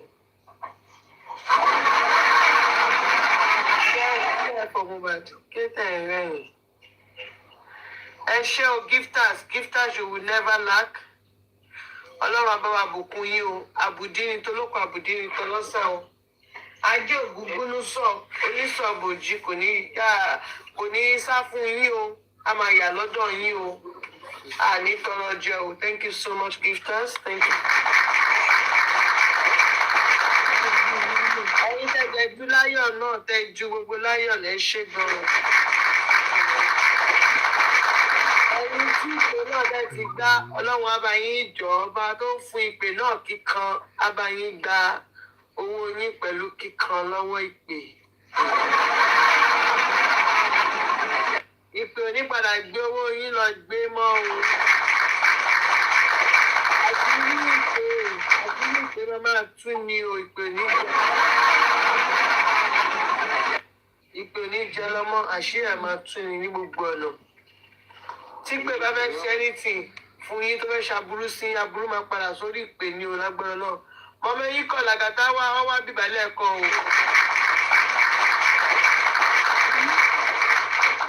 Àdúrà yín jíṣẹ́ yín.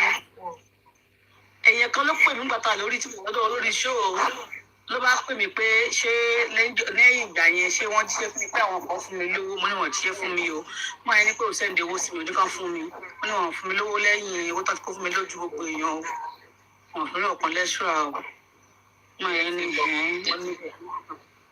yẹn ní pé 300,000 ló fún wọn gbà tó fẹ́ ṣòkò 300,000 ló fún wọn gbà tó fẹ́ ṣòkò pé ẹ wá kéré o ó ní pé ìjọ ọwọ́ tó fẹ́ lọ sí Àbújá ìjọ tó fẹ́ lọ sígbà pé olópò tó máa dáná bí pátì wọn ò ló ń sanwó tó lò máa pé lópò yẹn ò ló ń sanwó níjọ táwọn ọmọ wọn ọ̀yà ọ̀rọ̀ tó fẹ́ fìdí ọ̀rọ̀ tó fẹ́ ra gáàsì nínú kínní ọ̀rọ̀ tó fẹ́ lọ sí kwẹ́sì ọ̀rọ̀ tó fẹ́ lọ sí Èkó ọ̀rọ̀ tó fẹ́ lọ kí èèyàn kan ó kò sí tó fẹ́ ṣe pátápátá àfi tó bá pè òun. orí kọ́ mọ́ àtẹ̀kan orí kọ́ ni ẹni ṣe ìjọpọ̀ sí èrè pa máa sọ̀rọ̀ lọ́la.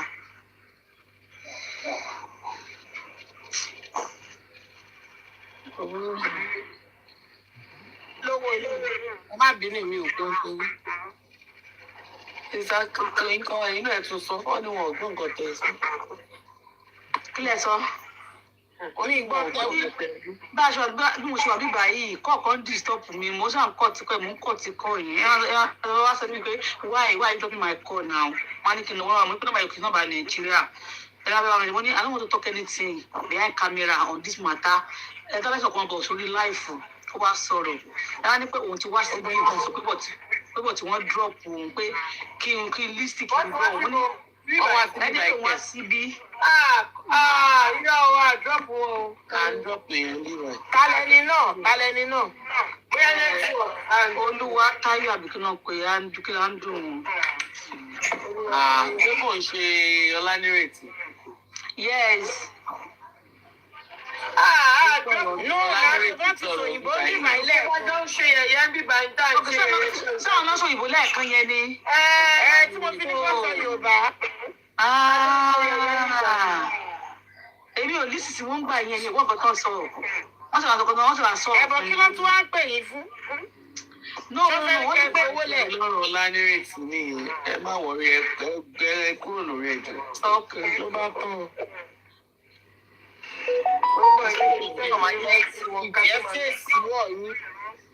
But they allowed her to talk. Mo ti send the invite. She spoke at length, right? Yes, now. Ìgbà ẹni freezing gan fi wọlé. Freezing gan tún jọ sọ̀rọ̀ náà. Ẹgbẹ́ ti jẹ́ kó sọ Yorùbá kí gbogbo wa ká gbọ́ gbogbo ohun tá à ń sọ lẹ́ẹ̀kan ẹ̀ gbogbo wàhálà yóò ní ṣe. Ṣẹ́rí, ó ní pé mo wà ń bẹ̀, mo á ní mi sí ń bẹ̀, ó ní mo wà bẹ́ẹ̀ gbà táwọn ń sọ̀rọ̀, mo ní Ẹ wà bẹ́ẹ̀ torí ẹ̀ lè wà lẹ́gbàá yín ẹ̀yin kò sọ. Ẹjọ́ wà lẹ́yìn bí ayé mọ́mí Kádíjà lẹ́yìn wà, àwọn wà láyé Sista Adémi. Lèmi ṣe ń sọ pé ẹni yẹn sọ Yorùbá ní gbogbo wa gbà àgbóyìnbó. Sílù náà wọ́n sọ Yorùbá títí tó fi. Bóyá tí ò jẹ́ gbọ́ náà, wọ́n fi bẹ́ẹ̀ gbóyìnbó púpọ̀. Mo ti send request. Tẹ́ máa wá. Yorùbá yẹn tí gbogbo wa ti jọ sọ̀rọ̀ pàjọ́ nítorí ọ̀rọ̀ dáadáa kò ní sí pọ́tún pè lẹ́yìn because ìpè ẹ̀yìn yẹn sì sọ́fẹ́ bẹ̀bẹ̀ ni àbọ̀fẹ́ kọ́wọ́ sí.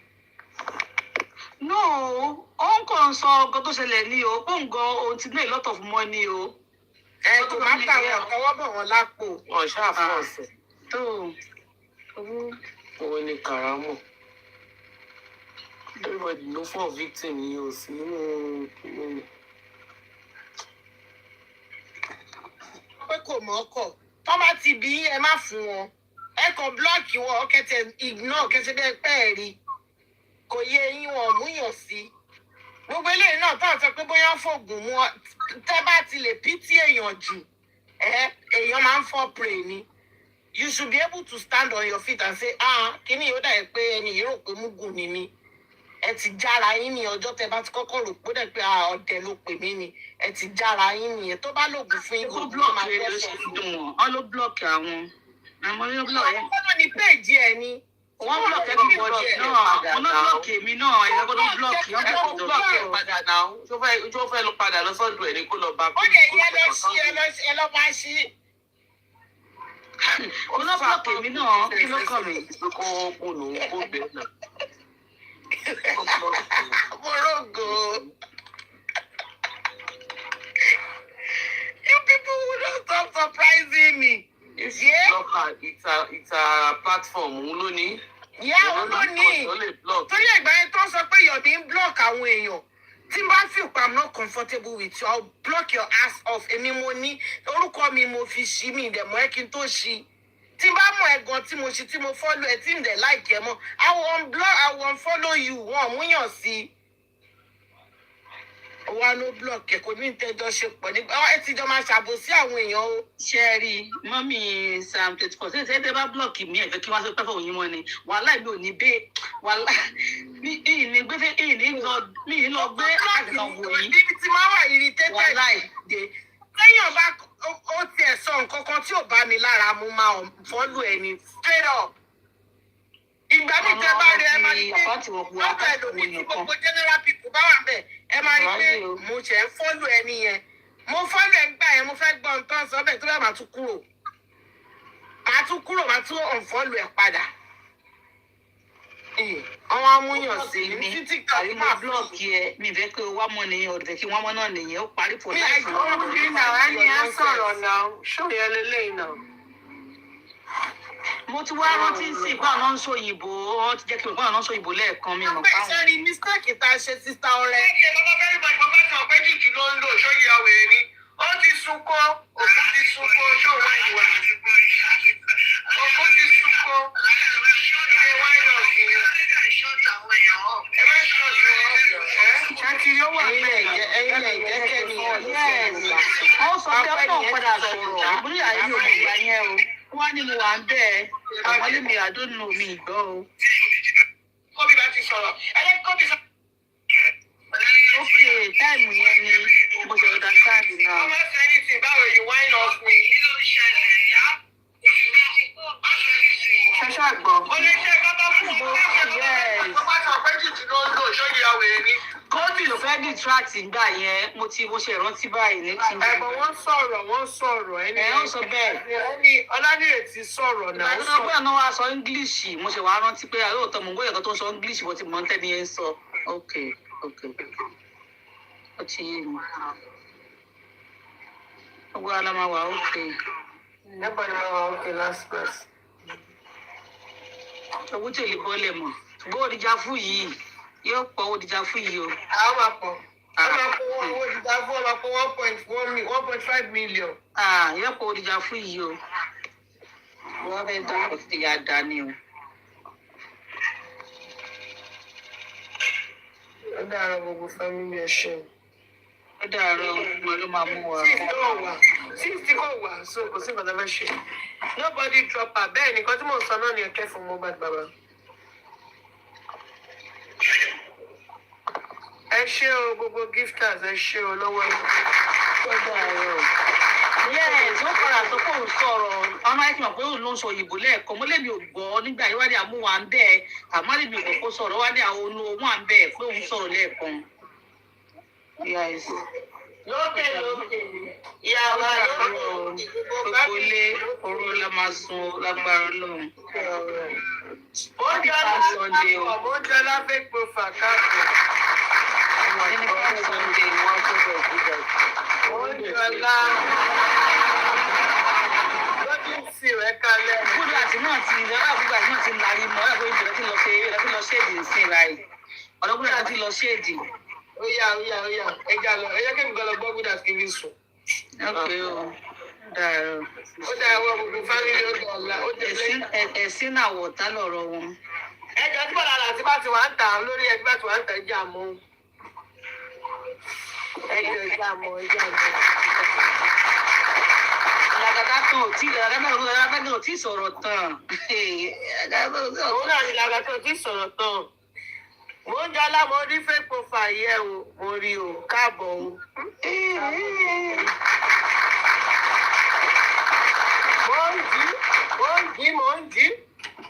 Mo ń jọra.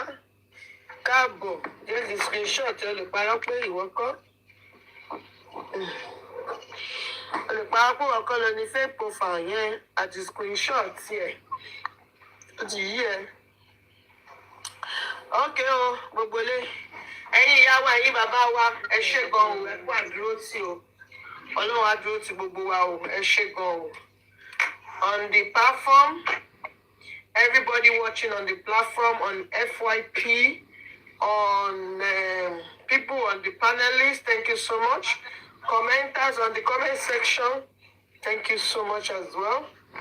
Gifters, thank you so much.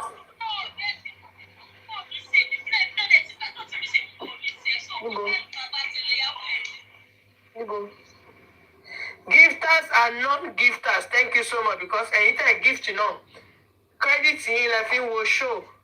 I appreciate everybody. Everybody last up a show.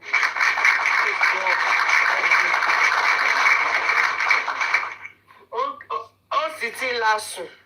Oh, sitting last one. Show. Everyone, thank you so much. Thank you. Drop. Thank you.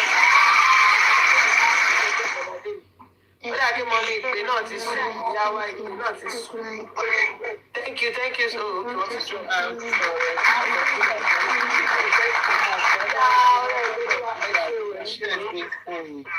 Ọlọ́run, owó tí ń kọ everybody ẹ ṣé o. Care for Mohbad, gbogbo family lórí comment section ẹ ṣé, lórí FYP ẹ ṣé gan, mo dúpẹ́ àmọ́ lórí o. Ó dọ̀là tí bọ̀dọ̀ láti bá ti wà ń ta ẹjẹ́ àmọ́ àwa náà ń ganu sí o. À á ganu sí o. Ẹ ṣé gan o. Ẹ ṣé o. Ẹ jọ good night o. Good night, ma. Good night, so Sherifat. Good night, ma. Good night, too, ma. Good night. Follow Instagram page mi o. Orogoluwa forever. Ẹ bá wa follow. Wọ́n ní pé tá bá wọ 1,000 la bá tó ló lè go live lórí ibẹ̀. Ẹ bá wa follow. Àwọn ọmọ bá ṣe ra views o. Ẹ jẹ́ bá wa follow àmọ́ ṣe. So, ẹ jẹ́ ká follow massively. Thank you so much. Ẹ̀yin tẹ́ bá ń bẹ̀rù, account ẹ bá fi ṣí TikTok lórí Instagram, lórí TikTok, ẹ lè lọ fi ṣí lórí Instagram náà wọn kì í múyàn sí. Wọ́n ti yẹ yín. Instead ẹ máa fi lo account yín gbọ̀ngàn táwọn èèyàn máa lọ máa kó picture yín. Ẹ ṣe kí ni account tẹ́ ń lò lórí TikTok náà. Ẹ lè fi ṣí Instagram page yín. Ẹ má lọ jẹ́ kó lọ máa kó picture yín o. Ẹ má lọ ṣe mistake lọ gbé picture sí public.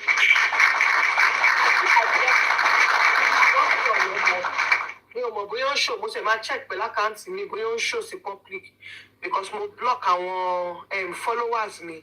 Ṣé àwọn pẹ̀lú block followers mi táwọn èèyàn ní láwọn followers mi? I think I did that on Instagram.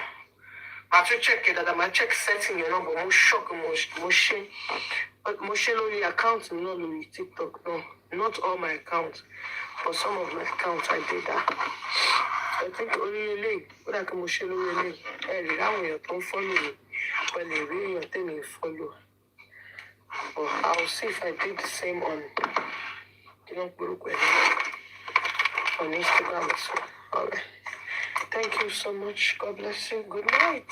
Bye.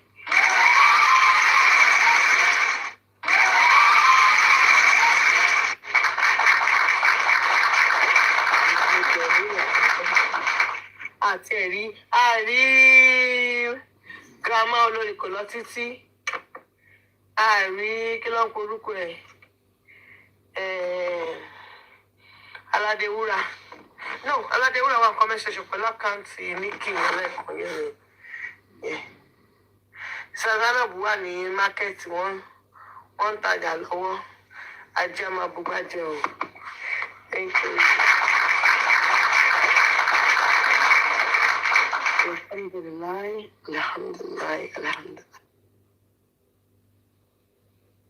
Let's ask Ruth now. We've asked 3 people, right? And they have said the same thing. Including myself, which is 4. Right? No, more leave it now. I'm asking in this platform right now. We have asked people and they have said it is about this is about evaluation. So where did you now get Obi from? That you were not trying to change the whole conversation. Alex, that's why I said you were not here. Mentioned at the tail end of the talk. What has been going on was Peter Obi, what he did as governor. So see, like that I is said, what I alluded to. Stop. When I said you were gaslighting, that point you said I'm condescending. That is not true. Because when I said you were not here, it's as simple as saying you did not pay attention to what was being said. It's as simple as that. So don't come and use those words on me by saying condescending. You know me, I will not fall for it. So let's leave that part, okay? I will you were not paying attention. Let's because it does not work. Yeah, you were gaslighting, trust me. No, gaslighting. Please go on. Define gaslighting. Thank you. Harry, it's okay. I have a question. I've been saying this. In as much as people understood what I was trying to say, I have a direct question. This time I want to be direct with Bez and Harry. Ogila has said what he wants to do because he believes Obi can bring about a change. No matter how small, we said it here, no matter how small, even if it's in that 4 years, all we got from Obi is electricity or stabilizing the security problem. Or just the only thing we got from him is all roads in Nigeria, the money he was able to save from governance will lead us to fixing all the schools in Nigeria. We have a new look for schools in Nigeria. Develop them. Train teachers. If that is all we get, good. I believe we all should agree that that is good enough to start running a country. So, that is not good enough. Yeah. To start. That is not good enough. I've not landed. I've lost you because you just made a speech. Ask your question. Okay. My question is, what are you going to do? First, who are you going to vote for in the next election? And what are you going to do to make sure that your candidate wins to bring about these changes we are talking about? I've said what I'm going to do. Egula have said, what are you going to do and who are you going to vote? To give us a better Nigeria. To give us a better Nigeria. To give us a better Nigeria. Do you know, sorry, can I just get in? Do you know changes start from the mindset? We need total overhauling review. You see, our youths, our information, they need to know who they are, self-awareness, critical thinking skills. You know, we need to really, really go out there, like speaking to them, changing their mindset because most of them have a corrupt mindset. That is the beginning of change first. Yeah, but hungry man doesn't think straight. The poverty has I understand. Yes, I understand. But the more we speak, the more we talk, education, we educate them.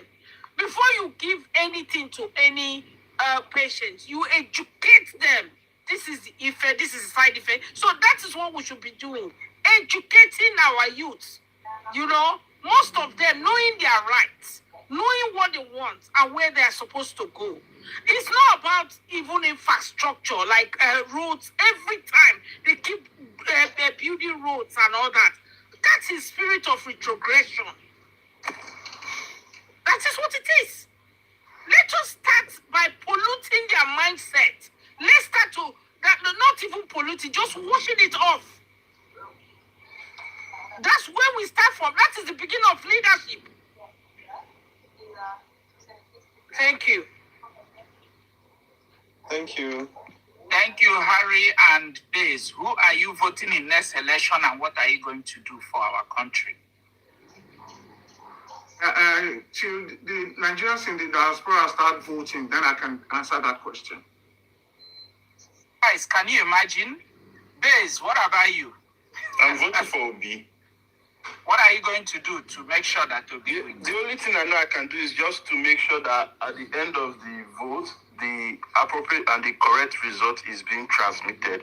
That means I need to be there from the beginning to the end of the voting process. In all the Are you going to mobilize your? Are you going to mobilize brother. voice? Honestly, see that's why I said from the get-go that Nigeria is going through hardship. Everybody is going through hardship. So if you do not have the sense of your own to know that you need to unseat this government, I don't need to tell you anything. The hardship has done that. My brother, this is a people who said Sai Baba Buhari.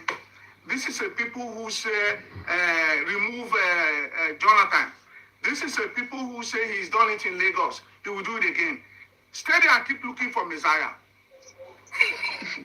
Like I always say, Obi just need to do better. That's my own standpoint. And At this point, I'm still supporting him till tomorrow. Yes, bro. See, Base, I've gotten you clear, and I appreciate. Let it be as we are discussing. Obi needs to do better. That's true. But it's not about the person of Obi. If we have identified, like Obila, within him, he's convinced that Obi might bring up something. So he has said what he's going to do. And I'm also saying this. I am not even doing it from home alone. I'm not going home from here. No matter how much, if I save 1,000 baht in a month, that will amount to 40-something thousand naira. You see how small the money is, but it's big enough to change one family on that election day. To do what? From now. To vote the right candidate. They are giving you money, right? You are influencing voting. You are influencing voting. Okay, hold on. You just committed a crime. Hold on. You just committed I a never crime. said I'm going to give them money. Listen, for committing a crime. Harry, hold on. But That is for vote your buying. principle, you made us That is vote buying. By your word of mouth, you just committed a crime right here. I never said that, and I didn't say I didn't say I'm going to. Here, what did he say? No. You may be reading meaning into that, but I didn't say I'm going to buy their food. I said you are going to buy 1,000 baht. It's going to be 40,000. You are going to give it to a family. That's what you said. That Okay, is lovely. I've gotten you to the point. monitoring to vote. That's Good. what I've gotten you to the point I want to get to you and Base. Because No. Base is slightly. I trapped you. Now you No, cannot. you didn't trap me anywhere. Allow me to You say are something. vote buying. You are a criminal. Okay, thank you. Allow me to say something as a criminal. Bye. You want to? 1 second. 1 second. Chris, hold on. Now you call somebody a name by saying he's a criminal, right? Because of what he said. But I only said you're not listening, you're not here, and you said, what did you call the word again? You said there's a word you call trying to Interject. downgrade. No. He said something about downgrading him or something. So there was something he used, and then I said condescending. Yeah, condescending. And then you can now call somebody a criminal, and that's not condescending. Okay, hold on. No, I'm not holding on. You said I'm not listening. I'm not feeling. If I'm not you buy a boat, you are a criminal. I didn't say sack. I'm not a criminal. So get it right. Okay. That is what I You said. Okay. Listen. You said. I remember what you said. Right? But listen. What I want to say is this, Harry. You have not answered the question. Who are you in support of? Exactly. Everybody presents time now. I don't support any one of them because I don't trust anyone. Okay. Thank you. So you do not. So you will not encourage anybody to vote. Is that what you're trying to say? People again, yeah, okay, thank you. That's where I differ from Chris. You can go vote. It's your right. Whatever I say doesn't matter. I'm asking you. I'm asking you. No, it does matter. Harry. Do you have family members? Yes. That is what I said. The suffering of the country has shown everybody to vote for. Wait. Hold on. Who you vote for? Please, calm down. I'm talking to you. Harry, listen, let me ask you a question. Right? Yeah. Do you have family members that from time to time you probably send them money, they want to ask you for this, you give to them sometimes? Do you have family members like that? Yes. Do you think you can influence the decision? I don't know whether it's Laniki from Aziki will not there. Okay. My question is this. This is present state now. do you think you can influence them a little bit of how you want things to go based on what is happening right now? And if you can see some possibility in some of that, maybe the person that is there right now is even doing well. Like I say, keep voting for this person who is trying, he will make it better. So do you think you can influence any of those people back home? I want to just know, can you influence them at all? By doing what? By who they should vote for. Can you influence them at all? No, I don't influence anybody to do whatever. Okay, so if you think that you cannot influence anybody, what is the essence of politicians coming to campaign? Is it not to influence people? Who did you say they are? Wait now, Harry. You see, you cannot run away with me and Harry, the but who am I? You're a politician. You're a politician. Harry, hold on. The moment you are from a particular country, and that country is a democratic country, you are involved in politics. Do you agree with me or not? You are okay, that means you don't know what you don't politician. Wait now. I didn't say you are. I did not wait now. You're not listening to me, Harry. This is simple English. You say you cannot influence them because you are not a politician. But I asked you again. I didn't say that. I didn't say I'm not a politician. I said I'm not going to influence them because I don't influence anybody. Are you a politician? I'm not a politician, but I can be in politics. What are you saying? He's right now. It's very hard. He's not a politician, but he can. Yeah, it's very hard to. Yes. It's very hard to understand me. Very hard. Okay, so listen. No, so wait, listen. You're not a politician, but you can be in politics. So what does it take to be in politics? If you are influencing someone, does that mean you are in politics as well? Even though you're a politician, does that mean can that make me be in politics? Let me explain. Hold on, let me explain. If I I'm not in any party, right? Because right now I'm not in any party. If I tell people that look, we're tired of all this happening, please, this is what you need to know, your rights, stand by your vote, go through, do whatever, go vote for the right person that you think is. Then they now ask me, who do I think is the right person? I say, in my opinion, I would say it will be the right person. Now, based on where I'm coming from, based on who I am to them, they are able to follow me. Have I not influenced them and actually not still be in politics? That's what I want to know. No, it's two different things. You know why? If you influence them to go vote and not give them money like somebody wants to do here, okay? You are digressing. No, I'm not digressing. I'm still on the route. If you just let me finish. Okay. Finish. So, if I talk to the person by mouth, say, I think this guy is good, go vote for this person. All right? Yeah. I am not being a politician. I'm being a supporter. Thank you. Okay. Thank you. Is that a possibility? A supporter, yeah?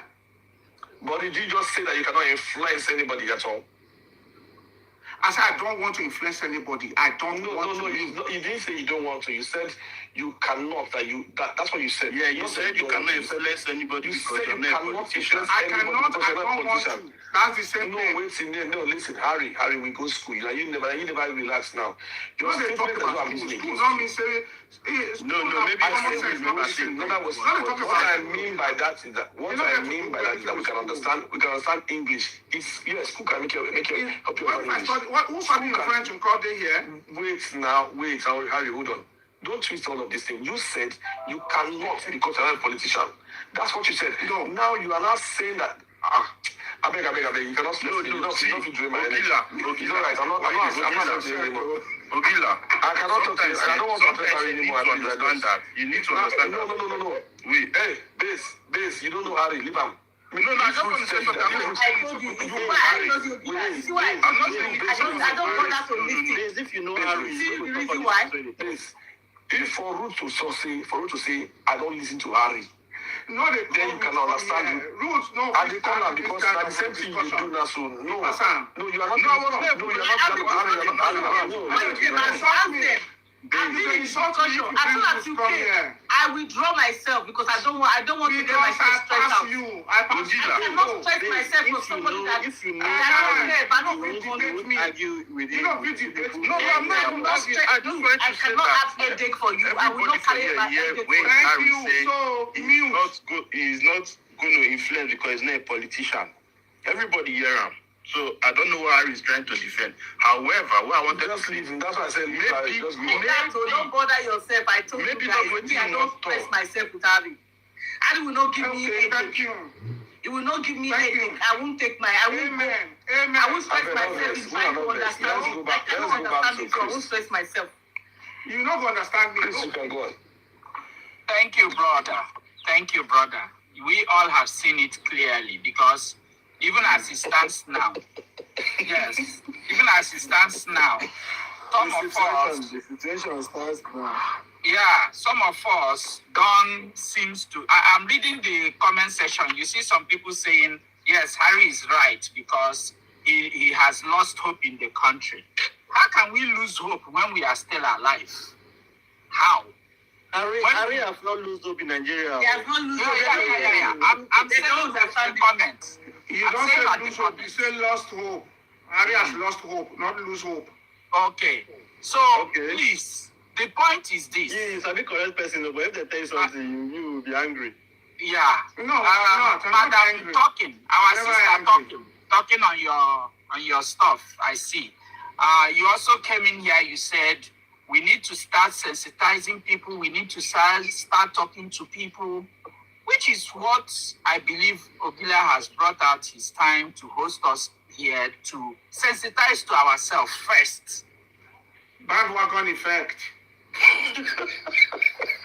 Before going out there, and we are bringing up ideas how we are going to sensitize our people back home, because first of all I believe that most people here are outside the country, and if you are not outside the country, probably you have one or two links of your own people outside the country who has one way or the other told you how the country is working where he is. And we keep wondering, why is he not working like this in our own home country? And now we are coming up with ideas. First, in the last election, somebody like Peter Obi had series of interviews where he talked and explained to Nigerians how he feel he can fix the country. We didn't even have our current president address us. It was clear. He never addressed us. At any time when he addressed us, there was questions and things he said. Yet some people, for some reasons, believed that he's the man for the job and gave him through Mago or through pure election, because assuming there was zero voting. That was pure election. That was pure election. Yeah, okay. If that was pure election, let's assuming there was zero voting on his side, we wouldn't have been here, because INEC couldn't have been able to read it. Because the only pattern which INEC uses to read is when there are differences of 1 million, 2 million, 3 million voting. We've established that if there is a difference of, say, 30 million voting, this will overwhelm INEC to rig. We believe that. However, we are not saying, let's sensitize ourselves here. Let's go out there and sensitize. But some people among us seems not to tell us where they stand. So it's clear with how. No. They seem not to tell you what you want to hear. It's a different thing. No, we don't want to. The two worst line is this. The two worst line are these. You tell us you want to vote Obi and you are going to work with Obi, or you tell us no, your principal is the current president and you're going to work for him. Simple. I don't know why it's so difficult. Or you say it's not any of them. It's not any of them. You are not going to vote any of them, and you don't fucking care about what happens in the country. No, I didn't put that F word there. That's your own. I'm sorry, it's my word, but I'm making a point. Or you just say you don't care. Don't put it in quotes. Okay, you say all simple. You say you don't care. So I'm not even talking to you. I'm not even talking to you at this point. I am talking to you. Talk too much. I'm talking to talking. I'm saying to talking. We have agreed we are going to sensitize and all that. So please, how do we do this? It's not about just we talk, we sensitize, we change the mindset of people. You see, for me, what I suggested is being on the ground. And what I mean being on the ground, organizing seminars, organizing. How do you even organize seminar for a country that everybody is suffering? Everybody is suffering. Yes, I know that everybody is suffering, but let me tell you, there will be a change if we all agree. Madam, in every 12 there's a Judas. I'm not saying there will not be Judas. Okay, now I want to I'm not see. saying there will not be. There is no point for seminar, whatnot, whatnot. Let me proper campaign like every other politician. No, even before this campaign, you see, Under which part? but do you understand that even 2023 that he did very well. He started on time and the youth were ready. Yes. Are you getting me? Yes. But the INEC and the judiciary dashed our hope. Yes. And that is our major problem. Yes. If we have it right in the system, if our system is working, our judiciary is not a shambles. You know, if everything is working the way it's supposed to be, look, all these corrupt people they will be faded away. So back to it now. Everything you said is based on if. It's that if. You see, Now I'm talking on the system already on ground. Yes. Obi will not win election with this current pattern. With the system of ground, Obi will never, no genuine person, a good mindset will win election. There's no genuine person with a good mindset that will win election in Nigeria with the way it is. Is this not what I've been crying out for? Well, I say everybody's happy APC. So all you guys are saying is this: we should just shut up, shut this, and don't do anything because we know it's not going to work. See what you are talking about? We are saying, Chris, what I am saying is, for me, first and foremost, change strategy. For me, election will not work in Nigeria to bring revolution now. You see that money where no one give, you need to bring a come out. Forget about you. When I see say forget about money. When I say that now, everything is money. That's why we see. Let me tell you, the average mindset of Nigeria right now. Obviously, everybody, all of you are in that. You know how you know in Nigeria. You know how all over the world how you know them. It's money. Every time. There's nothing like genuine kindness. I don't agree with you. My stance still remains that if Obi can change strategy to win election, then he cannot proceed with his good work. One second. Guys, hold on 1 second. Hold on 1 second. Please. That strategy that you think he wants to change is to bring money, right? Yes. Is that what you mean? Yes. But you failed in that aspect. Let me tell you why you failed. You failed woefully. Let me tell you why. Go and check any country that is a same country. Look at things that work out for them. Talk about the Nigeria. Let me finish. Oga, hold on. Talk about the Oga, stop. Nigeria. Don't interject me. Listen, Ruth, let me finish. Let me make them understand. Because when we start making this kind of statement, and we make it look as if, okay, Nigeria can never be better, or Nigeria can never think normal. Nigerians are human beings. They think as well. They have brains to think. The moment you keep making such statements by saying they need to use money, already you have already shown that you can be bought. Anybody that can be bought can never be accountable. Alright? First of all, the moment you want to make credible election, what you need to do is you need to speak to the conscience of the people. That is what you need to focus on. And that's what Obi has been doing. I will tell you one thing for free.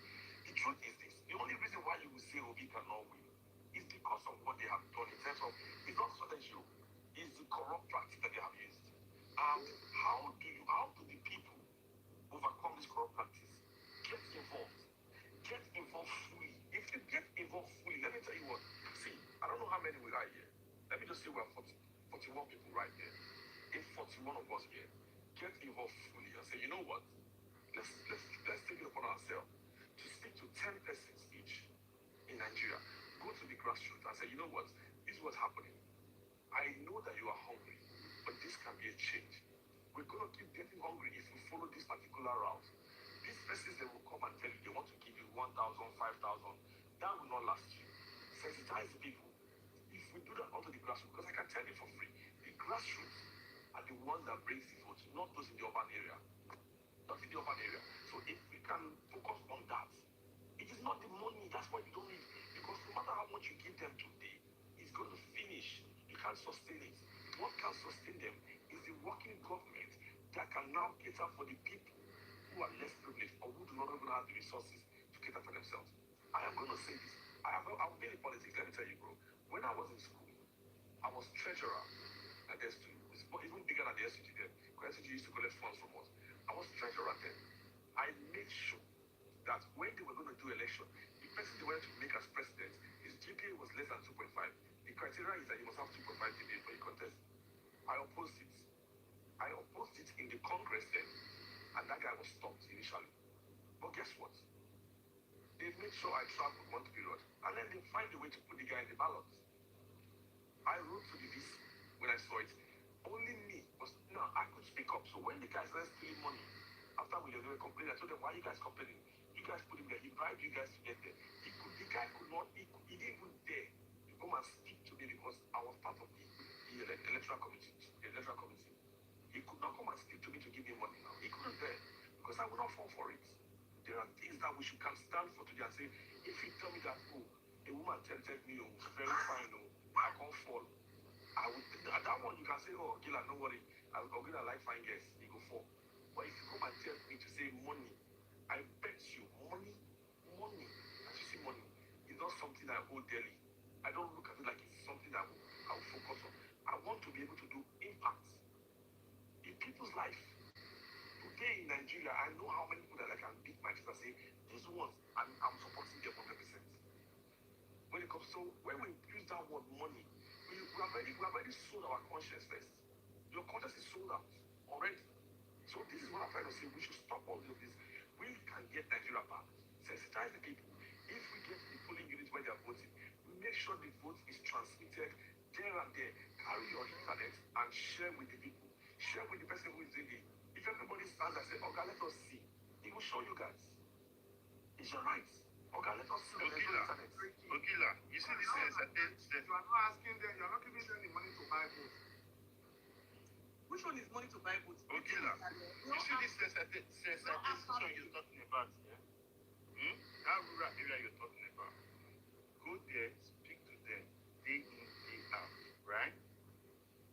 And for another person to come give them money, you will follow that person that's giving them money. That's the thing. Are you listening? Ogila, just see. Ogila, listen. Ogila, can you guys give me just Wait, Mr. Chris. one minute? Because I said something about this giving money, Ogila, and keep you your people thoughts, tackled me. and try to You understand. people tackled me. Base, 1 minute. I said I will gather money and give on that election day. You tackled me. But you said Obi is not doing enough. Who tackled you? That Obi Harry tackled should you, not give me. money. Okay, Harry tackled me. But you said Obi, you said there's corruption. Can you guys allow you to speak? I'm telling you, What's wrong? they didn't let somebody speak. What Ogila just said is the main base thing. Because this, we have friends, we have families. All we need to do is start teaching people what it means, how they are any little person. You know, one person, you can teach one person something and it can change another thing. That person can teach the other person. If we can talk among ourselves about what is really going on, especially the poor ones, especially those people that don't understand, what life is all about. They just think everything is about money. To let them know that the money they are getting now cannot sustain them. It's nothing. What they can get if the country is good. You understand? Teaching what they can get after when the country is good. And if they just say their vote, they don't say their future or their kids' future. I'm telling you that helps a lot by talking, by trying to make people understand. And not having people, negative people that will now be bringing out something different when you are trying to teach others what they need to do to really make Nigeria better. Ruth, Yes? you know, right? There are patterns that works, right? And for you to be able to break the pattern, sometimes you need to start working with that pattern.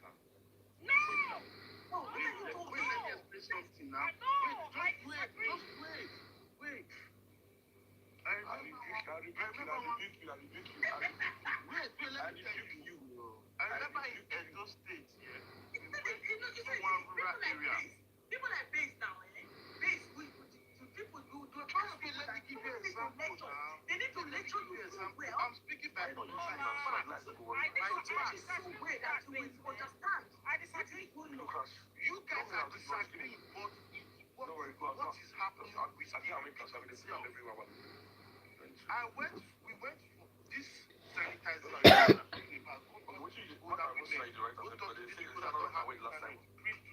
About the positivity of voting for this election and whatnot. Right on that day of election, all the market women we've spoken to for over 2 weeks, we've given them blueprint of what this person is bringing to the table as the new governor. Right? Okay, this should be this, if you vote for this person, things will get better. The way you light, good roads, your farm will be easy for you to transport your goods and well, no, we said everything we need to say. But on the day of election, yeah, what you are saying now, on the day of election, all these people preaching of that money part. all these people we've spoken to, we are bought with 5,000. Do you get the point? Now, this is the reality. You want to pay 10,000 now to buy them. Listen now, that is the reality. That is what I said to you. I am not going to preach to anybody because the hardship of the country is enough to tell them that this person needs to leave. Most time when I reach out, I sleep. Even when I get out, I sleep around 4. Hey, put up your this thing if you are talking there. Sorry. That is why I said to you, the hardship of the country is enough to tell them that they need to unseat this person. I am telling you that I have been a member. We went to sanitary. We inside village, we couldn't work out. They preached to all these old people. Because obviously they don't get access to internet. Say they go check phone. No, they don't. Talk to them. But on the day of voting, you will see some people just come out like 6 old women, share money for them. That is why I said we talk to the children, we talk to the people. Hold on, I'm coming. Let me finish. Now, do you think if that person we helped to go talk to like that party person, right? Please 1 minute. Do you think that if that same politician came with money to give all these old women, even after talking on his behalf, don't you think those people will vote for him? No, listen. This is what I want you to learn. I don't know why this is Wait. This is what I want you to learn, please. Even if you want to go and sensitize them, tell them they will bring money. Exactly. Give all of these things now. Wait, You know now. they get the point. I'm begging. You know they get my point. Let me see what I want to say first. Don't they rush the talk. Hold on. It's simple. If I would do the same thing, I would tell them. They will bring money, they will bring rice. Collect it. It is your right. It is yours. Take it. Once you collect it, once you are voting, nobody would see what you are voting for. Don't tell you people they vote for what Oh, they go. are you talking about now? They go and stand there. Don't tell you. Say them No.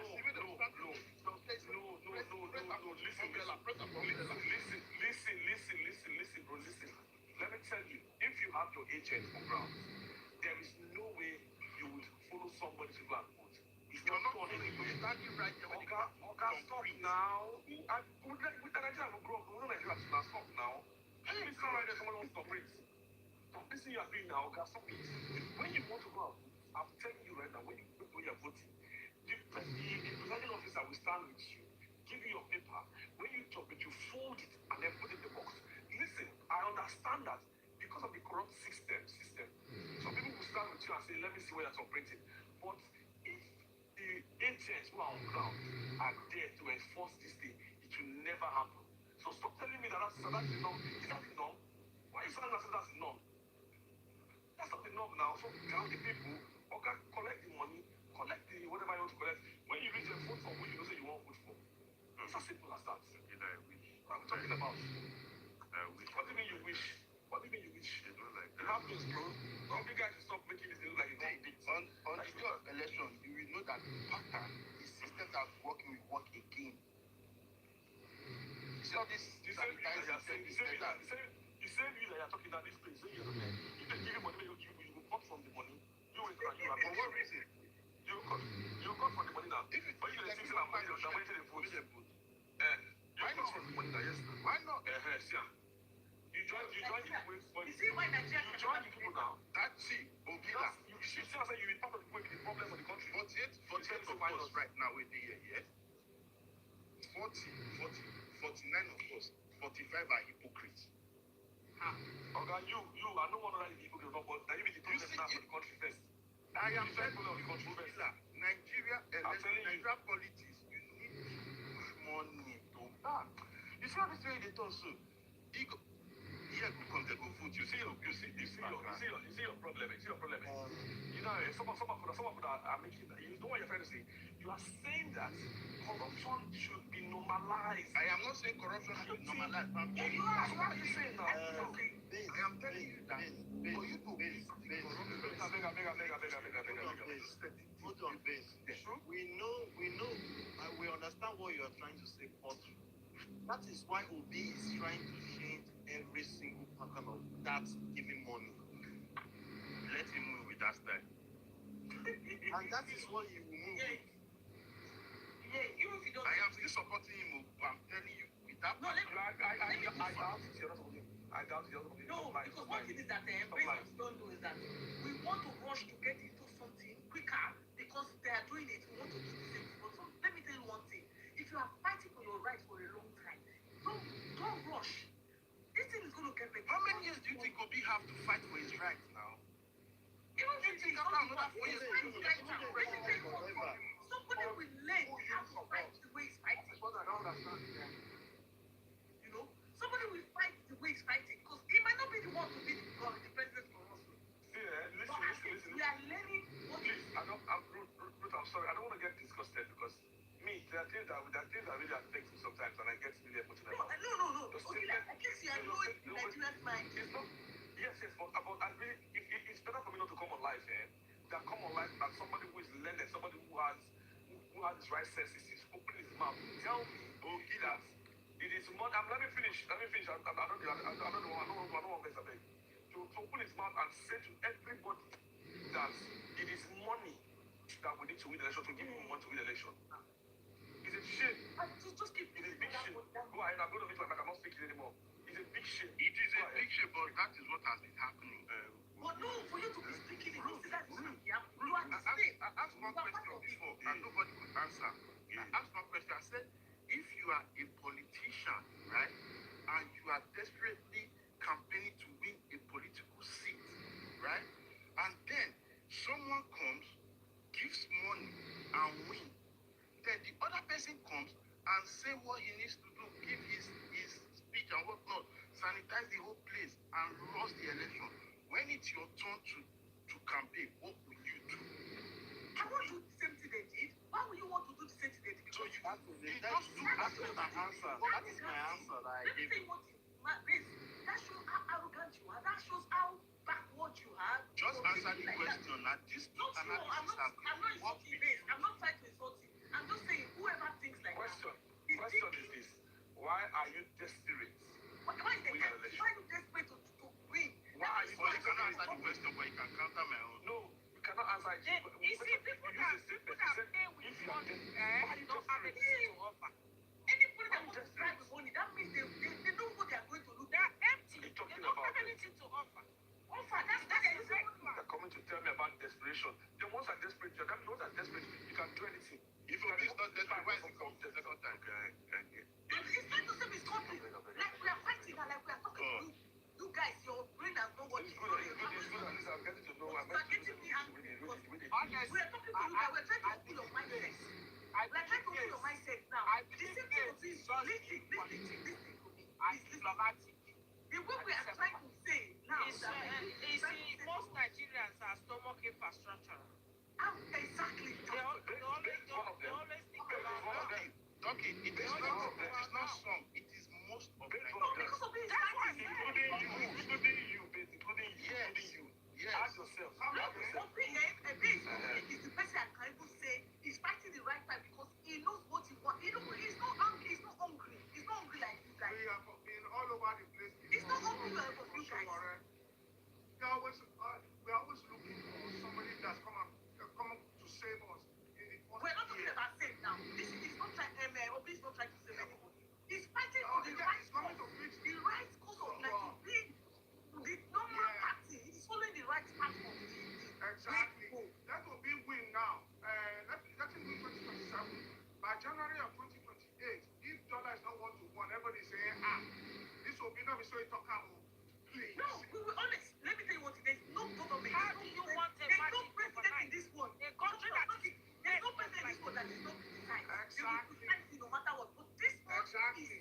This will be within 4 years, right?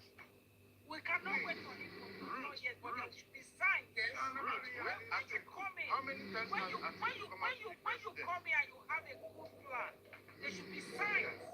How many What times signs? has Atiku tried to be president? What is Tinubu doing for us? I just asked the question. How many times has Atiku tried to be president? How many times has he come out? But you know, Atiku too is part of them. Atiku too, yeah, don't But you will say understand. Atiku is desperate, but Obi is not desperate because so. No, Atiku buys. You know that one will buy. Only his bribing doesn't comport to Tinubu one. Because you can Service was going to grab people. Exactly. And you didn't want me. Yes, you didn't want me to land so that you form your narratives. You now, Harry, I got you on that checkpoint. You just said, we are looking for Messiah. Every time we are looking for Messiah. And Base now said that Obi must bribe for him to get into power. I did not say bribe. Forget I who my word. I did not say You bribe. said You should share the money. You That's said what I you said. should share money. If you share money, it's not bribery. It's not bribery. Okay, people, hold on. I got two of them. I got the two. It can be charity. guys here. Oh, Hold please on. forget it. You people, you really think you are talking to children? Yes, Harry, hold on. I got both of you here, two ABC Don't people make it that are about telling us that it's not possible. I told you, okay, let's sensitize. Let's go in the way of sensitizing our people. That's what we are doing to ourselves here. You people said one said no, it's not gonna work. That what we want is to be to share money. Then you said there is no hope. We should just forget about it. Now I said okay. Don't hope in one person. He has never hope. Okay, you said we should not hope in a Messiah. That's correct. Yeah. I said okay. I said okay. Please, No, brutally, let me laugh. Okay, sir. Let me laugh. Let me laugh. I give you headache. Why not you be a man? Yes, let me laugh. I want to have it. Let's please. Yes.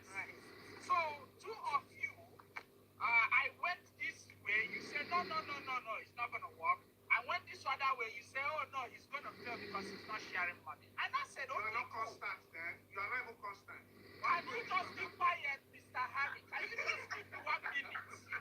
Now you are getting to Nari. Now you know what I'm talking about. Yeah. Now I you are think getting. I think I can handle this. Please, Harry, 1 minute. You are not doing a good job. Calm down. Now, You're getting to Nari. I now said, okay, we don't want Obi to soil his hand because we all know that if Obi shares his money or borrowed money or somebody sponsor him directly, when he gets there, he will not work for us. He will want to loot the money, repair where he got it from, and also probably keep to himself. So we don't want that. We don't want this same pattern to continue. And I said, okay, maybe we should be the grassroots money giver. That very day, if they are coming to give 10 people money, 5,000 to buy them, just like some of you have been saying, I will also save the same 5,000 I used to share to some families because I am here. I support them. I will tell them, you see, you must vote Obi. I believe Obi will do better. So that day, if 5,000 is your problem, I will give you 7,000. Don't collect that one. Go here. Hold on. Go here and vote Obi. Since sensitization will not work, only sharing of money. And since I don't want to lose hope because I'm still alive, you still criticize me. You say I am corrupt. Two wrongs don't make it So right. how do we make Nigeria work, Harry? Because your principle is not working. Let's spell it out to you. Okay. You see, how do we make it work? First off, all right, somebody talked about it, a seminar, but I don't think seminar is just a small part of the whole thing.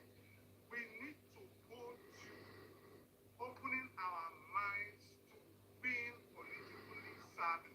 My people are not politically savvy. Anywhere in the world, what Base was trying to say, anywhere in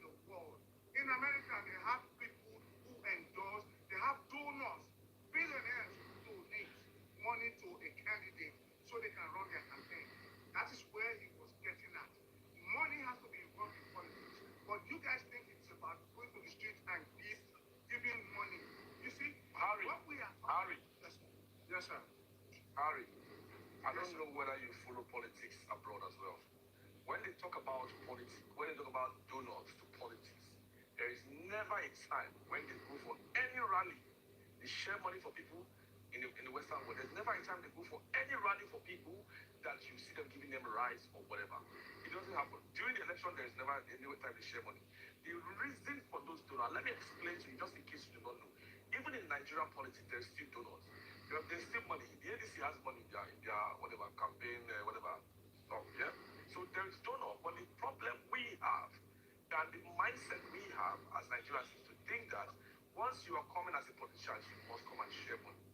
And that's where we need to get it right. So understand what you're saying now is totally different from it's totally different from what we have in the Western world. Okay? No. Money exchange during the Republican convention. Money exchange. I'm asking you, did they share any money? Yes. The Saudis. Harry. Which shared money? Which shared money? Saudis. They cut Saudis. I don't stop. You don't what you don't know. Stop talking what you don't know. Okay? Give us proof of this. Give us proof. There's one thing. Give us proof of Okila. Give us One proof of problem no, don't tell me Okila. Hold on. Just give us proof. Okila. Give us proof. There's one I'm problem. not gonna hold on. No, give us proof. There's a problem Give I us have proof. with you guys who host lives. You think you have all the knowledge nobody should say. I have not done that, Harry. Harry, I am okay, my apology. But that's what But he's not alone. Harry. It's not only him, even though he's hosting, he's not the only one that always fighting, arguing with you. No, Ruth, don't ask him. Harry, one second. You made a statement that what do you call them, they shared money. They shared money during the US election. Can you show us proof of that, please? Because don't say it from just your message. Trump himself said it. What happened in Georgia? No, I don't like you to use words like they said it. If you cannot give us proof, stop saying they said it. Because you cannot. Can you give us that happened in Georgia? Wait now, hold on. If Trump said it happened in Georgia, Maybe I'm wait, asking you I'll a type question. it in and check. No. He has to give us a proof of when Trump said they shared money in the election. That is what Ruth normally. That is what Ruth does. Exactly. In TikTok, you know, she gives the news, anything news. No, I don't even want. Let's assume. No, let's assume. I will check it out. I will find out for you. Let's assume. Wait. Now, Harry, hold on. Let's assume Ruth does not have the information that you have. Let's assume that the one that have the information that this is what Trump did. This is what they did. They shared money during the election, during the American election. What we are only saying is this. Give us a proof that, this is what was said. At this time, Trump said, give us like a link to go and check and say, okay, true, Harry said it and it's correct. Don't forget, Harry, there was a time he said something and I had to go and verify it was true. So you see that you're wrong now when you say that we always think that we're always correct. You said something that I disagree with. When I had to verify, I told everybody that on this part, Harry is correct. I've said it before. Okay, did you hear? I'm not the kind of person that I'll give you one story quickly. No, don't give us story. Harry, don't give us story. Don't give us story. If you cannot prove what you have said before, don't talk again. Prove it. How can I give you a link? So where did you get this? Where did you get it from? Who said it? What happened? Type 2 billion Jared Kushner. What? $2 billion to Jared Kushner by the Qataris. Go. So wait, hold on. $2 billion was given to Jared Kushner, right? Is that what you mean? Yeah. So $2 billion was given to Jared Kushner to share or what? To influence. No, you see, that's why I have a problem with you because you see, I have a problem with you, Harry, because you don't listen to the question to understand what they're asking. Then you start deflecting. Harry, I have asked you. I don't talk what you want to hear. Just say it. No, Harry, I've asked you. I don't belong to the cause. I'm going to ask you. Don't worry, if you call it, call it whatever I want to call it. I want to ask you again, Harry. Did you have any evidence that in American election they shared money to people? I did not say donor. I didn't say donor. They shared money to people because in Nigerian election there are donors as well. But I'm asking, that what is a major donor? So you know. That was exhibition to the Nigerian election. So don't worry. That was a relate to both parties. You are not listening to what we are saying. There is nobody. Like, you know, there are what we are saying. Wait, you know, there are different ways of buying. Hold on. They are in camp, but you want guys to beg. No, we tell the truth. We tell the truth. It's not. Listen. Is it 2024? You guys should hold up. Listen, it's not about buying. Is it 2024? Let me finish now. You found it. We live in. I'm asking. What are you going to check now? He said, don't know now. Now should be fact finder now. Now should be fact finder. No, that's not.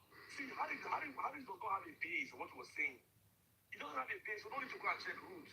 He's saying it's Dono does not be sharing money. No, it's not my base. I have been able to prove to you that he was not sharing money. It was Dono, and you said it was Dono. Yes. So let's leave that part. It wasn't sharing money. Yeah, it's not. I've seen it. For you base that you are saying that there are different ways of buying or vote buying. You didn't find what you found was it's not shared. you are not for donation. let's go to end this life because no one stress with this. Donation for overwhelming. You're not ready to the host then. No, that's your business. I have people that can think straight, not like you. Don't worry. I have people that think straight, not like you. Don't worry. You know what you tell me now? Yes, I don't tell you. I'm not going to tell you. I tell you straight. I get put the thing straight. No worry. I think better than you though. No problem. It's fine. That's your opinion. Okay, I'm only trying to. I've been able to floor you by you opening your mouth to say this. They share money in America. Now you can now see that you were lying. That you lied to this platform. Oh, is it the share money in America. Now you don't run. You see, you don't run. Now, please let me come to you. Because me, I found it. It's last on my blog. 2024. I said, leave Harry. Harry don't know to talk. Leave Harry. Now just APC 2. Leave him. That you don't worry. We know them. And it's okay to be with APC, but when you want to talk as APC, once you join APC, you lose your sense of understanding. You know the get sense again. Let me come to you, please. This is what you said. There are different ways of buying votes or they are vote buying. Once you start to do vote buying, it means you're already corrupt. It means that your premise of being a politician is already faulty. So there is no way you can even have credibility when you start buying votes. That is something that Obi will not do. That is what he has not done. And let me tell you, with Obi not doing that in 2023 election, Obi won that election, but it was rigged. You and I can tell. I asked you again, you were deflecting, and you were running. When I asked you, I said, was Port Harcourt, River State result, was it tempered? You ran away from it. Now that has shown me. That alone told me when I get to hear. You opening your mouth and say it will be that you want to vote for. But this I say it's a lie. You are lying. Bluntly, I will tell you to your face that you are just lying and trying to deceive people. Like what you don't want people to know that you are following a bad government that doesn't have Ogila, that's why you're coming you here. cannot So speak. don't tell You us cannot, that. Ogila, wait. I'm telling you, Ogila, I'm not speaking. you cannot speak for me. I'm not speaking I for you. cannot like someone the way you like the what you person. said. Ogila, if you have your blind spot, You don't have to like. no, listen. If you have a blind spot on what the man is doing and you cannot figure it out, I don't have a blind spot. I'm What telling is you, the blind spot? I like Obi. However, I will want him to. I have asked you. The question I asked you from the Ask beginning of my this, own I said, stand. If you do not stand with that, that's fine. You Okay, have let me ask you. views and your own right. Let me You go cannot back tell me to because I have my own differences go back of to that. why I want him to run his campaign. You're telling me that I'm wrong. Let me go back to that again, please. Let me go back to that again, please. Do you believe that Port Harcourt result or Rivers result was tempered? Again, I want to ask you. No. Huh? If I show you, no, leave him, don't worry, leave him. Did you look at the Rivers results? No. And saw that, no, you didn't look at that. So you didn't look at it, that's why you don't believe it, right? Now, do you want us to go and look for that result and show you Rivers State's collation results? Where they altered this by using Biro. You're shaking, you can see that. That's why I said like primary school. I'm coming now. Let me educate you because this does not want to go and find out by himself. Let me tell you that when they were doing the results, APC, LP was altered. The result, they changed it with Biro and they added to APC's own. That you can see that even the ink was not the same kind of ink. Thickness in terms of the ink was not the same. And said again, that was not uttered. I put it to you. You are APC political truth. Nothing you want to tell me. I'm not speaking for you. I'm not speaking for you. That's what you That's what it is. People like you are the people that are destroying this country and making Nigeria go down the drain by not standing for credibility and not standing for the truth because of money that wants to get into your pockets that you will not last forever with. Don't get me wrong, nobody will last forever. So what we need to do is whenever we find ourselves anywhere, let's try to make impact. I'm not looking for what we put in our pockets. Gila, listen. When you're speaking, you need to be open-minded as well. You are now, I'm saying to you, right now. Listen, I'm saying to you, Obi, for me, yeah, first and foremost, the way Nigeria is bad, it will take a man like Obi more than 4 years to put straight. First and foremost. Secondly, we need like 10 or over 10 of Obi kind of personality in power. We have heard all these I'm going somewhere. Stop repeating it. However, the way the strategy Obi is using with the Nigeria system, he will never be the president. So now, use that word never. Yes, I'm telling you. Because now, if after these 4 years, how many years do you think Obi have left to campaign for presidency? Therefore, we should all fold our arms and die. Therefore, you need to do something better. That is what Base wants. Yes. Abba, Base, I beg you be APC man. Talk up, make you come out here, make we even put heads together, talk how we will deliver our country. I beg, we don't need this kind, it can okay, never how you want to deliver the country? No. We need somebody that is opposing. No, we need to know this kind of mindset. Okay, now, how do you want to deliver the country? The same pattern you used last election. Listen. I've always liked opposition, right, in my topics, when it comes to maybe different ideas. But you see, what I do not like is when you come to support somebody, give us credibility, give us things that will make us believe you. That's why you see that even when people come on, somebody was saying that he likes the platform, but I'm putting video there. My brother don't vex. Now my platform, I love video so much. That's why I use him as my screensaver, whatever you call it. So that one, I've been there. That's what I want. When you love the girl, put the girl as your screensaver. Exactly. When I know your vex, that video is not my guy. So that's for one. Now, this is what I was just trying to say. If you want to defend something, defend it to the point that when somebody is listening to you, they will have reasons to have a change of mind. But in this case, I will tell you, like what Chris was trying to say, what we need to do is to try to enlighten the minds of people and see what we can do, what change we can bring.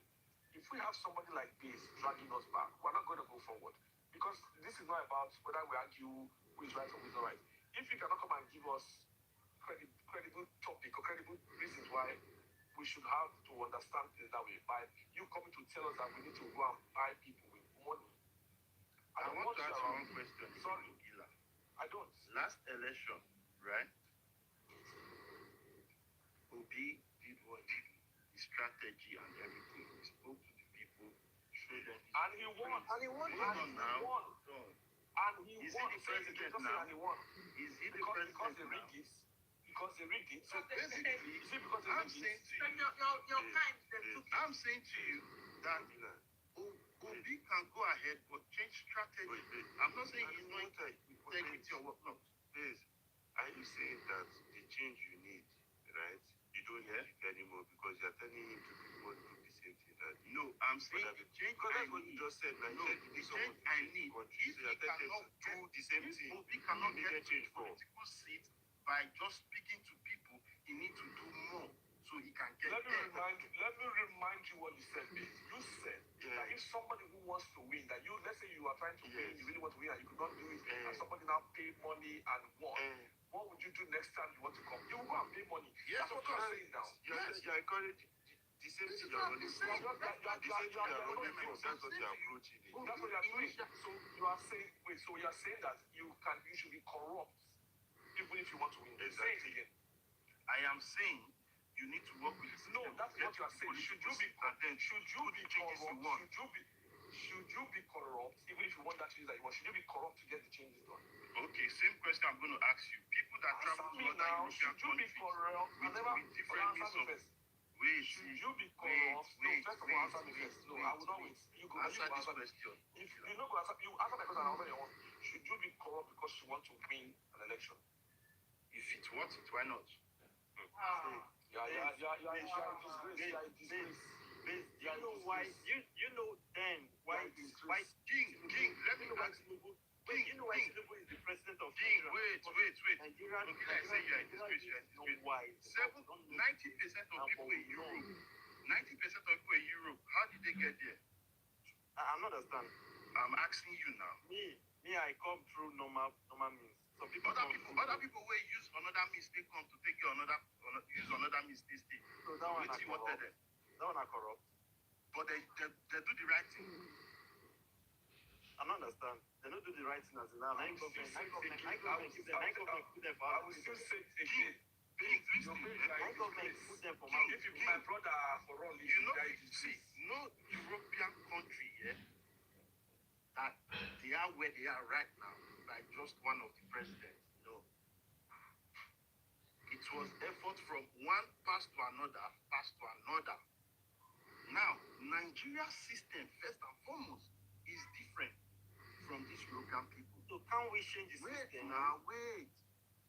Now, you have tried to beat this system by doing it. I'm using you, please. Let's go back to this topic. Let's on social media, please. Please, I don't want to speak on this anymore.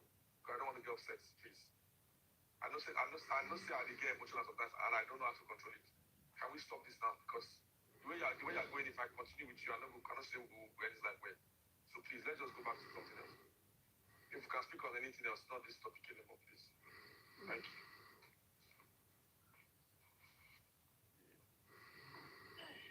Yes, I support Ogila because the thing not dey make sense. You are going back to the same old process. It no make sense. I beg. I support Ogila. Let's change topic. We talk another day when we have a complete house that agree on one goal. No, we don't have to agree on one goal. We don't need to agree, but if you are saying something, a better argument. Sorry, Chris, we don't have to agree on one goal. We don't need to agree on one goal. Yeah. My problem is, and I want to say this.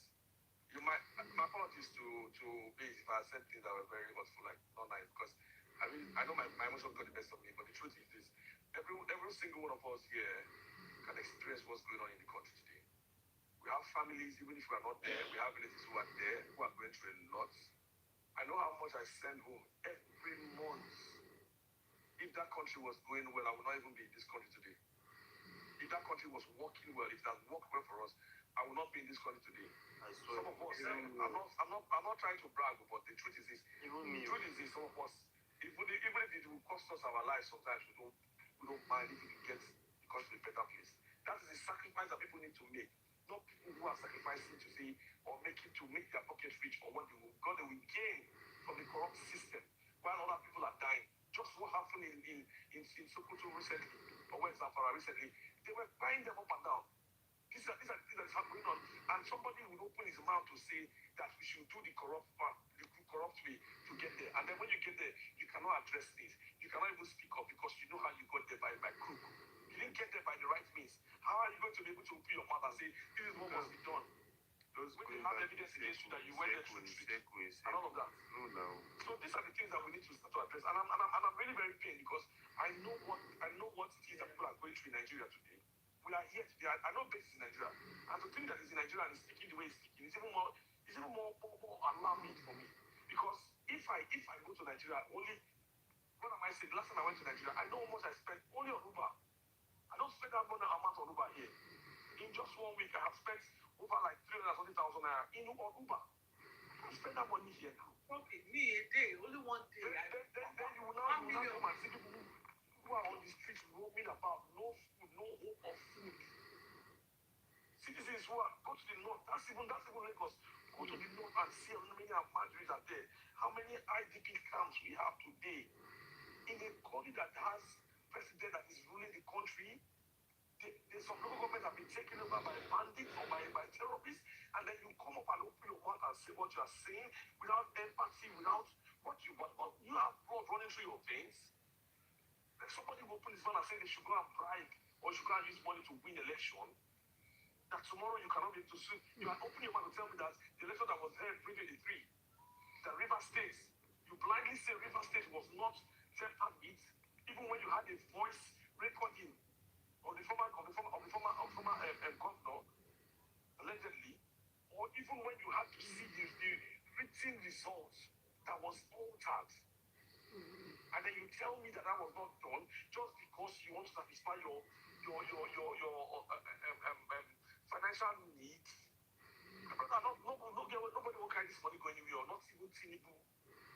No matter how, if Tinubu lasts another 20 years, he tried. Not another 20 years, he tried. How many years Buhari died? How many years was Buhari when he passed on? Tell me. Ogila, you take all things that he acquired. Ogila, You take anything anyway. if you are going home from work, right, and there's a roadblock in the normal route you use to your house, would you say because of the roadblock you're not going to go home anymore? What does this another? I'm just asking you a question. Sure, you use other routes to get home. So yes, I was there as well. So what about that? Now the point is, if this man did the right thing the first time, right, and somebody used crook to take the power, and now that person that used crook is sitting in that power right now. Do you still think that in the Nigerian system, this man can still use just talking? You are not even listening. You are not listening to yourself. And I've asked you, and you have told me, that's why I said I'm disappointed in you. When you said that he should go and get corrupt to win election, that's what you said now. How are you in your right sense and you're saying things like this? Oh God, you go raise children tomorrow. How you want to train them now? Oh God, you're telling people that they should get corrupt just to be able to win election. See, you guys, all of them, the one that they talk, I still the Nigeria where we come from, all of them come from. This is your integrity. If they work for Nigeria,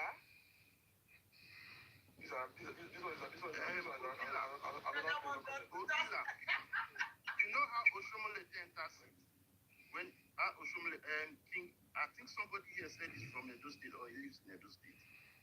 How's that person? Yeah? How did Oshomole won his first election?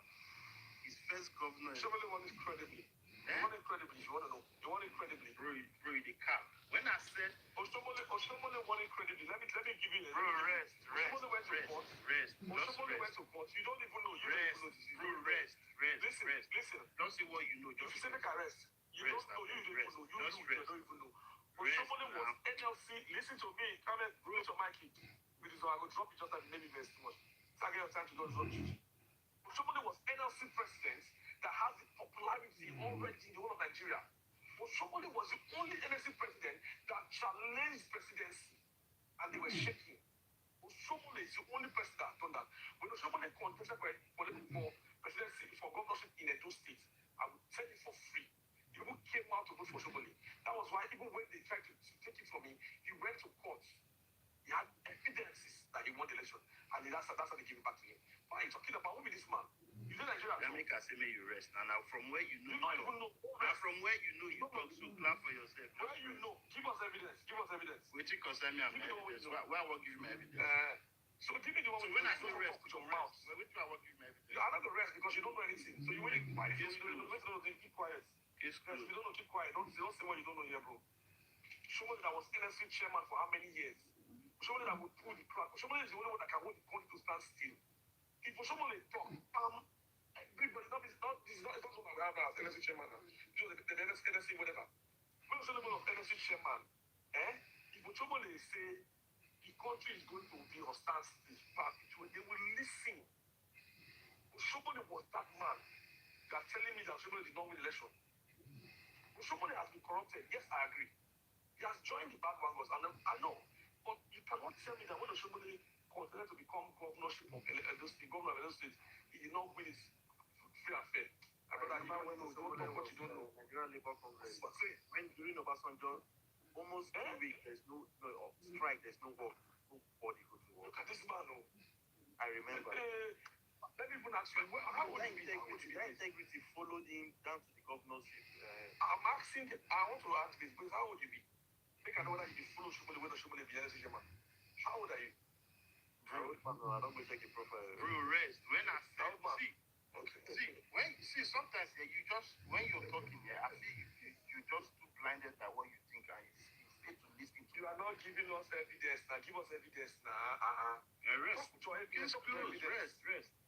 If you say make arrest, that means you don't get evidence. So keep quiet now. Okay. If you don't get evidence, don't talk. Me, I get evidence. I don't give evidence now. Okay, now, when I said Oshomole came with his strategy. Oshomole came with his strategy. And the strategy, wait, this thing will kill me because it's the education. Oshomole came with his strategy. And the strategy was no godfatherism in Edo State. That was what he came for. That was the first strategy. So if there is no godfatherism, how is it with them? When I tell you, say, sometimes you need to bend you need to bend to fit in. When you fit in, now break everything. Oshomole's party paid. Bro, when I said we do it, the campaign, on voting people, pay money, who do that one?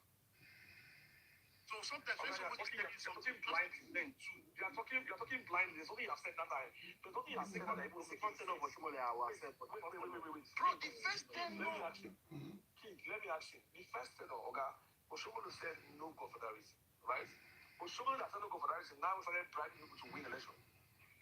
That's what I said. Answer me. That is what I said. You need to add other strategy. And I'm telling you for free. I'm a living witness. I know what I'm saying. Please, just answer me this question, I beg. You said Oshomole said in his first no godfatherism. I want to now ask you, are you going to tell me that the same Oshomole that said no godfatherism was the one that went ahead to be bribing people and giving them money to vote for him? Was it not his party? Is it the one I ask you now? Was it not his party? Wait now, you never answer my question. Has structure now. What party was it? Calm down. What party was it? What party was it? When APC What is party giving was out money, is it Tinubu that is giving out the money? Is it not people? Wait now, see what I'm saying? Listen. You are not even saying the truth because you know why? Somebody who has said no godfatherism, right, and won election, right, with no godfatherism, definitely he doesn't have the money because who will give you the money is your godfather. You are not going to get money by your own self, right? He said no godfatherism, and he won election without godfatherism. Does it not go to show that this person did not bribe people to get there? You don't. Bro, That did you're you not messing live yourself up. in Edo State? Did you live in Benin? Jesus. Did you participate in the campaign? Or Where the is it like living in a country that or in a town that you have to know the thing that is going on? I don't understand for this, man. The whole person they argue. Oga, where were you I there? can give you facts to tell you Oga, where were you people there were now? bribing people right in our front. Oga, It's a Oga, very can I very give facts? Oshomole did that time. Which party Oshomole did? Which party was it? Which party was it then? You go ask them when which party is it? Which party Oshomole did? Oga, answer now. You were making math. Now, what party was Oshomole then? AC and What party was PDP. it? Eh? This boy Lucky was in PDP. Oshomole AC. Oshomole was in AC. Okay. And Lucky was incumbent then. PDP. So that's what incumbent was PDP then now. And you want to tell me that AC had more money than PDP then. So AC was able to bribe more and they won. AC had more money than PDP. PDP that was incumbent. Strategy that be clamoring for sleep. No, now you are saying that they use money to win. I'm asking you This now. man, right? You already bring your strategy, your integrity, and whatnot, right? And you tried it the first time, it's not working. The second time when you come, that's the pattern. Add money. Please, just relax. Oshomole added money, and I'm telling you, Oshomole, how many times Oshomole contest? How many times he contest? Please calm down. How many times Oshomole contest? How many times? Oshomole contest once. How many times? Okay, good. Now listen to yourself because you only go tie yourself with rope. Oshomole contested once. Now you said that Oshomole now, PDP was the one that was sharing money then because PDP was the one that had the money, right? So apparently PDP would have been able to share more money than AC. Do you agree? Yes. Okay. So let's assume that AC even was sharing money. But PDP that shared more money did not win the election, no. That person we don't share, when share small money or not even share money at all. That can win. Now, did he share or did he not work share? for you? Did he No, share? I'm not. You were the one that said the share now. You don't have the share. I say me, I don't place a share. You say it's share, but you don't have the proof. You don't have any proof at all that you share. But you can also believe that. Wait. You can also believe that it could be there would definitely be buoyant. They have more money to have won if it was by sharing money. They would have won the election first. Let's assume that it was by sharing money. That means somebody would not win the election at all. Ikube would have won the election clean and clear, right? Does that not kind of negate your summation or your analysis, or to make you look like what you are saying that does not add up? If only you listening. See, if that man had run that election by just saying no godfatherism, he wouldn't have won. Period. If he did not add money to it, he would not have won. Okay, you say if he had done it without no godfatherism, but you now said no godfatherism. You said that if he had done it without saying... said just by godfatherism, without adding money, he would not have won. Okay, but can I also say that your claim now does not have any base because you don't have any proof? That's how you choose to see it. I'm asking you now. That's how you choose to see it, but I'm telling you. No, but I'm asking you now. No, but wait now. Without proof, can you actually confirm? Because you cannot confirm. You cannot say that you shared money during the election. You don't have any proof. Now, if you want to go by 2023 election, I can show you lots of proof that APC was sharing money. I can show you many proof that was there. But I'm saying now that you are claiming now that Oshomole has shared money to win the election. You don't have any proof to show that he shared money. So it can be your word against my word. And I can actually stand by saying Oshomole did not share money during his first tenure. That's your choice, like I said. Governor. So you see that you don't have any participated Thank God. You don't have any what I'm saying. You don't have any base. They share money for you. They give you money to the election. Did they give you money on that election day? Did they give you money on that election day? I'm asking you. You're another person. Did they give you money base on that election day? You keep quiet now. You don't answer. So they're not giving you money. You say they share money. Maybe they proof. Maybe they give you money. That's what I'm saying now. If they share to him, he can say they share to him. Let us confirm that if AC gave him money on that election, then I can say, okay, he has a proof to say that AC gave him money. But even at that could be his word against anybody's word. If there's no video, no picture, no evidence to say AC give out money, he didn't lie for us for here. Simple as that. Back up. Thank you. Wait. It's boring. You say whether I will not go hear you. When you come, you just go where we go. Because I know they understand the situation of the country. Now just use abroad like they look Nigeria. Nigeria is different from abroad. I don't understand. You Nigeria, so you live well. Nah, you will see what they tell us. So wait, Mona not attack me. Mona wait. Make I like you now more, Yeah, go ahead, letting us. Nigeria, we where they find integrity, you know they reach anywhere for Nigeria because everybody where they see for Nigeria like this, they know they after your integrity. Now after waiting, they will just speak for yourself. Speak for yourself. Say you, not the other integrity. Okay. Yeah, speak for yourself. Not everybody like that. Speak for yourself. Some people waiting in Nigeria, they don't need that integrity now because they go tell you say if they don't enter office, they know me again. Now waiting they give me to the 9 now. So if they give you 1,000 to say 9 be your own for 4 years. Wait, you look me like who they each up 1,000 for 1 day. No, I don't ask now. This way they say integrity. You not wait, make I ask you, where you come from for your village, where you come from? They need to do them. Yes or no? That's not the question they're asking you. Answer the question. Guys, if they give you 5 million, if they give you 5 million today, you go vote. Not be 1,000, 5 million. You go vote who they want they make you vote. Where you know say you know go change Niger, you go collect. I tell you something. This language one that they use change. I don't tire for the change. Because this one you like the way this one go now. This one go change. This one go come with change. They go change us to another situation. We know where we go. So for your mind like this now, who if they say Peter Obi and Tinubu stand, who you want vote? Look, I tell you something. The this country where we dey so, eh? No, not be the country. Now you are the talkers for you as a person. Me as I dey like this, now where they benefit me, na there I go. All right. You don't know say as the country dey like this, so some people they benefit from this side. You are part of the problem. When it come, when I meet her before, me I know say na the part. Make I explain give you. When if you as you dey so, if you dey benefit from the country today, you no go talk with when you talk. Ejobori, hold on. Where you dey work? Me, What you dey do? I no dey Nigeria.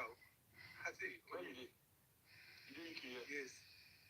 Now people like I go collect 500 and 200 for City Boy now. Or money we just start. People like that. City fire. Me I no dey after say na APC. So you know the answer we say. Wetin me Where I you dey answer? Where you go the answer? this our country no be only those people wey we dey vote for na dem dey spoil am. Na we ourselves use our hand dey spoil the country. So you say you said that you be the problem. Yeah, I'm part of it because Okay, good. Thank God say you don't receive part of it. Yes. Don't worry, that's what I want to hear. It's okay. because as we all dey today so, if we go see wetin we know say this thing e go benefit our children tomorrow because say we want make e benefit us now. We go say na that one wey we dey see so na we want. And this Peter Obi of 18, na lazy man. They say if they follow lazy man, they fight. Stop. Only you talk one word, just as say wetin we say wetin no good for our children. You now as you dey now, so the same thing wey you dey put to collect now from the ones when go favor you this moment, it go benefit your children. You know, I don't know for It go benefit your children, and they ask you. the one wey I wan vote for today. Yeah, the one wey you dey pursue, the one wey you say na the one wey they will fit give wey you go own and now you go collect. That one go benefit your children. No, You know better say, but you follow to do am. So that means no, I don't dey care about follow. the children. No, wait, make I tell you now. Make I tell you. Nigeria, You don't answer my question. Not bring Nigeria, but I ask you, if you don't go benefit your children, why you come into am? You don't care about your children. yeah, I care about my children, but So why you can't decide to say you want to take? yeah, make I just stop. answer you. If I can't go vote for Peter Obi tomorrow, he can't vote pass Tinubu where we all of us. No, wait.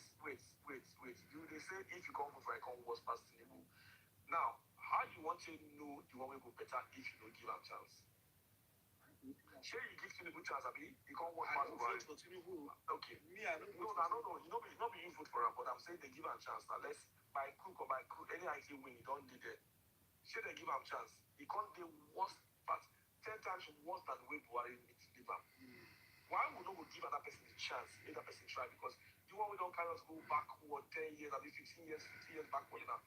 Why would not give somebody else a chance? Make that person try. Make that person go do. Why you just believe Can I just say this something? one will this one question. Go on. Is it Ojogori? They call you, or is it See, when you call me, I know the. Don't worry, let's put my name here. I know the. Sorry, I want to know how to No, you try to pronounce them, not that. Ojogori. Good luck. My name is good luck. I'm a Ejobori. Sorry, I like to know me. I'm somebody that learn every day. I like to pronounce No, things. when I don't talk, say, all of now, intellectual people say why Tinubu the room say. No, come, let me just, I just want to give you something to take home. You understand? I don't judge, I'm not going to judge you for what you are or who you are, who you want, what you like to do. You understand? This is something that you think. But I just want you to look from another perspective, part of the life that we have. I know now you're abroad because you say you're in the UK now. So you prefer to just be here forever and not go home. You understand? Okay, if you like that, but you don't think ahead, like we are selling our country away. We are taking away our country bad, like we are destroying our country more and more by we taking bribe, doing so many things, and we are not thinking ahead. We're just thinking for today. We are thinking of now, and we are not thinking for tomorrow. You know, and you say no. Only what you think about is your own now. What you have to have now.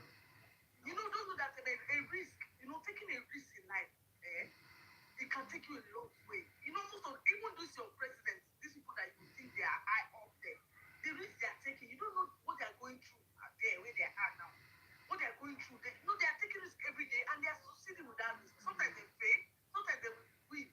This is the thing that we all have to start to think like now. We need to forget about the what we have to eat now. We have to think for the future, for our children, for the things, for we to be able to. Me, I want to leave this country. I'm tired of being abroad. Yeah. I want to go back home. So for us, we have now, you that people have, you can work and eat well here. You are thinking like this, talking to the people back home, so you can see. No. Let me tell you something. You can see. You don't know. You go and check my Facebook page, and you go see the way I say charity begins at home. See the way they fire the one within my home. The one within my home. Go and check my Facebook page. Because it's not about only Buhari.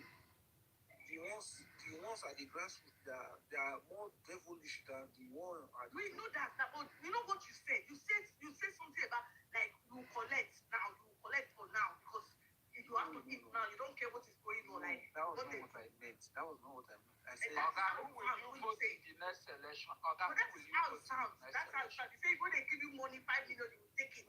Yes. Politics is beyond everything one and the top of this. So forget Who will you vote in the next election? Politics is beyond. Politics is beyond. But how are we going to change it? Change it. Who will you vote in the next election? No, forget about who you vote because I don't believe in people telling How you. we can change this thing to my own view where we say now they say the way animal run now they take the shoot am. You dey understand? Now hunter take the shoot am. No. Sometimes the way you hunt cannot be the way another person hunts. That's why they always ask for people who's that they will get hunter. They'll say this person is the best hunter because he has his own way. You can be your own best hunter in your own way. You understand me now? So you cannot follow the way the people of you don't go farm before. If you don't go farm, no, I farm well. I can eat garri myself. I think you the best hunter will tell you say now the way animal run and so they will shoot am because yes, they will tell you that too. But how you position yourself too different from how you take on the animal. You understand? So let's forget that part. But you cannot hunt this one now. It's political part. Hunting is different from being in the bush is different from being that is what I want. I want to give you an illustration. I want to give you an illustration. If the head is okay, I want to give you an illustration. Exactly. But waiting I now want the head is not okay and the tail is not okay. Wait now. Like for instance now, like the way me and you they think say we want integrity. So for inside the country. The people where they back home, now until they see all this thing, people where they back home, they know the reason all this thing where they reason. So even you are not you are the same. Even though you are online, you too don't like that. You are the same like you them. don't understand me. You don't understand where they come from. Today UK, yeah. If you are thinking like this, send money go Nigeria. You know say the money where they send before, will be the money they send now because things no dey all right. Yes. So you waiting for UK server. You never Guy, have your bills finished. You don't know as I dey die to even make Nigeria even better pass the way. no, you are not dying. No. See, waiting at the You are dying. time. You are dying. But you say you go follow who give you money. Give you 5 million right now. Give you 5 million right now. You are dying. Waiting You don't want to change it in a long term. And who are you going to vote in the next election? Let's another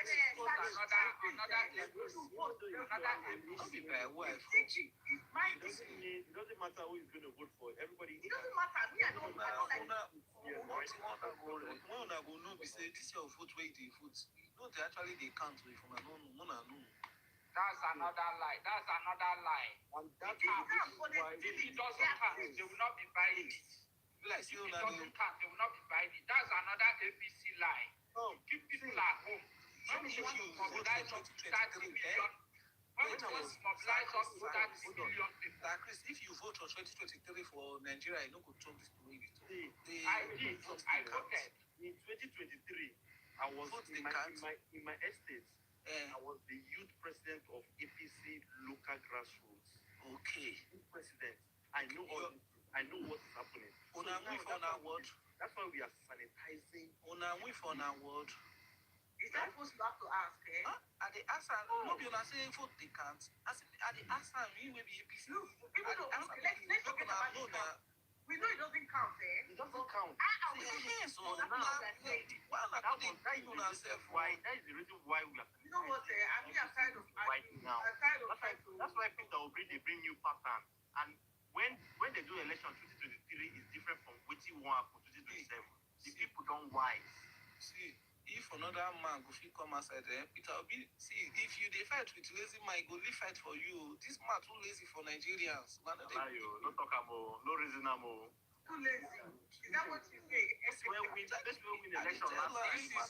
This is his own reason for not going strong like him. Strong like him. But he would not vote for someone that because won the last election. He believes his oppressor is stronger than the man.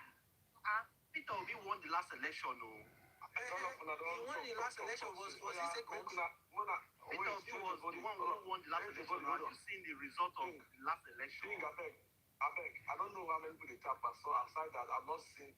Please send your ask me, and please guys, if you can go to my goal, what's it called? You can just check it. So please, let's support the life too, okay? Thank you guys. I hope we can use that. You know, just send your ask me, guys, and please support the life. You can go to my daily goal or whatever you call it, if you can. It's not Alright, guys, go on. It's only putting the one for to be or. There's the life goal there now. It's not coming up yet. It's just a top on one. No, I've seen it now. But yeah, it's not showing for Life goal there. It's showing them will you be my first super fan. Oh no, not that one. Life goal is on this one now. When you're saying before. Don't worry, let's go on. But guys, keep checking it out. It's like everyone has dropped out.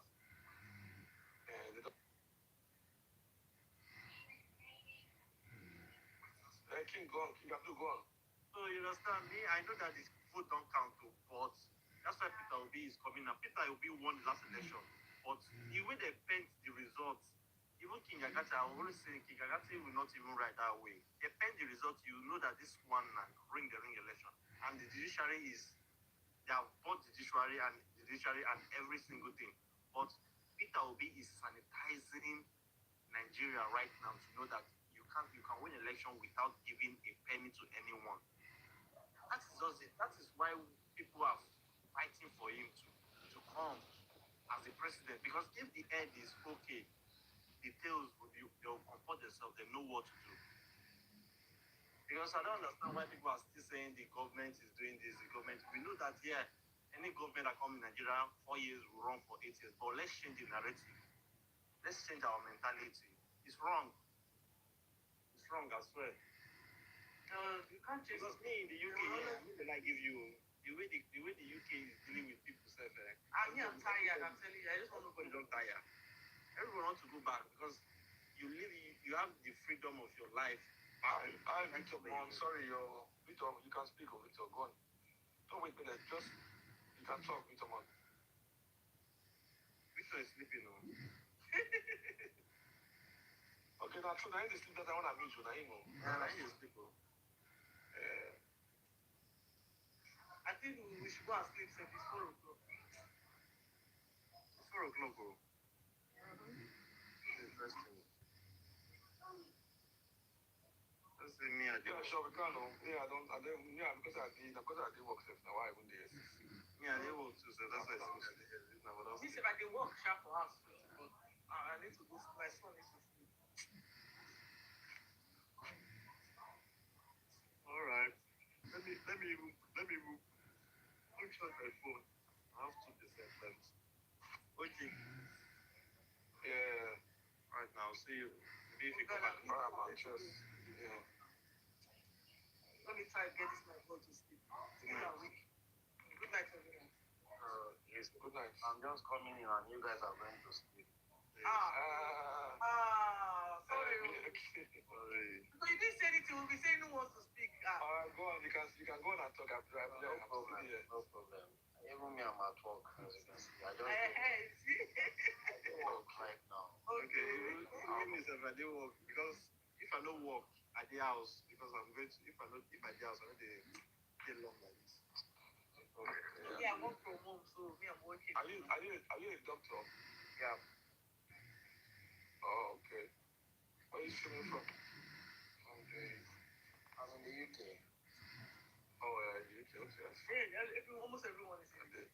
Everybody won't know. All right. All right, cheers. I'll follow you back now. All right, man. See you guys. Bye. Nice, eh?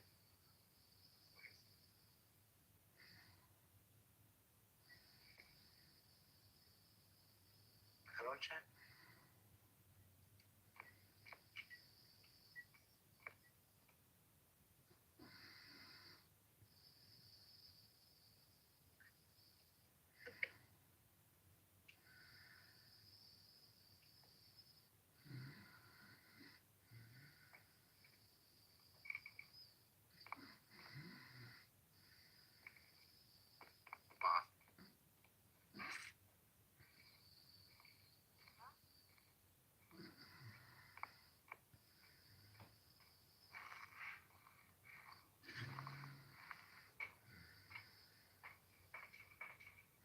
Questo.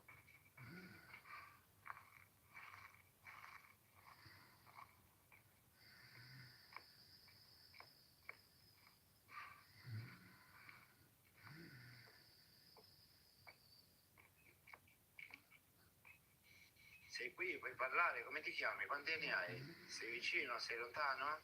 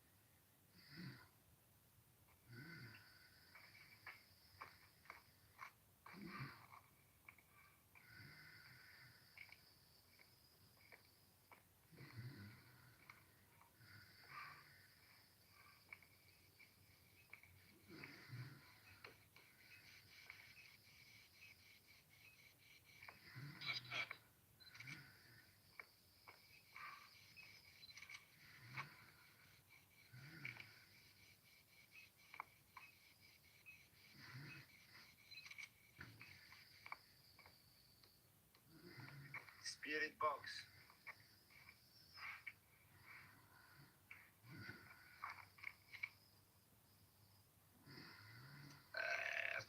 Sono tanti.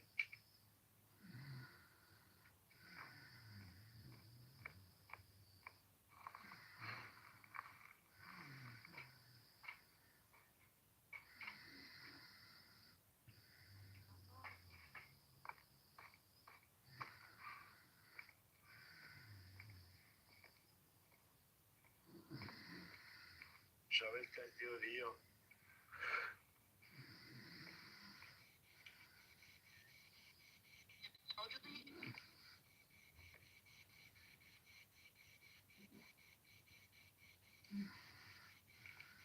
È un chiacchierone. Sì. Oh, lancia pure le cose adesso.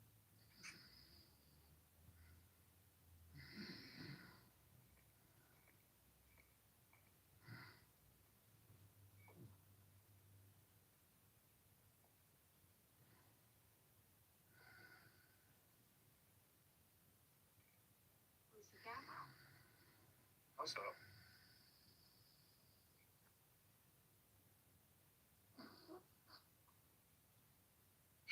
Gary Mousley. Daryl. No, Daryl, Ah. Gary. Gary.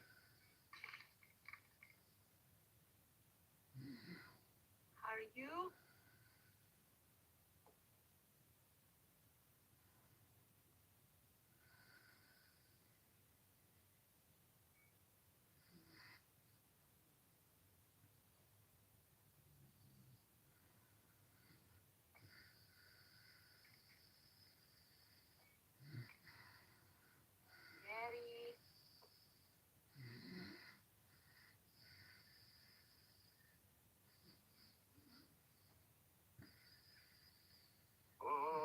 sente tutte?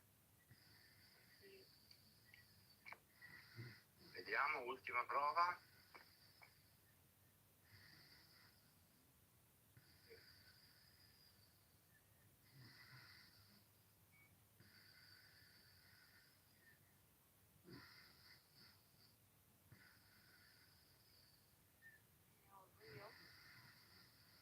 No, deve spegnere tutte e accendere la croce.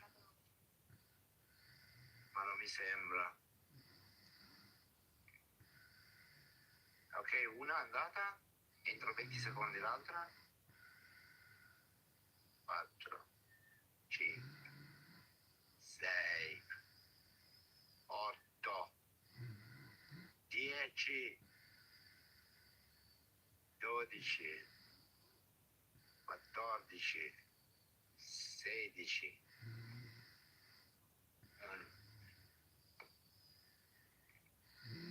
5, 6, 7, 8, 9, 10, 11, 12, 13, 14, entro 20 secondi. Adesso la croce, preparati alla croce.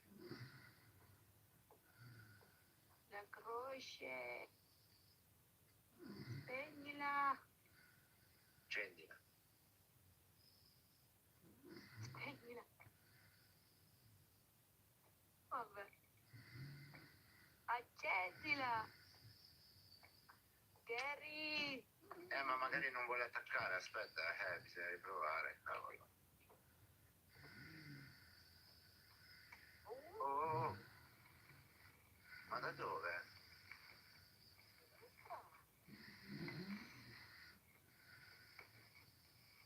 Ok.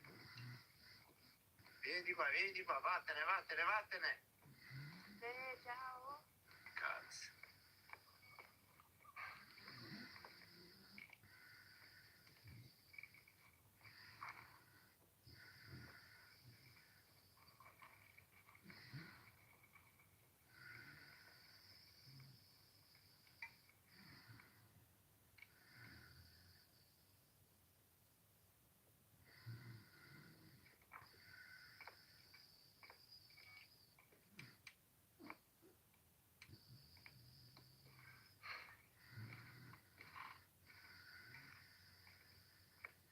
Si è spostata la merda.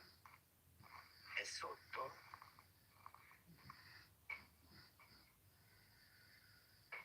Buonanotte Luciano. Ma io l'ho visto arrivare da qua, Simo, dalla sala.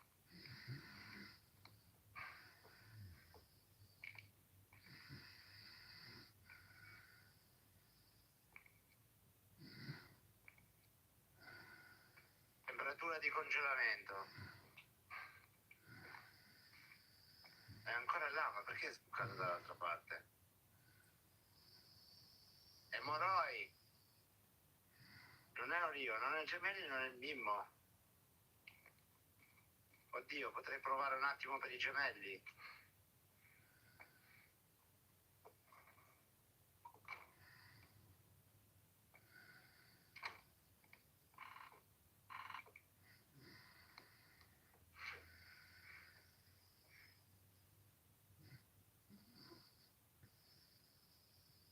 Fai la foto a Simo.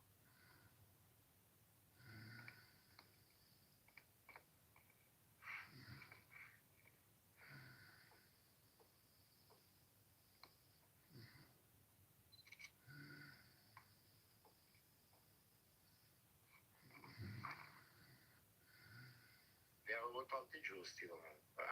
Mimmo non credo. Un Rio no. Gemelli, vediamo se... Cioè, oddio, era normale questo. Vedi che...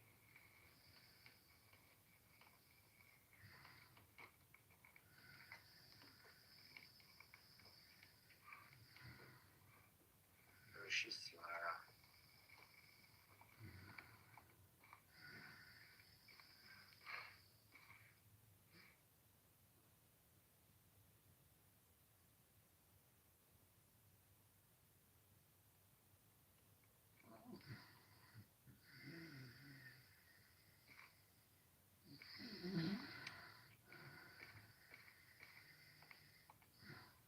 l'altro, non mi ricordo l'altro com'era.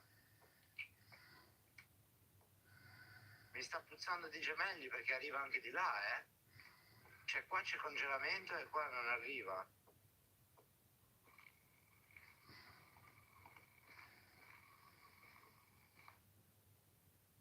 Eh sì, 8.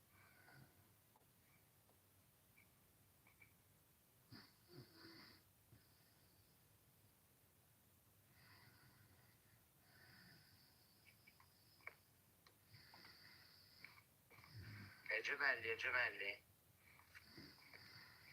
È gemelli. Se non è gemelli non capisco perché Moroi sta in 2 posti.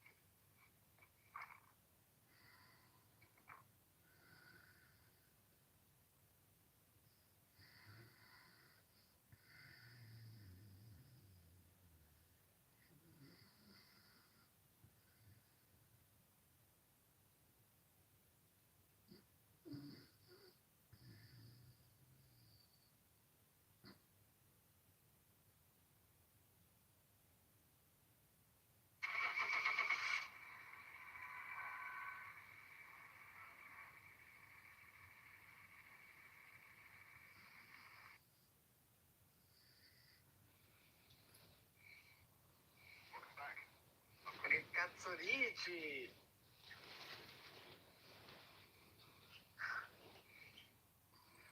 Oh ragazzi, io l'avevo messo. Anch'io avevo Moroi. Sì, ma non può avere temperatura di congelamento nel garage e scendere la temperatura dall'altra parte. E il primo non era così veloce. No, per niente proprio. Mamma mia. Poi il secondo l'ho sentito bene, perché stavo in cucina.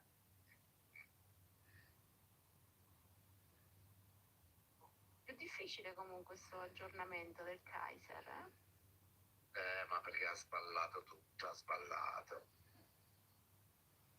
Erano più fucilotti i primi. Confondi con tutto, cazzo. Eh sì.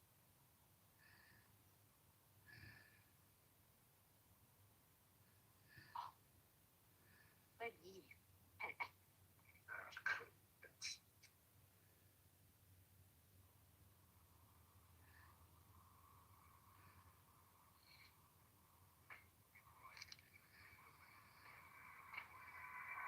Porco diaz. Quella... Oh, no, no, occhio con la testa, eh.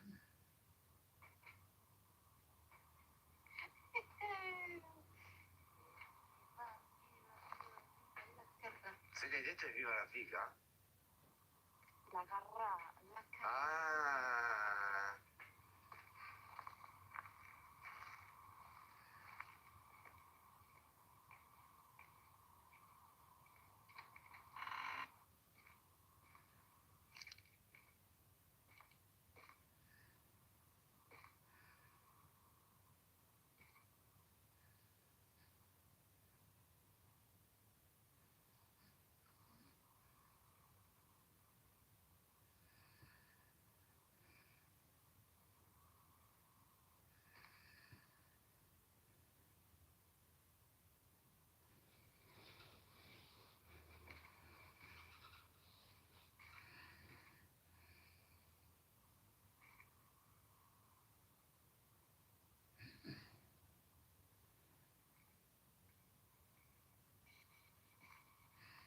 Zimbabwe.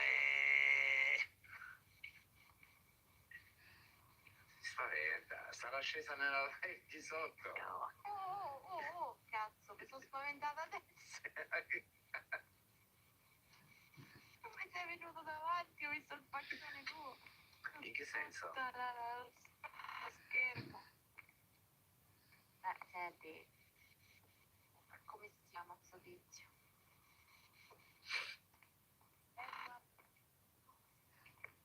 Oh, è qua, è qua, è qua. Com'è che si chiama Herpes? Edward. Cazzo, ho usato il... È qua, è qua. Qua, qua. Edward. Edouard.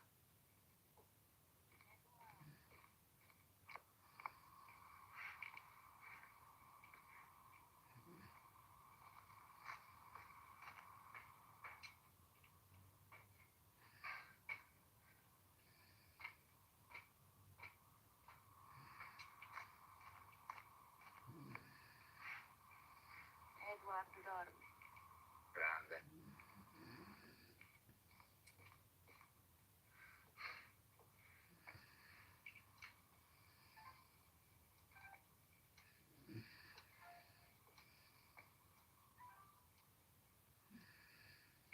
Sfere di luce.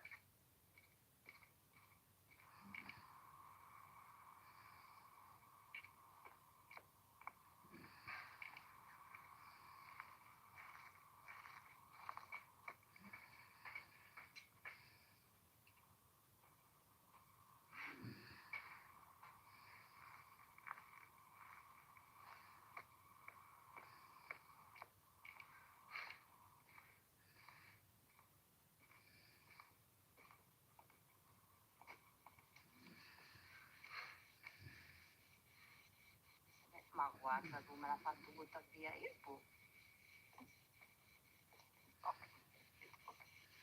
E qui puoi parlare, come ti chiami? Quanti ne hai? Sei di Genova?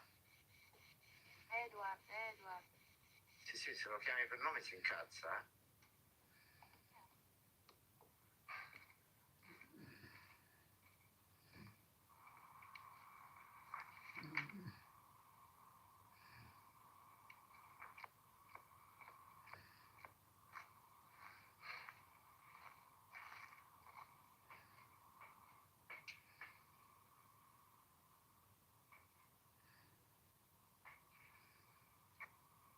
Non calpesta il sale, oh.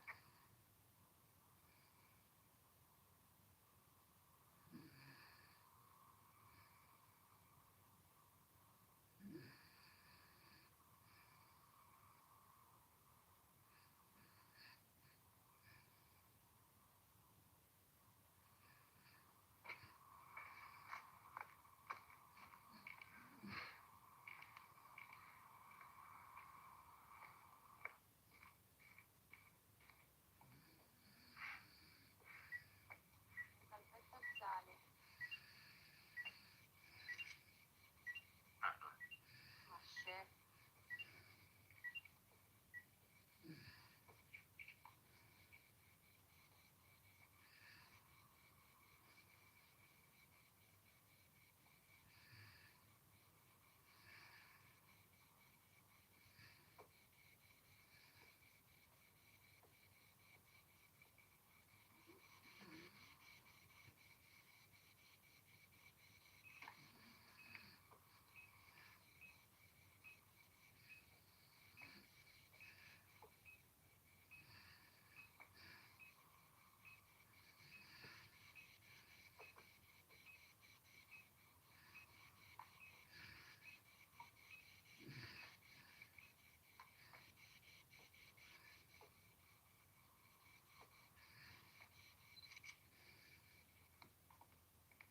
Sfere di luce e ultravioletti.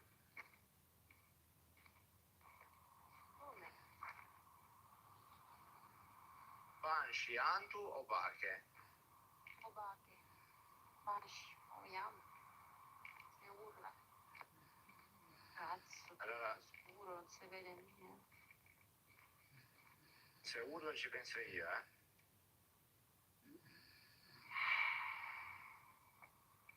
Ok.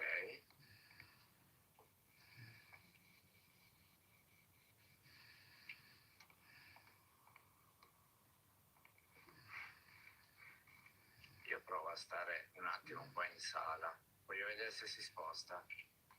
No, era Revenant che si spostava. Mi ricordo.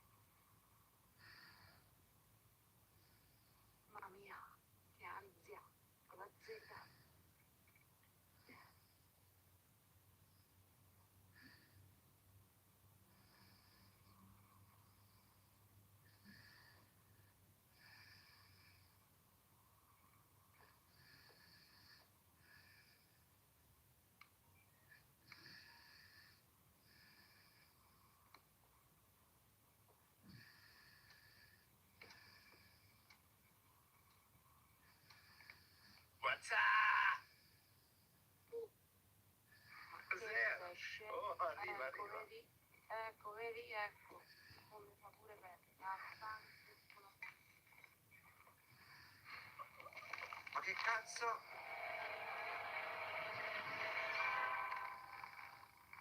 Oh, Bacca, ho visto che si è trasformato, no?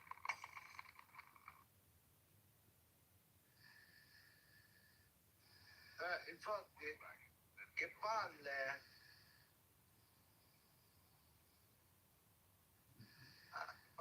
Ma cosa urli pure te che ci becca? Cazzarola.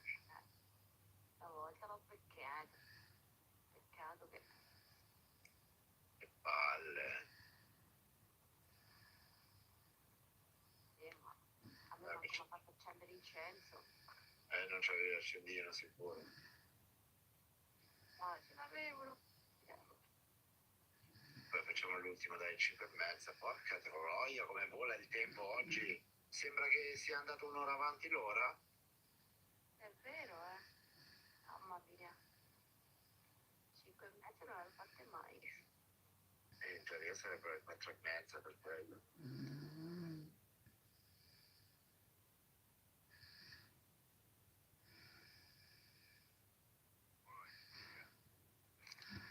Ma veramente vale,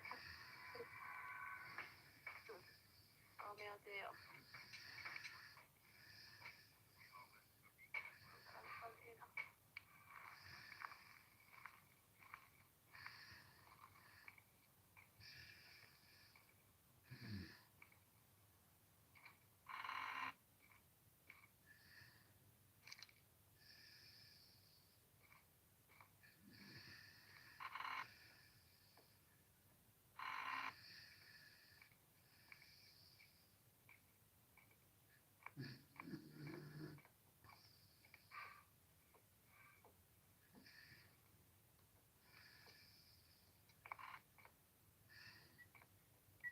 Presenza qui.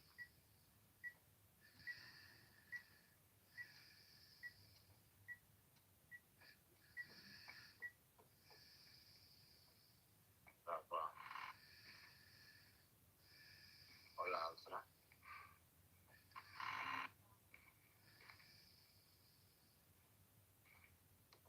No.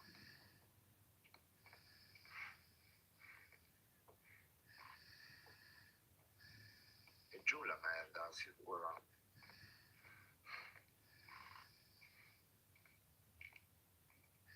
Credici.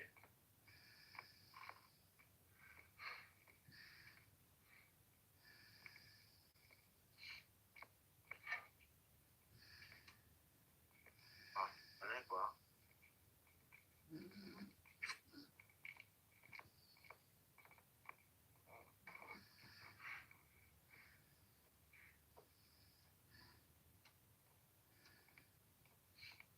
Ma dove cazzo è?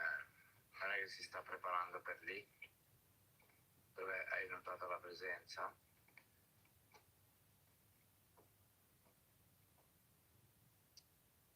Qua dove hai trovato te era altissimo.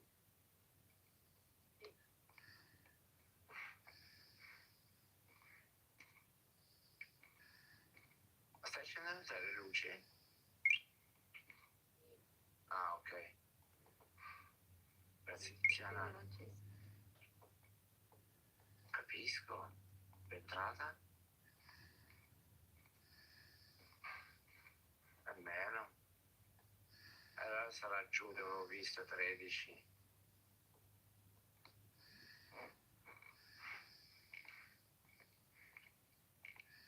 In garage, Elio? È qua, è qua. Eccolo.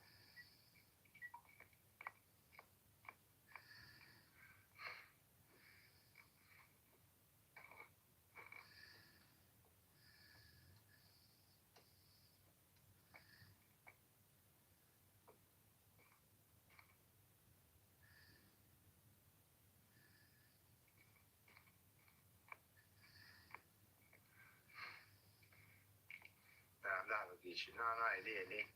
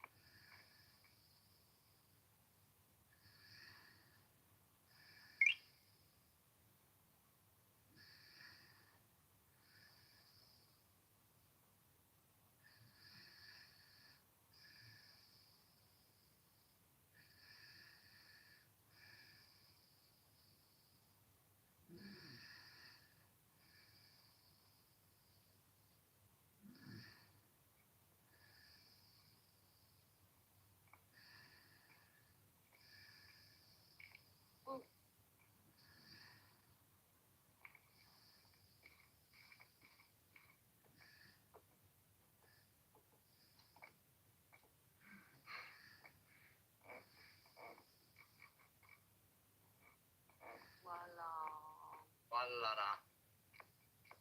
What? No. Da.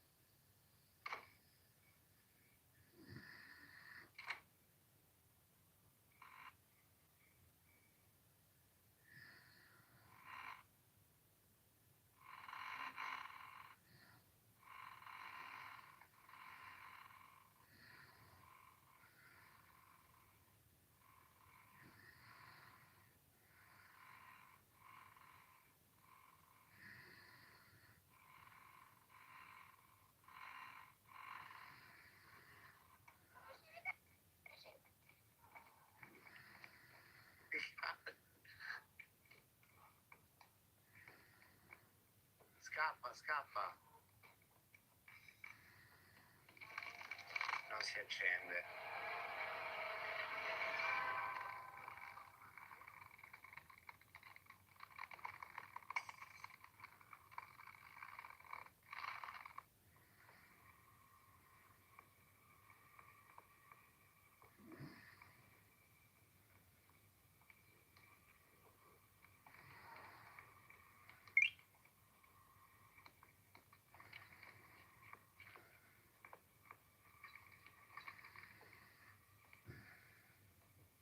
Oh, Diaz.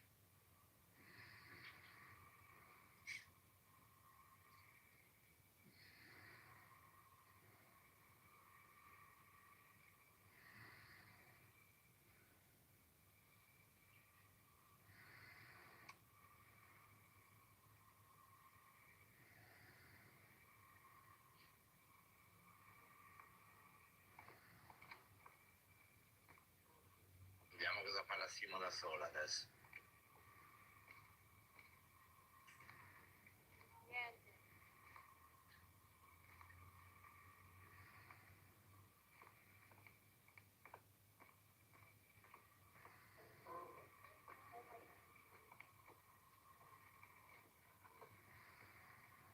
Non ti vede, oh.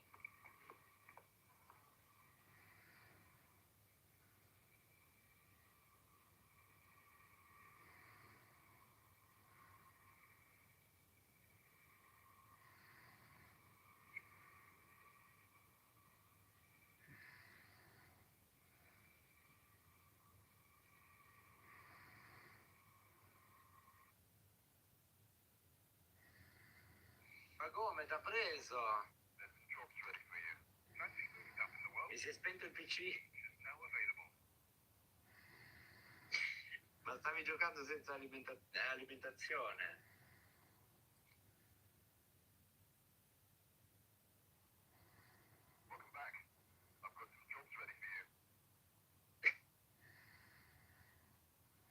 Non è possibile.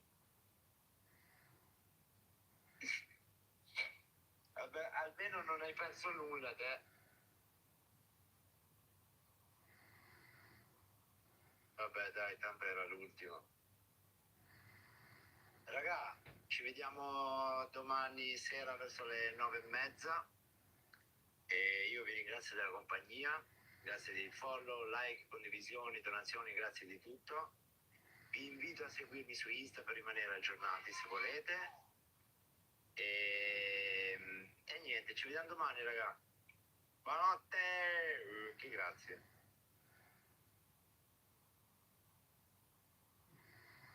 2 months later, I think 7, 8 months down the line, he was calling me, I was not answering. He will come to my house knocking on the door, I will not open the door.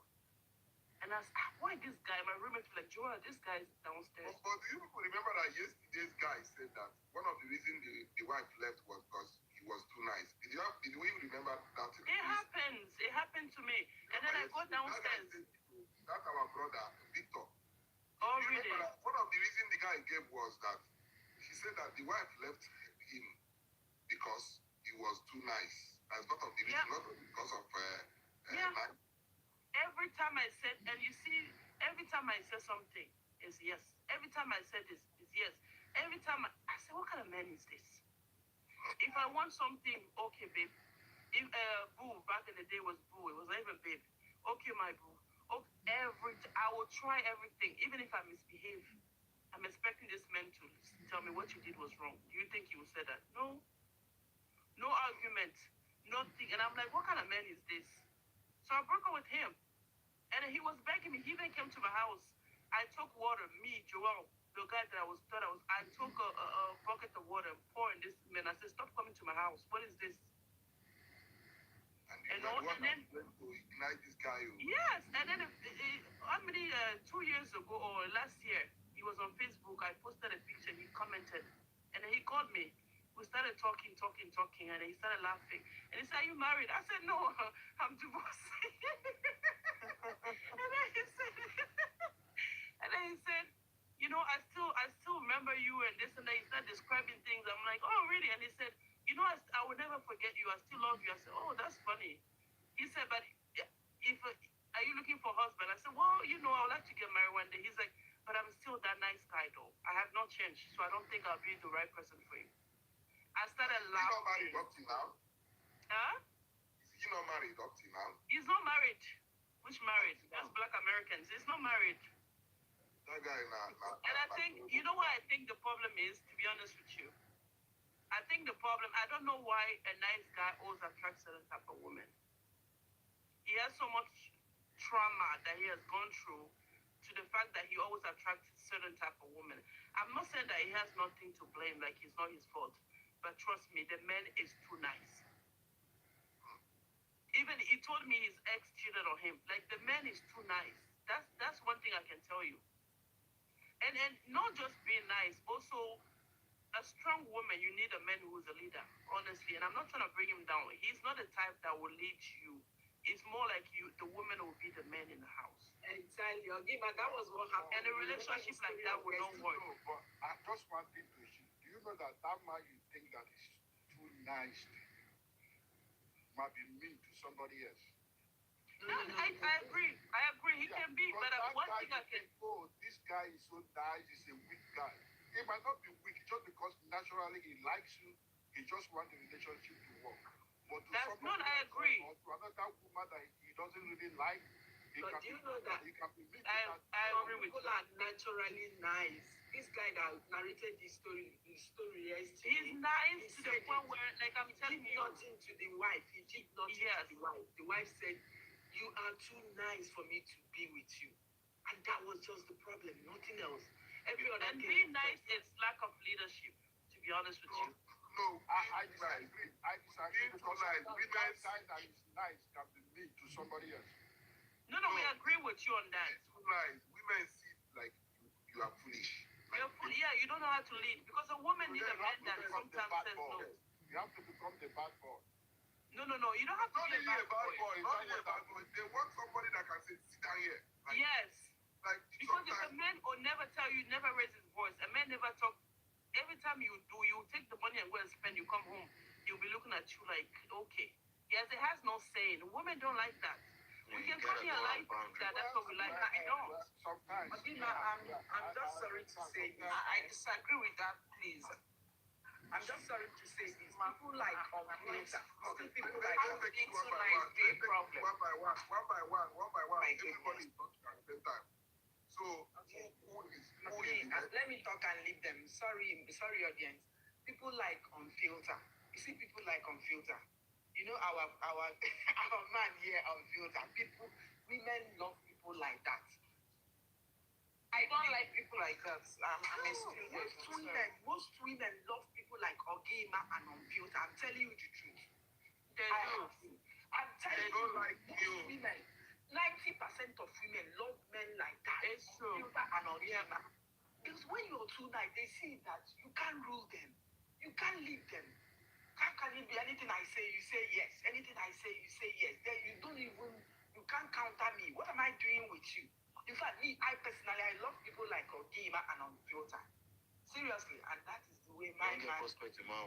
Yes, that's the way my man is. DM. Can't argue it. So I think we women, we love men like that. Strong women that are stubborn. That's what they need. They remind me of this funny video. Women, both the quiet one, strong women, weak women, however you can define it, they love men like Ogima and Unfilter. I'm telling you the truth. I've met with so many ladies. I'm a woman now. They will tell you, oh, you know why I don't like this boy? He behaves like a woman. Hey, Exactly. So you can see weak women. So I think It remind me of this funny video where I don't want peace always. The actual truth, another way I see it as is like sometimes women crave stimulus in different ways. We do. It might not be actual romance. It might just be drama. It might just be a little bit of chaos. We provoke them because we like what comes after it. Exactly. They are looking for the actual thing that comes. Like for a guy to not react or set boundaries when they bring that test to you that, oh, I want to poke this bear and see if it will attack me. Then you're not acting like a dove. Like, this guy, there's something wrong with him. So you have to actually give them what they already have in their mind that, okay, you should react. Now, there's sometimes a little bit of drama in relationship it's fine. But when it becomes too rampant, then that's too much and becoming toxic. Yeah. So it's quite dicey when dealing with women. As in, the matter when they don't finish, when you just tire, pick your things and leave as a man. Because these creatures they are very peculiar, unique. Let's hear from Connie Lee. Well, hello everyone. I've just been listening and waiting. I'm a little late because I actually want to come in on the part where you already talked about the job, but I won't rewind to go back to that because I was saying that I've been a nurse for years and years, and I don't believe in dating people that you work with. And I did one time made a mistake, and it turned out to be a disaster, a war zone. But anyways, long story short, I think the problem now with why there's so much rejection on both sides, where it's men or women, is because people are not really real. They don't make you feel valued anymore. When you meet them, it's almost like you're being interviewed for a job. You know, a lot of people are in love with being in love, especially on websites. It's like, oh, I like you, let's be together. You cannot just feel like every acquaintance is meant to evolve into something. And that's why so many people feel like what they're calling rejection is not really rejection. That person just wants to feel like you're interested in them for them. Not because of something that you want from them, need from them. You want to get to know them. And people have skipped over the importance of getting to know people first. And that's why so many associations just end in rejection and disaster, because you could talk to someone for a couple of hours or maybe a couple of days, and they're already expressing themselves emotionally to you, and they know nothing about you. You know? So that's all I have to say about that. I'm just a person that I like being alone. I actually am a loner because people are just so fake. You know, every time you meet someone these days, you feel like it's something they want from you rather than wanting to value you. They don't really want to get to know you. So many people are just using you as a distraction. Maybe they're just bored. I don't know. But Connie Lee, have you been rejected before? Like, not. Honestly, I don't approach men. Most of the men that reject me is because they think that I want to be the boss. They say you're an alpha female, you don't need a man, and that's not true. So yes, I have been rejected, but it does not affect me because I am. I mean, have you approached a man before? Honestly, I don't. I just believe that that's the man's job to do that. I really don't. But do you give signs? Do you give signs? Like signs? I might like someone, but I don't know. I guess it's all of my bad experiences and stuff. I just kind of, I'm more observant, and I just look, and I just, you know, some people are just out there. You know, they don't really have anything specific in mind. And I'm just used to the type of men, you know, that they don't value love. They're just out there to mess with any woman that moves. So, not saying that all men are like that, but the ones that I've run across, you know, I have really... In your own case, do you like hard men or soft men? I just like men that are real. Honestly, I don't have a preference with how hard or soft they are. I just like people. You know when Joel was talking, when Ami was talking, Ami said she likes men that are tough, kind of. I don't know the words to use, but that's the way I could describe it. Exercise boundaries. I can relate to what she said because sometimes when men are what you would call nice and quiet, it's because they're afraid to express themselves. So if they are sincere and real, I can handle being with a nice man. But sometimes when those quiet men are the dangerous ones, those are the narcissists that are toxic, and that's why they're quiet, because they don't want you to see who they really are. So, it goes both ways. It depends on if they're just genuinely quiet and nice, that doesn't bother me. But if they are the type that's just quiet and passive and do you like a man that wouldn't want to complain when you are doing something? Like anything you say, it's okay, it's okay. Anything you do, it's okay. You understand? Or you want a man that if you do something wrong, he will be bold to caution you immediately and say, no, don't do that. Yeah, I want a man who will speak his mind, and that's the problem. A lot of people don't want you to speak your mind, so I really respect the person that will let me know, but it has to be constructive. So it's not you. Some men want to dictate and criticize. See, that's the difference. No. You have to get this. He doesn't need your permission to speak. He doesn't need, because the way you put it is like you are the one permitting the man to speak. No. You understand? The man speaks on his own, not waiting for you to say, should I speak? No. The moment he notices you are doing something that does not go down well with him, he's cautioning you immediately. He's telling you, stop it. You understand? He's like, maybe, assuming you want to go somewhere, and the man is always saying, no, I don't want you to go to that place. You have to come back. Is there the kind of, would you see the man as being controlled? Because that is what the women are talking about. I want to use the word, the right word. Yes, sir, I sure will, and it would never work with me because a man that will be in charge, like right. Now, see, that's not. I don't need a father either. I want a man in charge. I will let a man be a leader if he can show me he can lead. But honestly, most of my relationships, I'm the leader because there's a reason. Now, I will let the man be a man, but I run into these men. All the ones writing, I don't like hard men. Some of them are confused. They don't even know what they want. Yeah, I actually do like a man to be a man. No, not but he has to be respectful. I read some comments. I read some comments. I just flipped through some comments. Yeah, I just like a man. I don't want dictators, in other words. I want a man to be hard and to lead. But you can't be disrespectful and talk to me like a child either. See, that's the problem. A relationship is a compromise. I don't need a father. But did you hear what she said? She said on her most of relationships, she's the leader. So that means most of the time those men are probably vegetable. Yes. But those men are vegetable. So she's saying she doesn't want vegetable men. Anyway, that is what it is. Yeah, and I'm a yapper, so I'm not going to take up your whole platform. But like I said, relationship to me is a compromise. I don't want a daddy. I want a leader, but I don't want no man to be disrespectful and dictate to me because I'm a grown woman. I don't like dictators. Man, when you guys use that word, it can be triggered into some of us using the word, a man being disrespectful. Why not saying you don't want a man that will hate you? Because the positive side of a man to a woman is I want a man that loves me. Anytime you guys use the word respect me, we get triggered. I don't know if you are aware, especially. But what is love without respect? Respect. The Nigerian men that get triggered, they don't like that word. We don't want to hear that word. I'm giving you a secret too, because some of you don't understand. The African men don't want to hear that. The moment you tell a man love you, the man already know.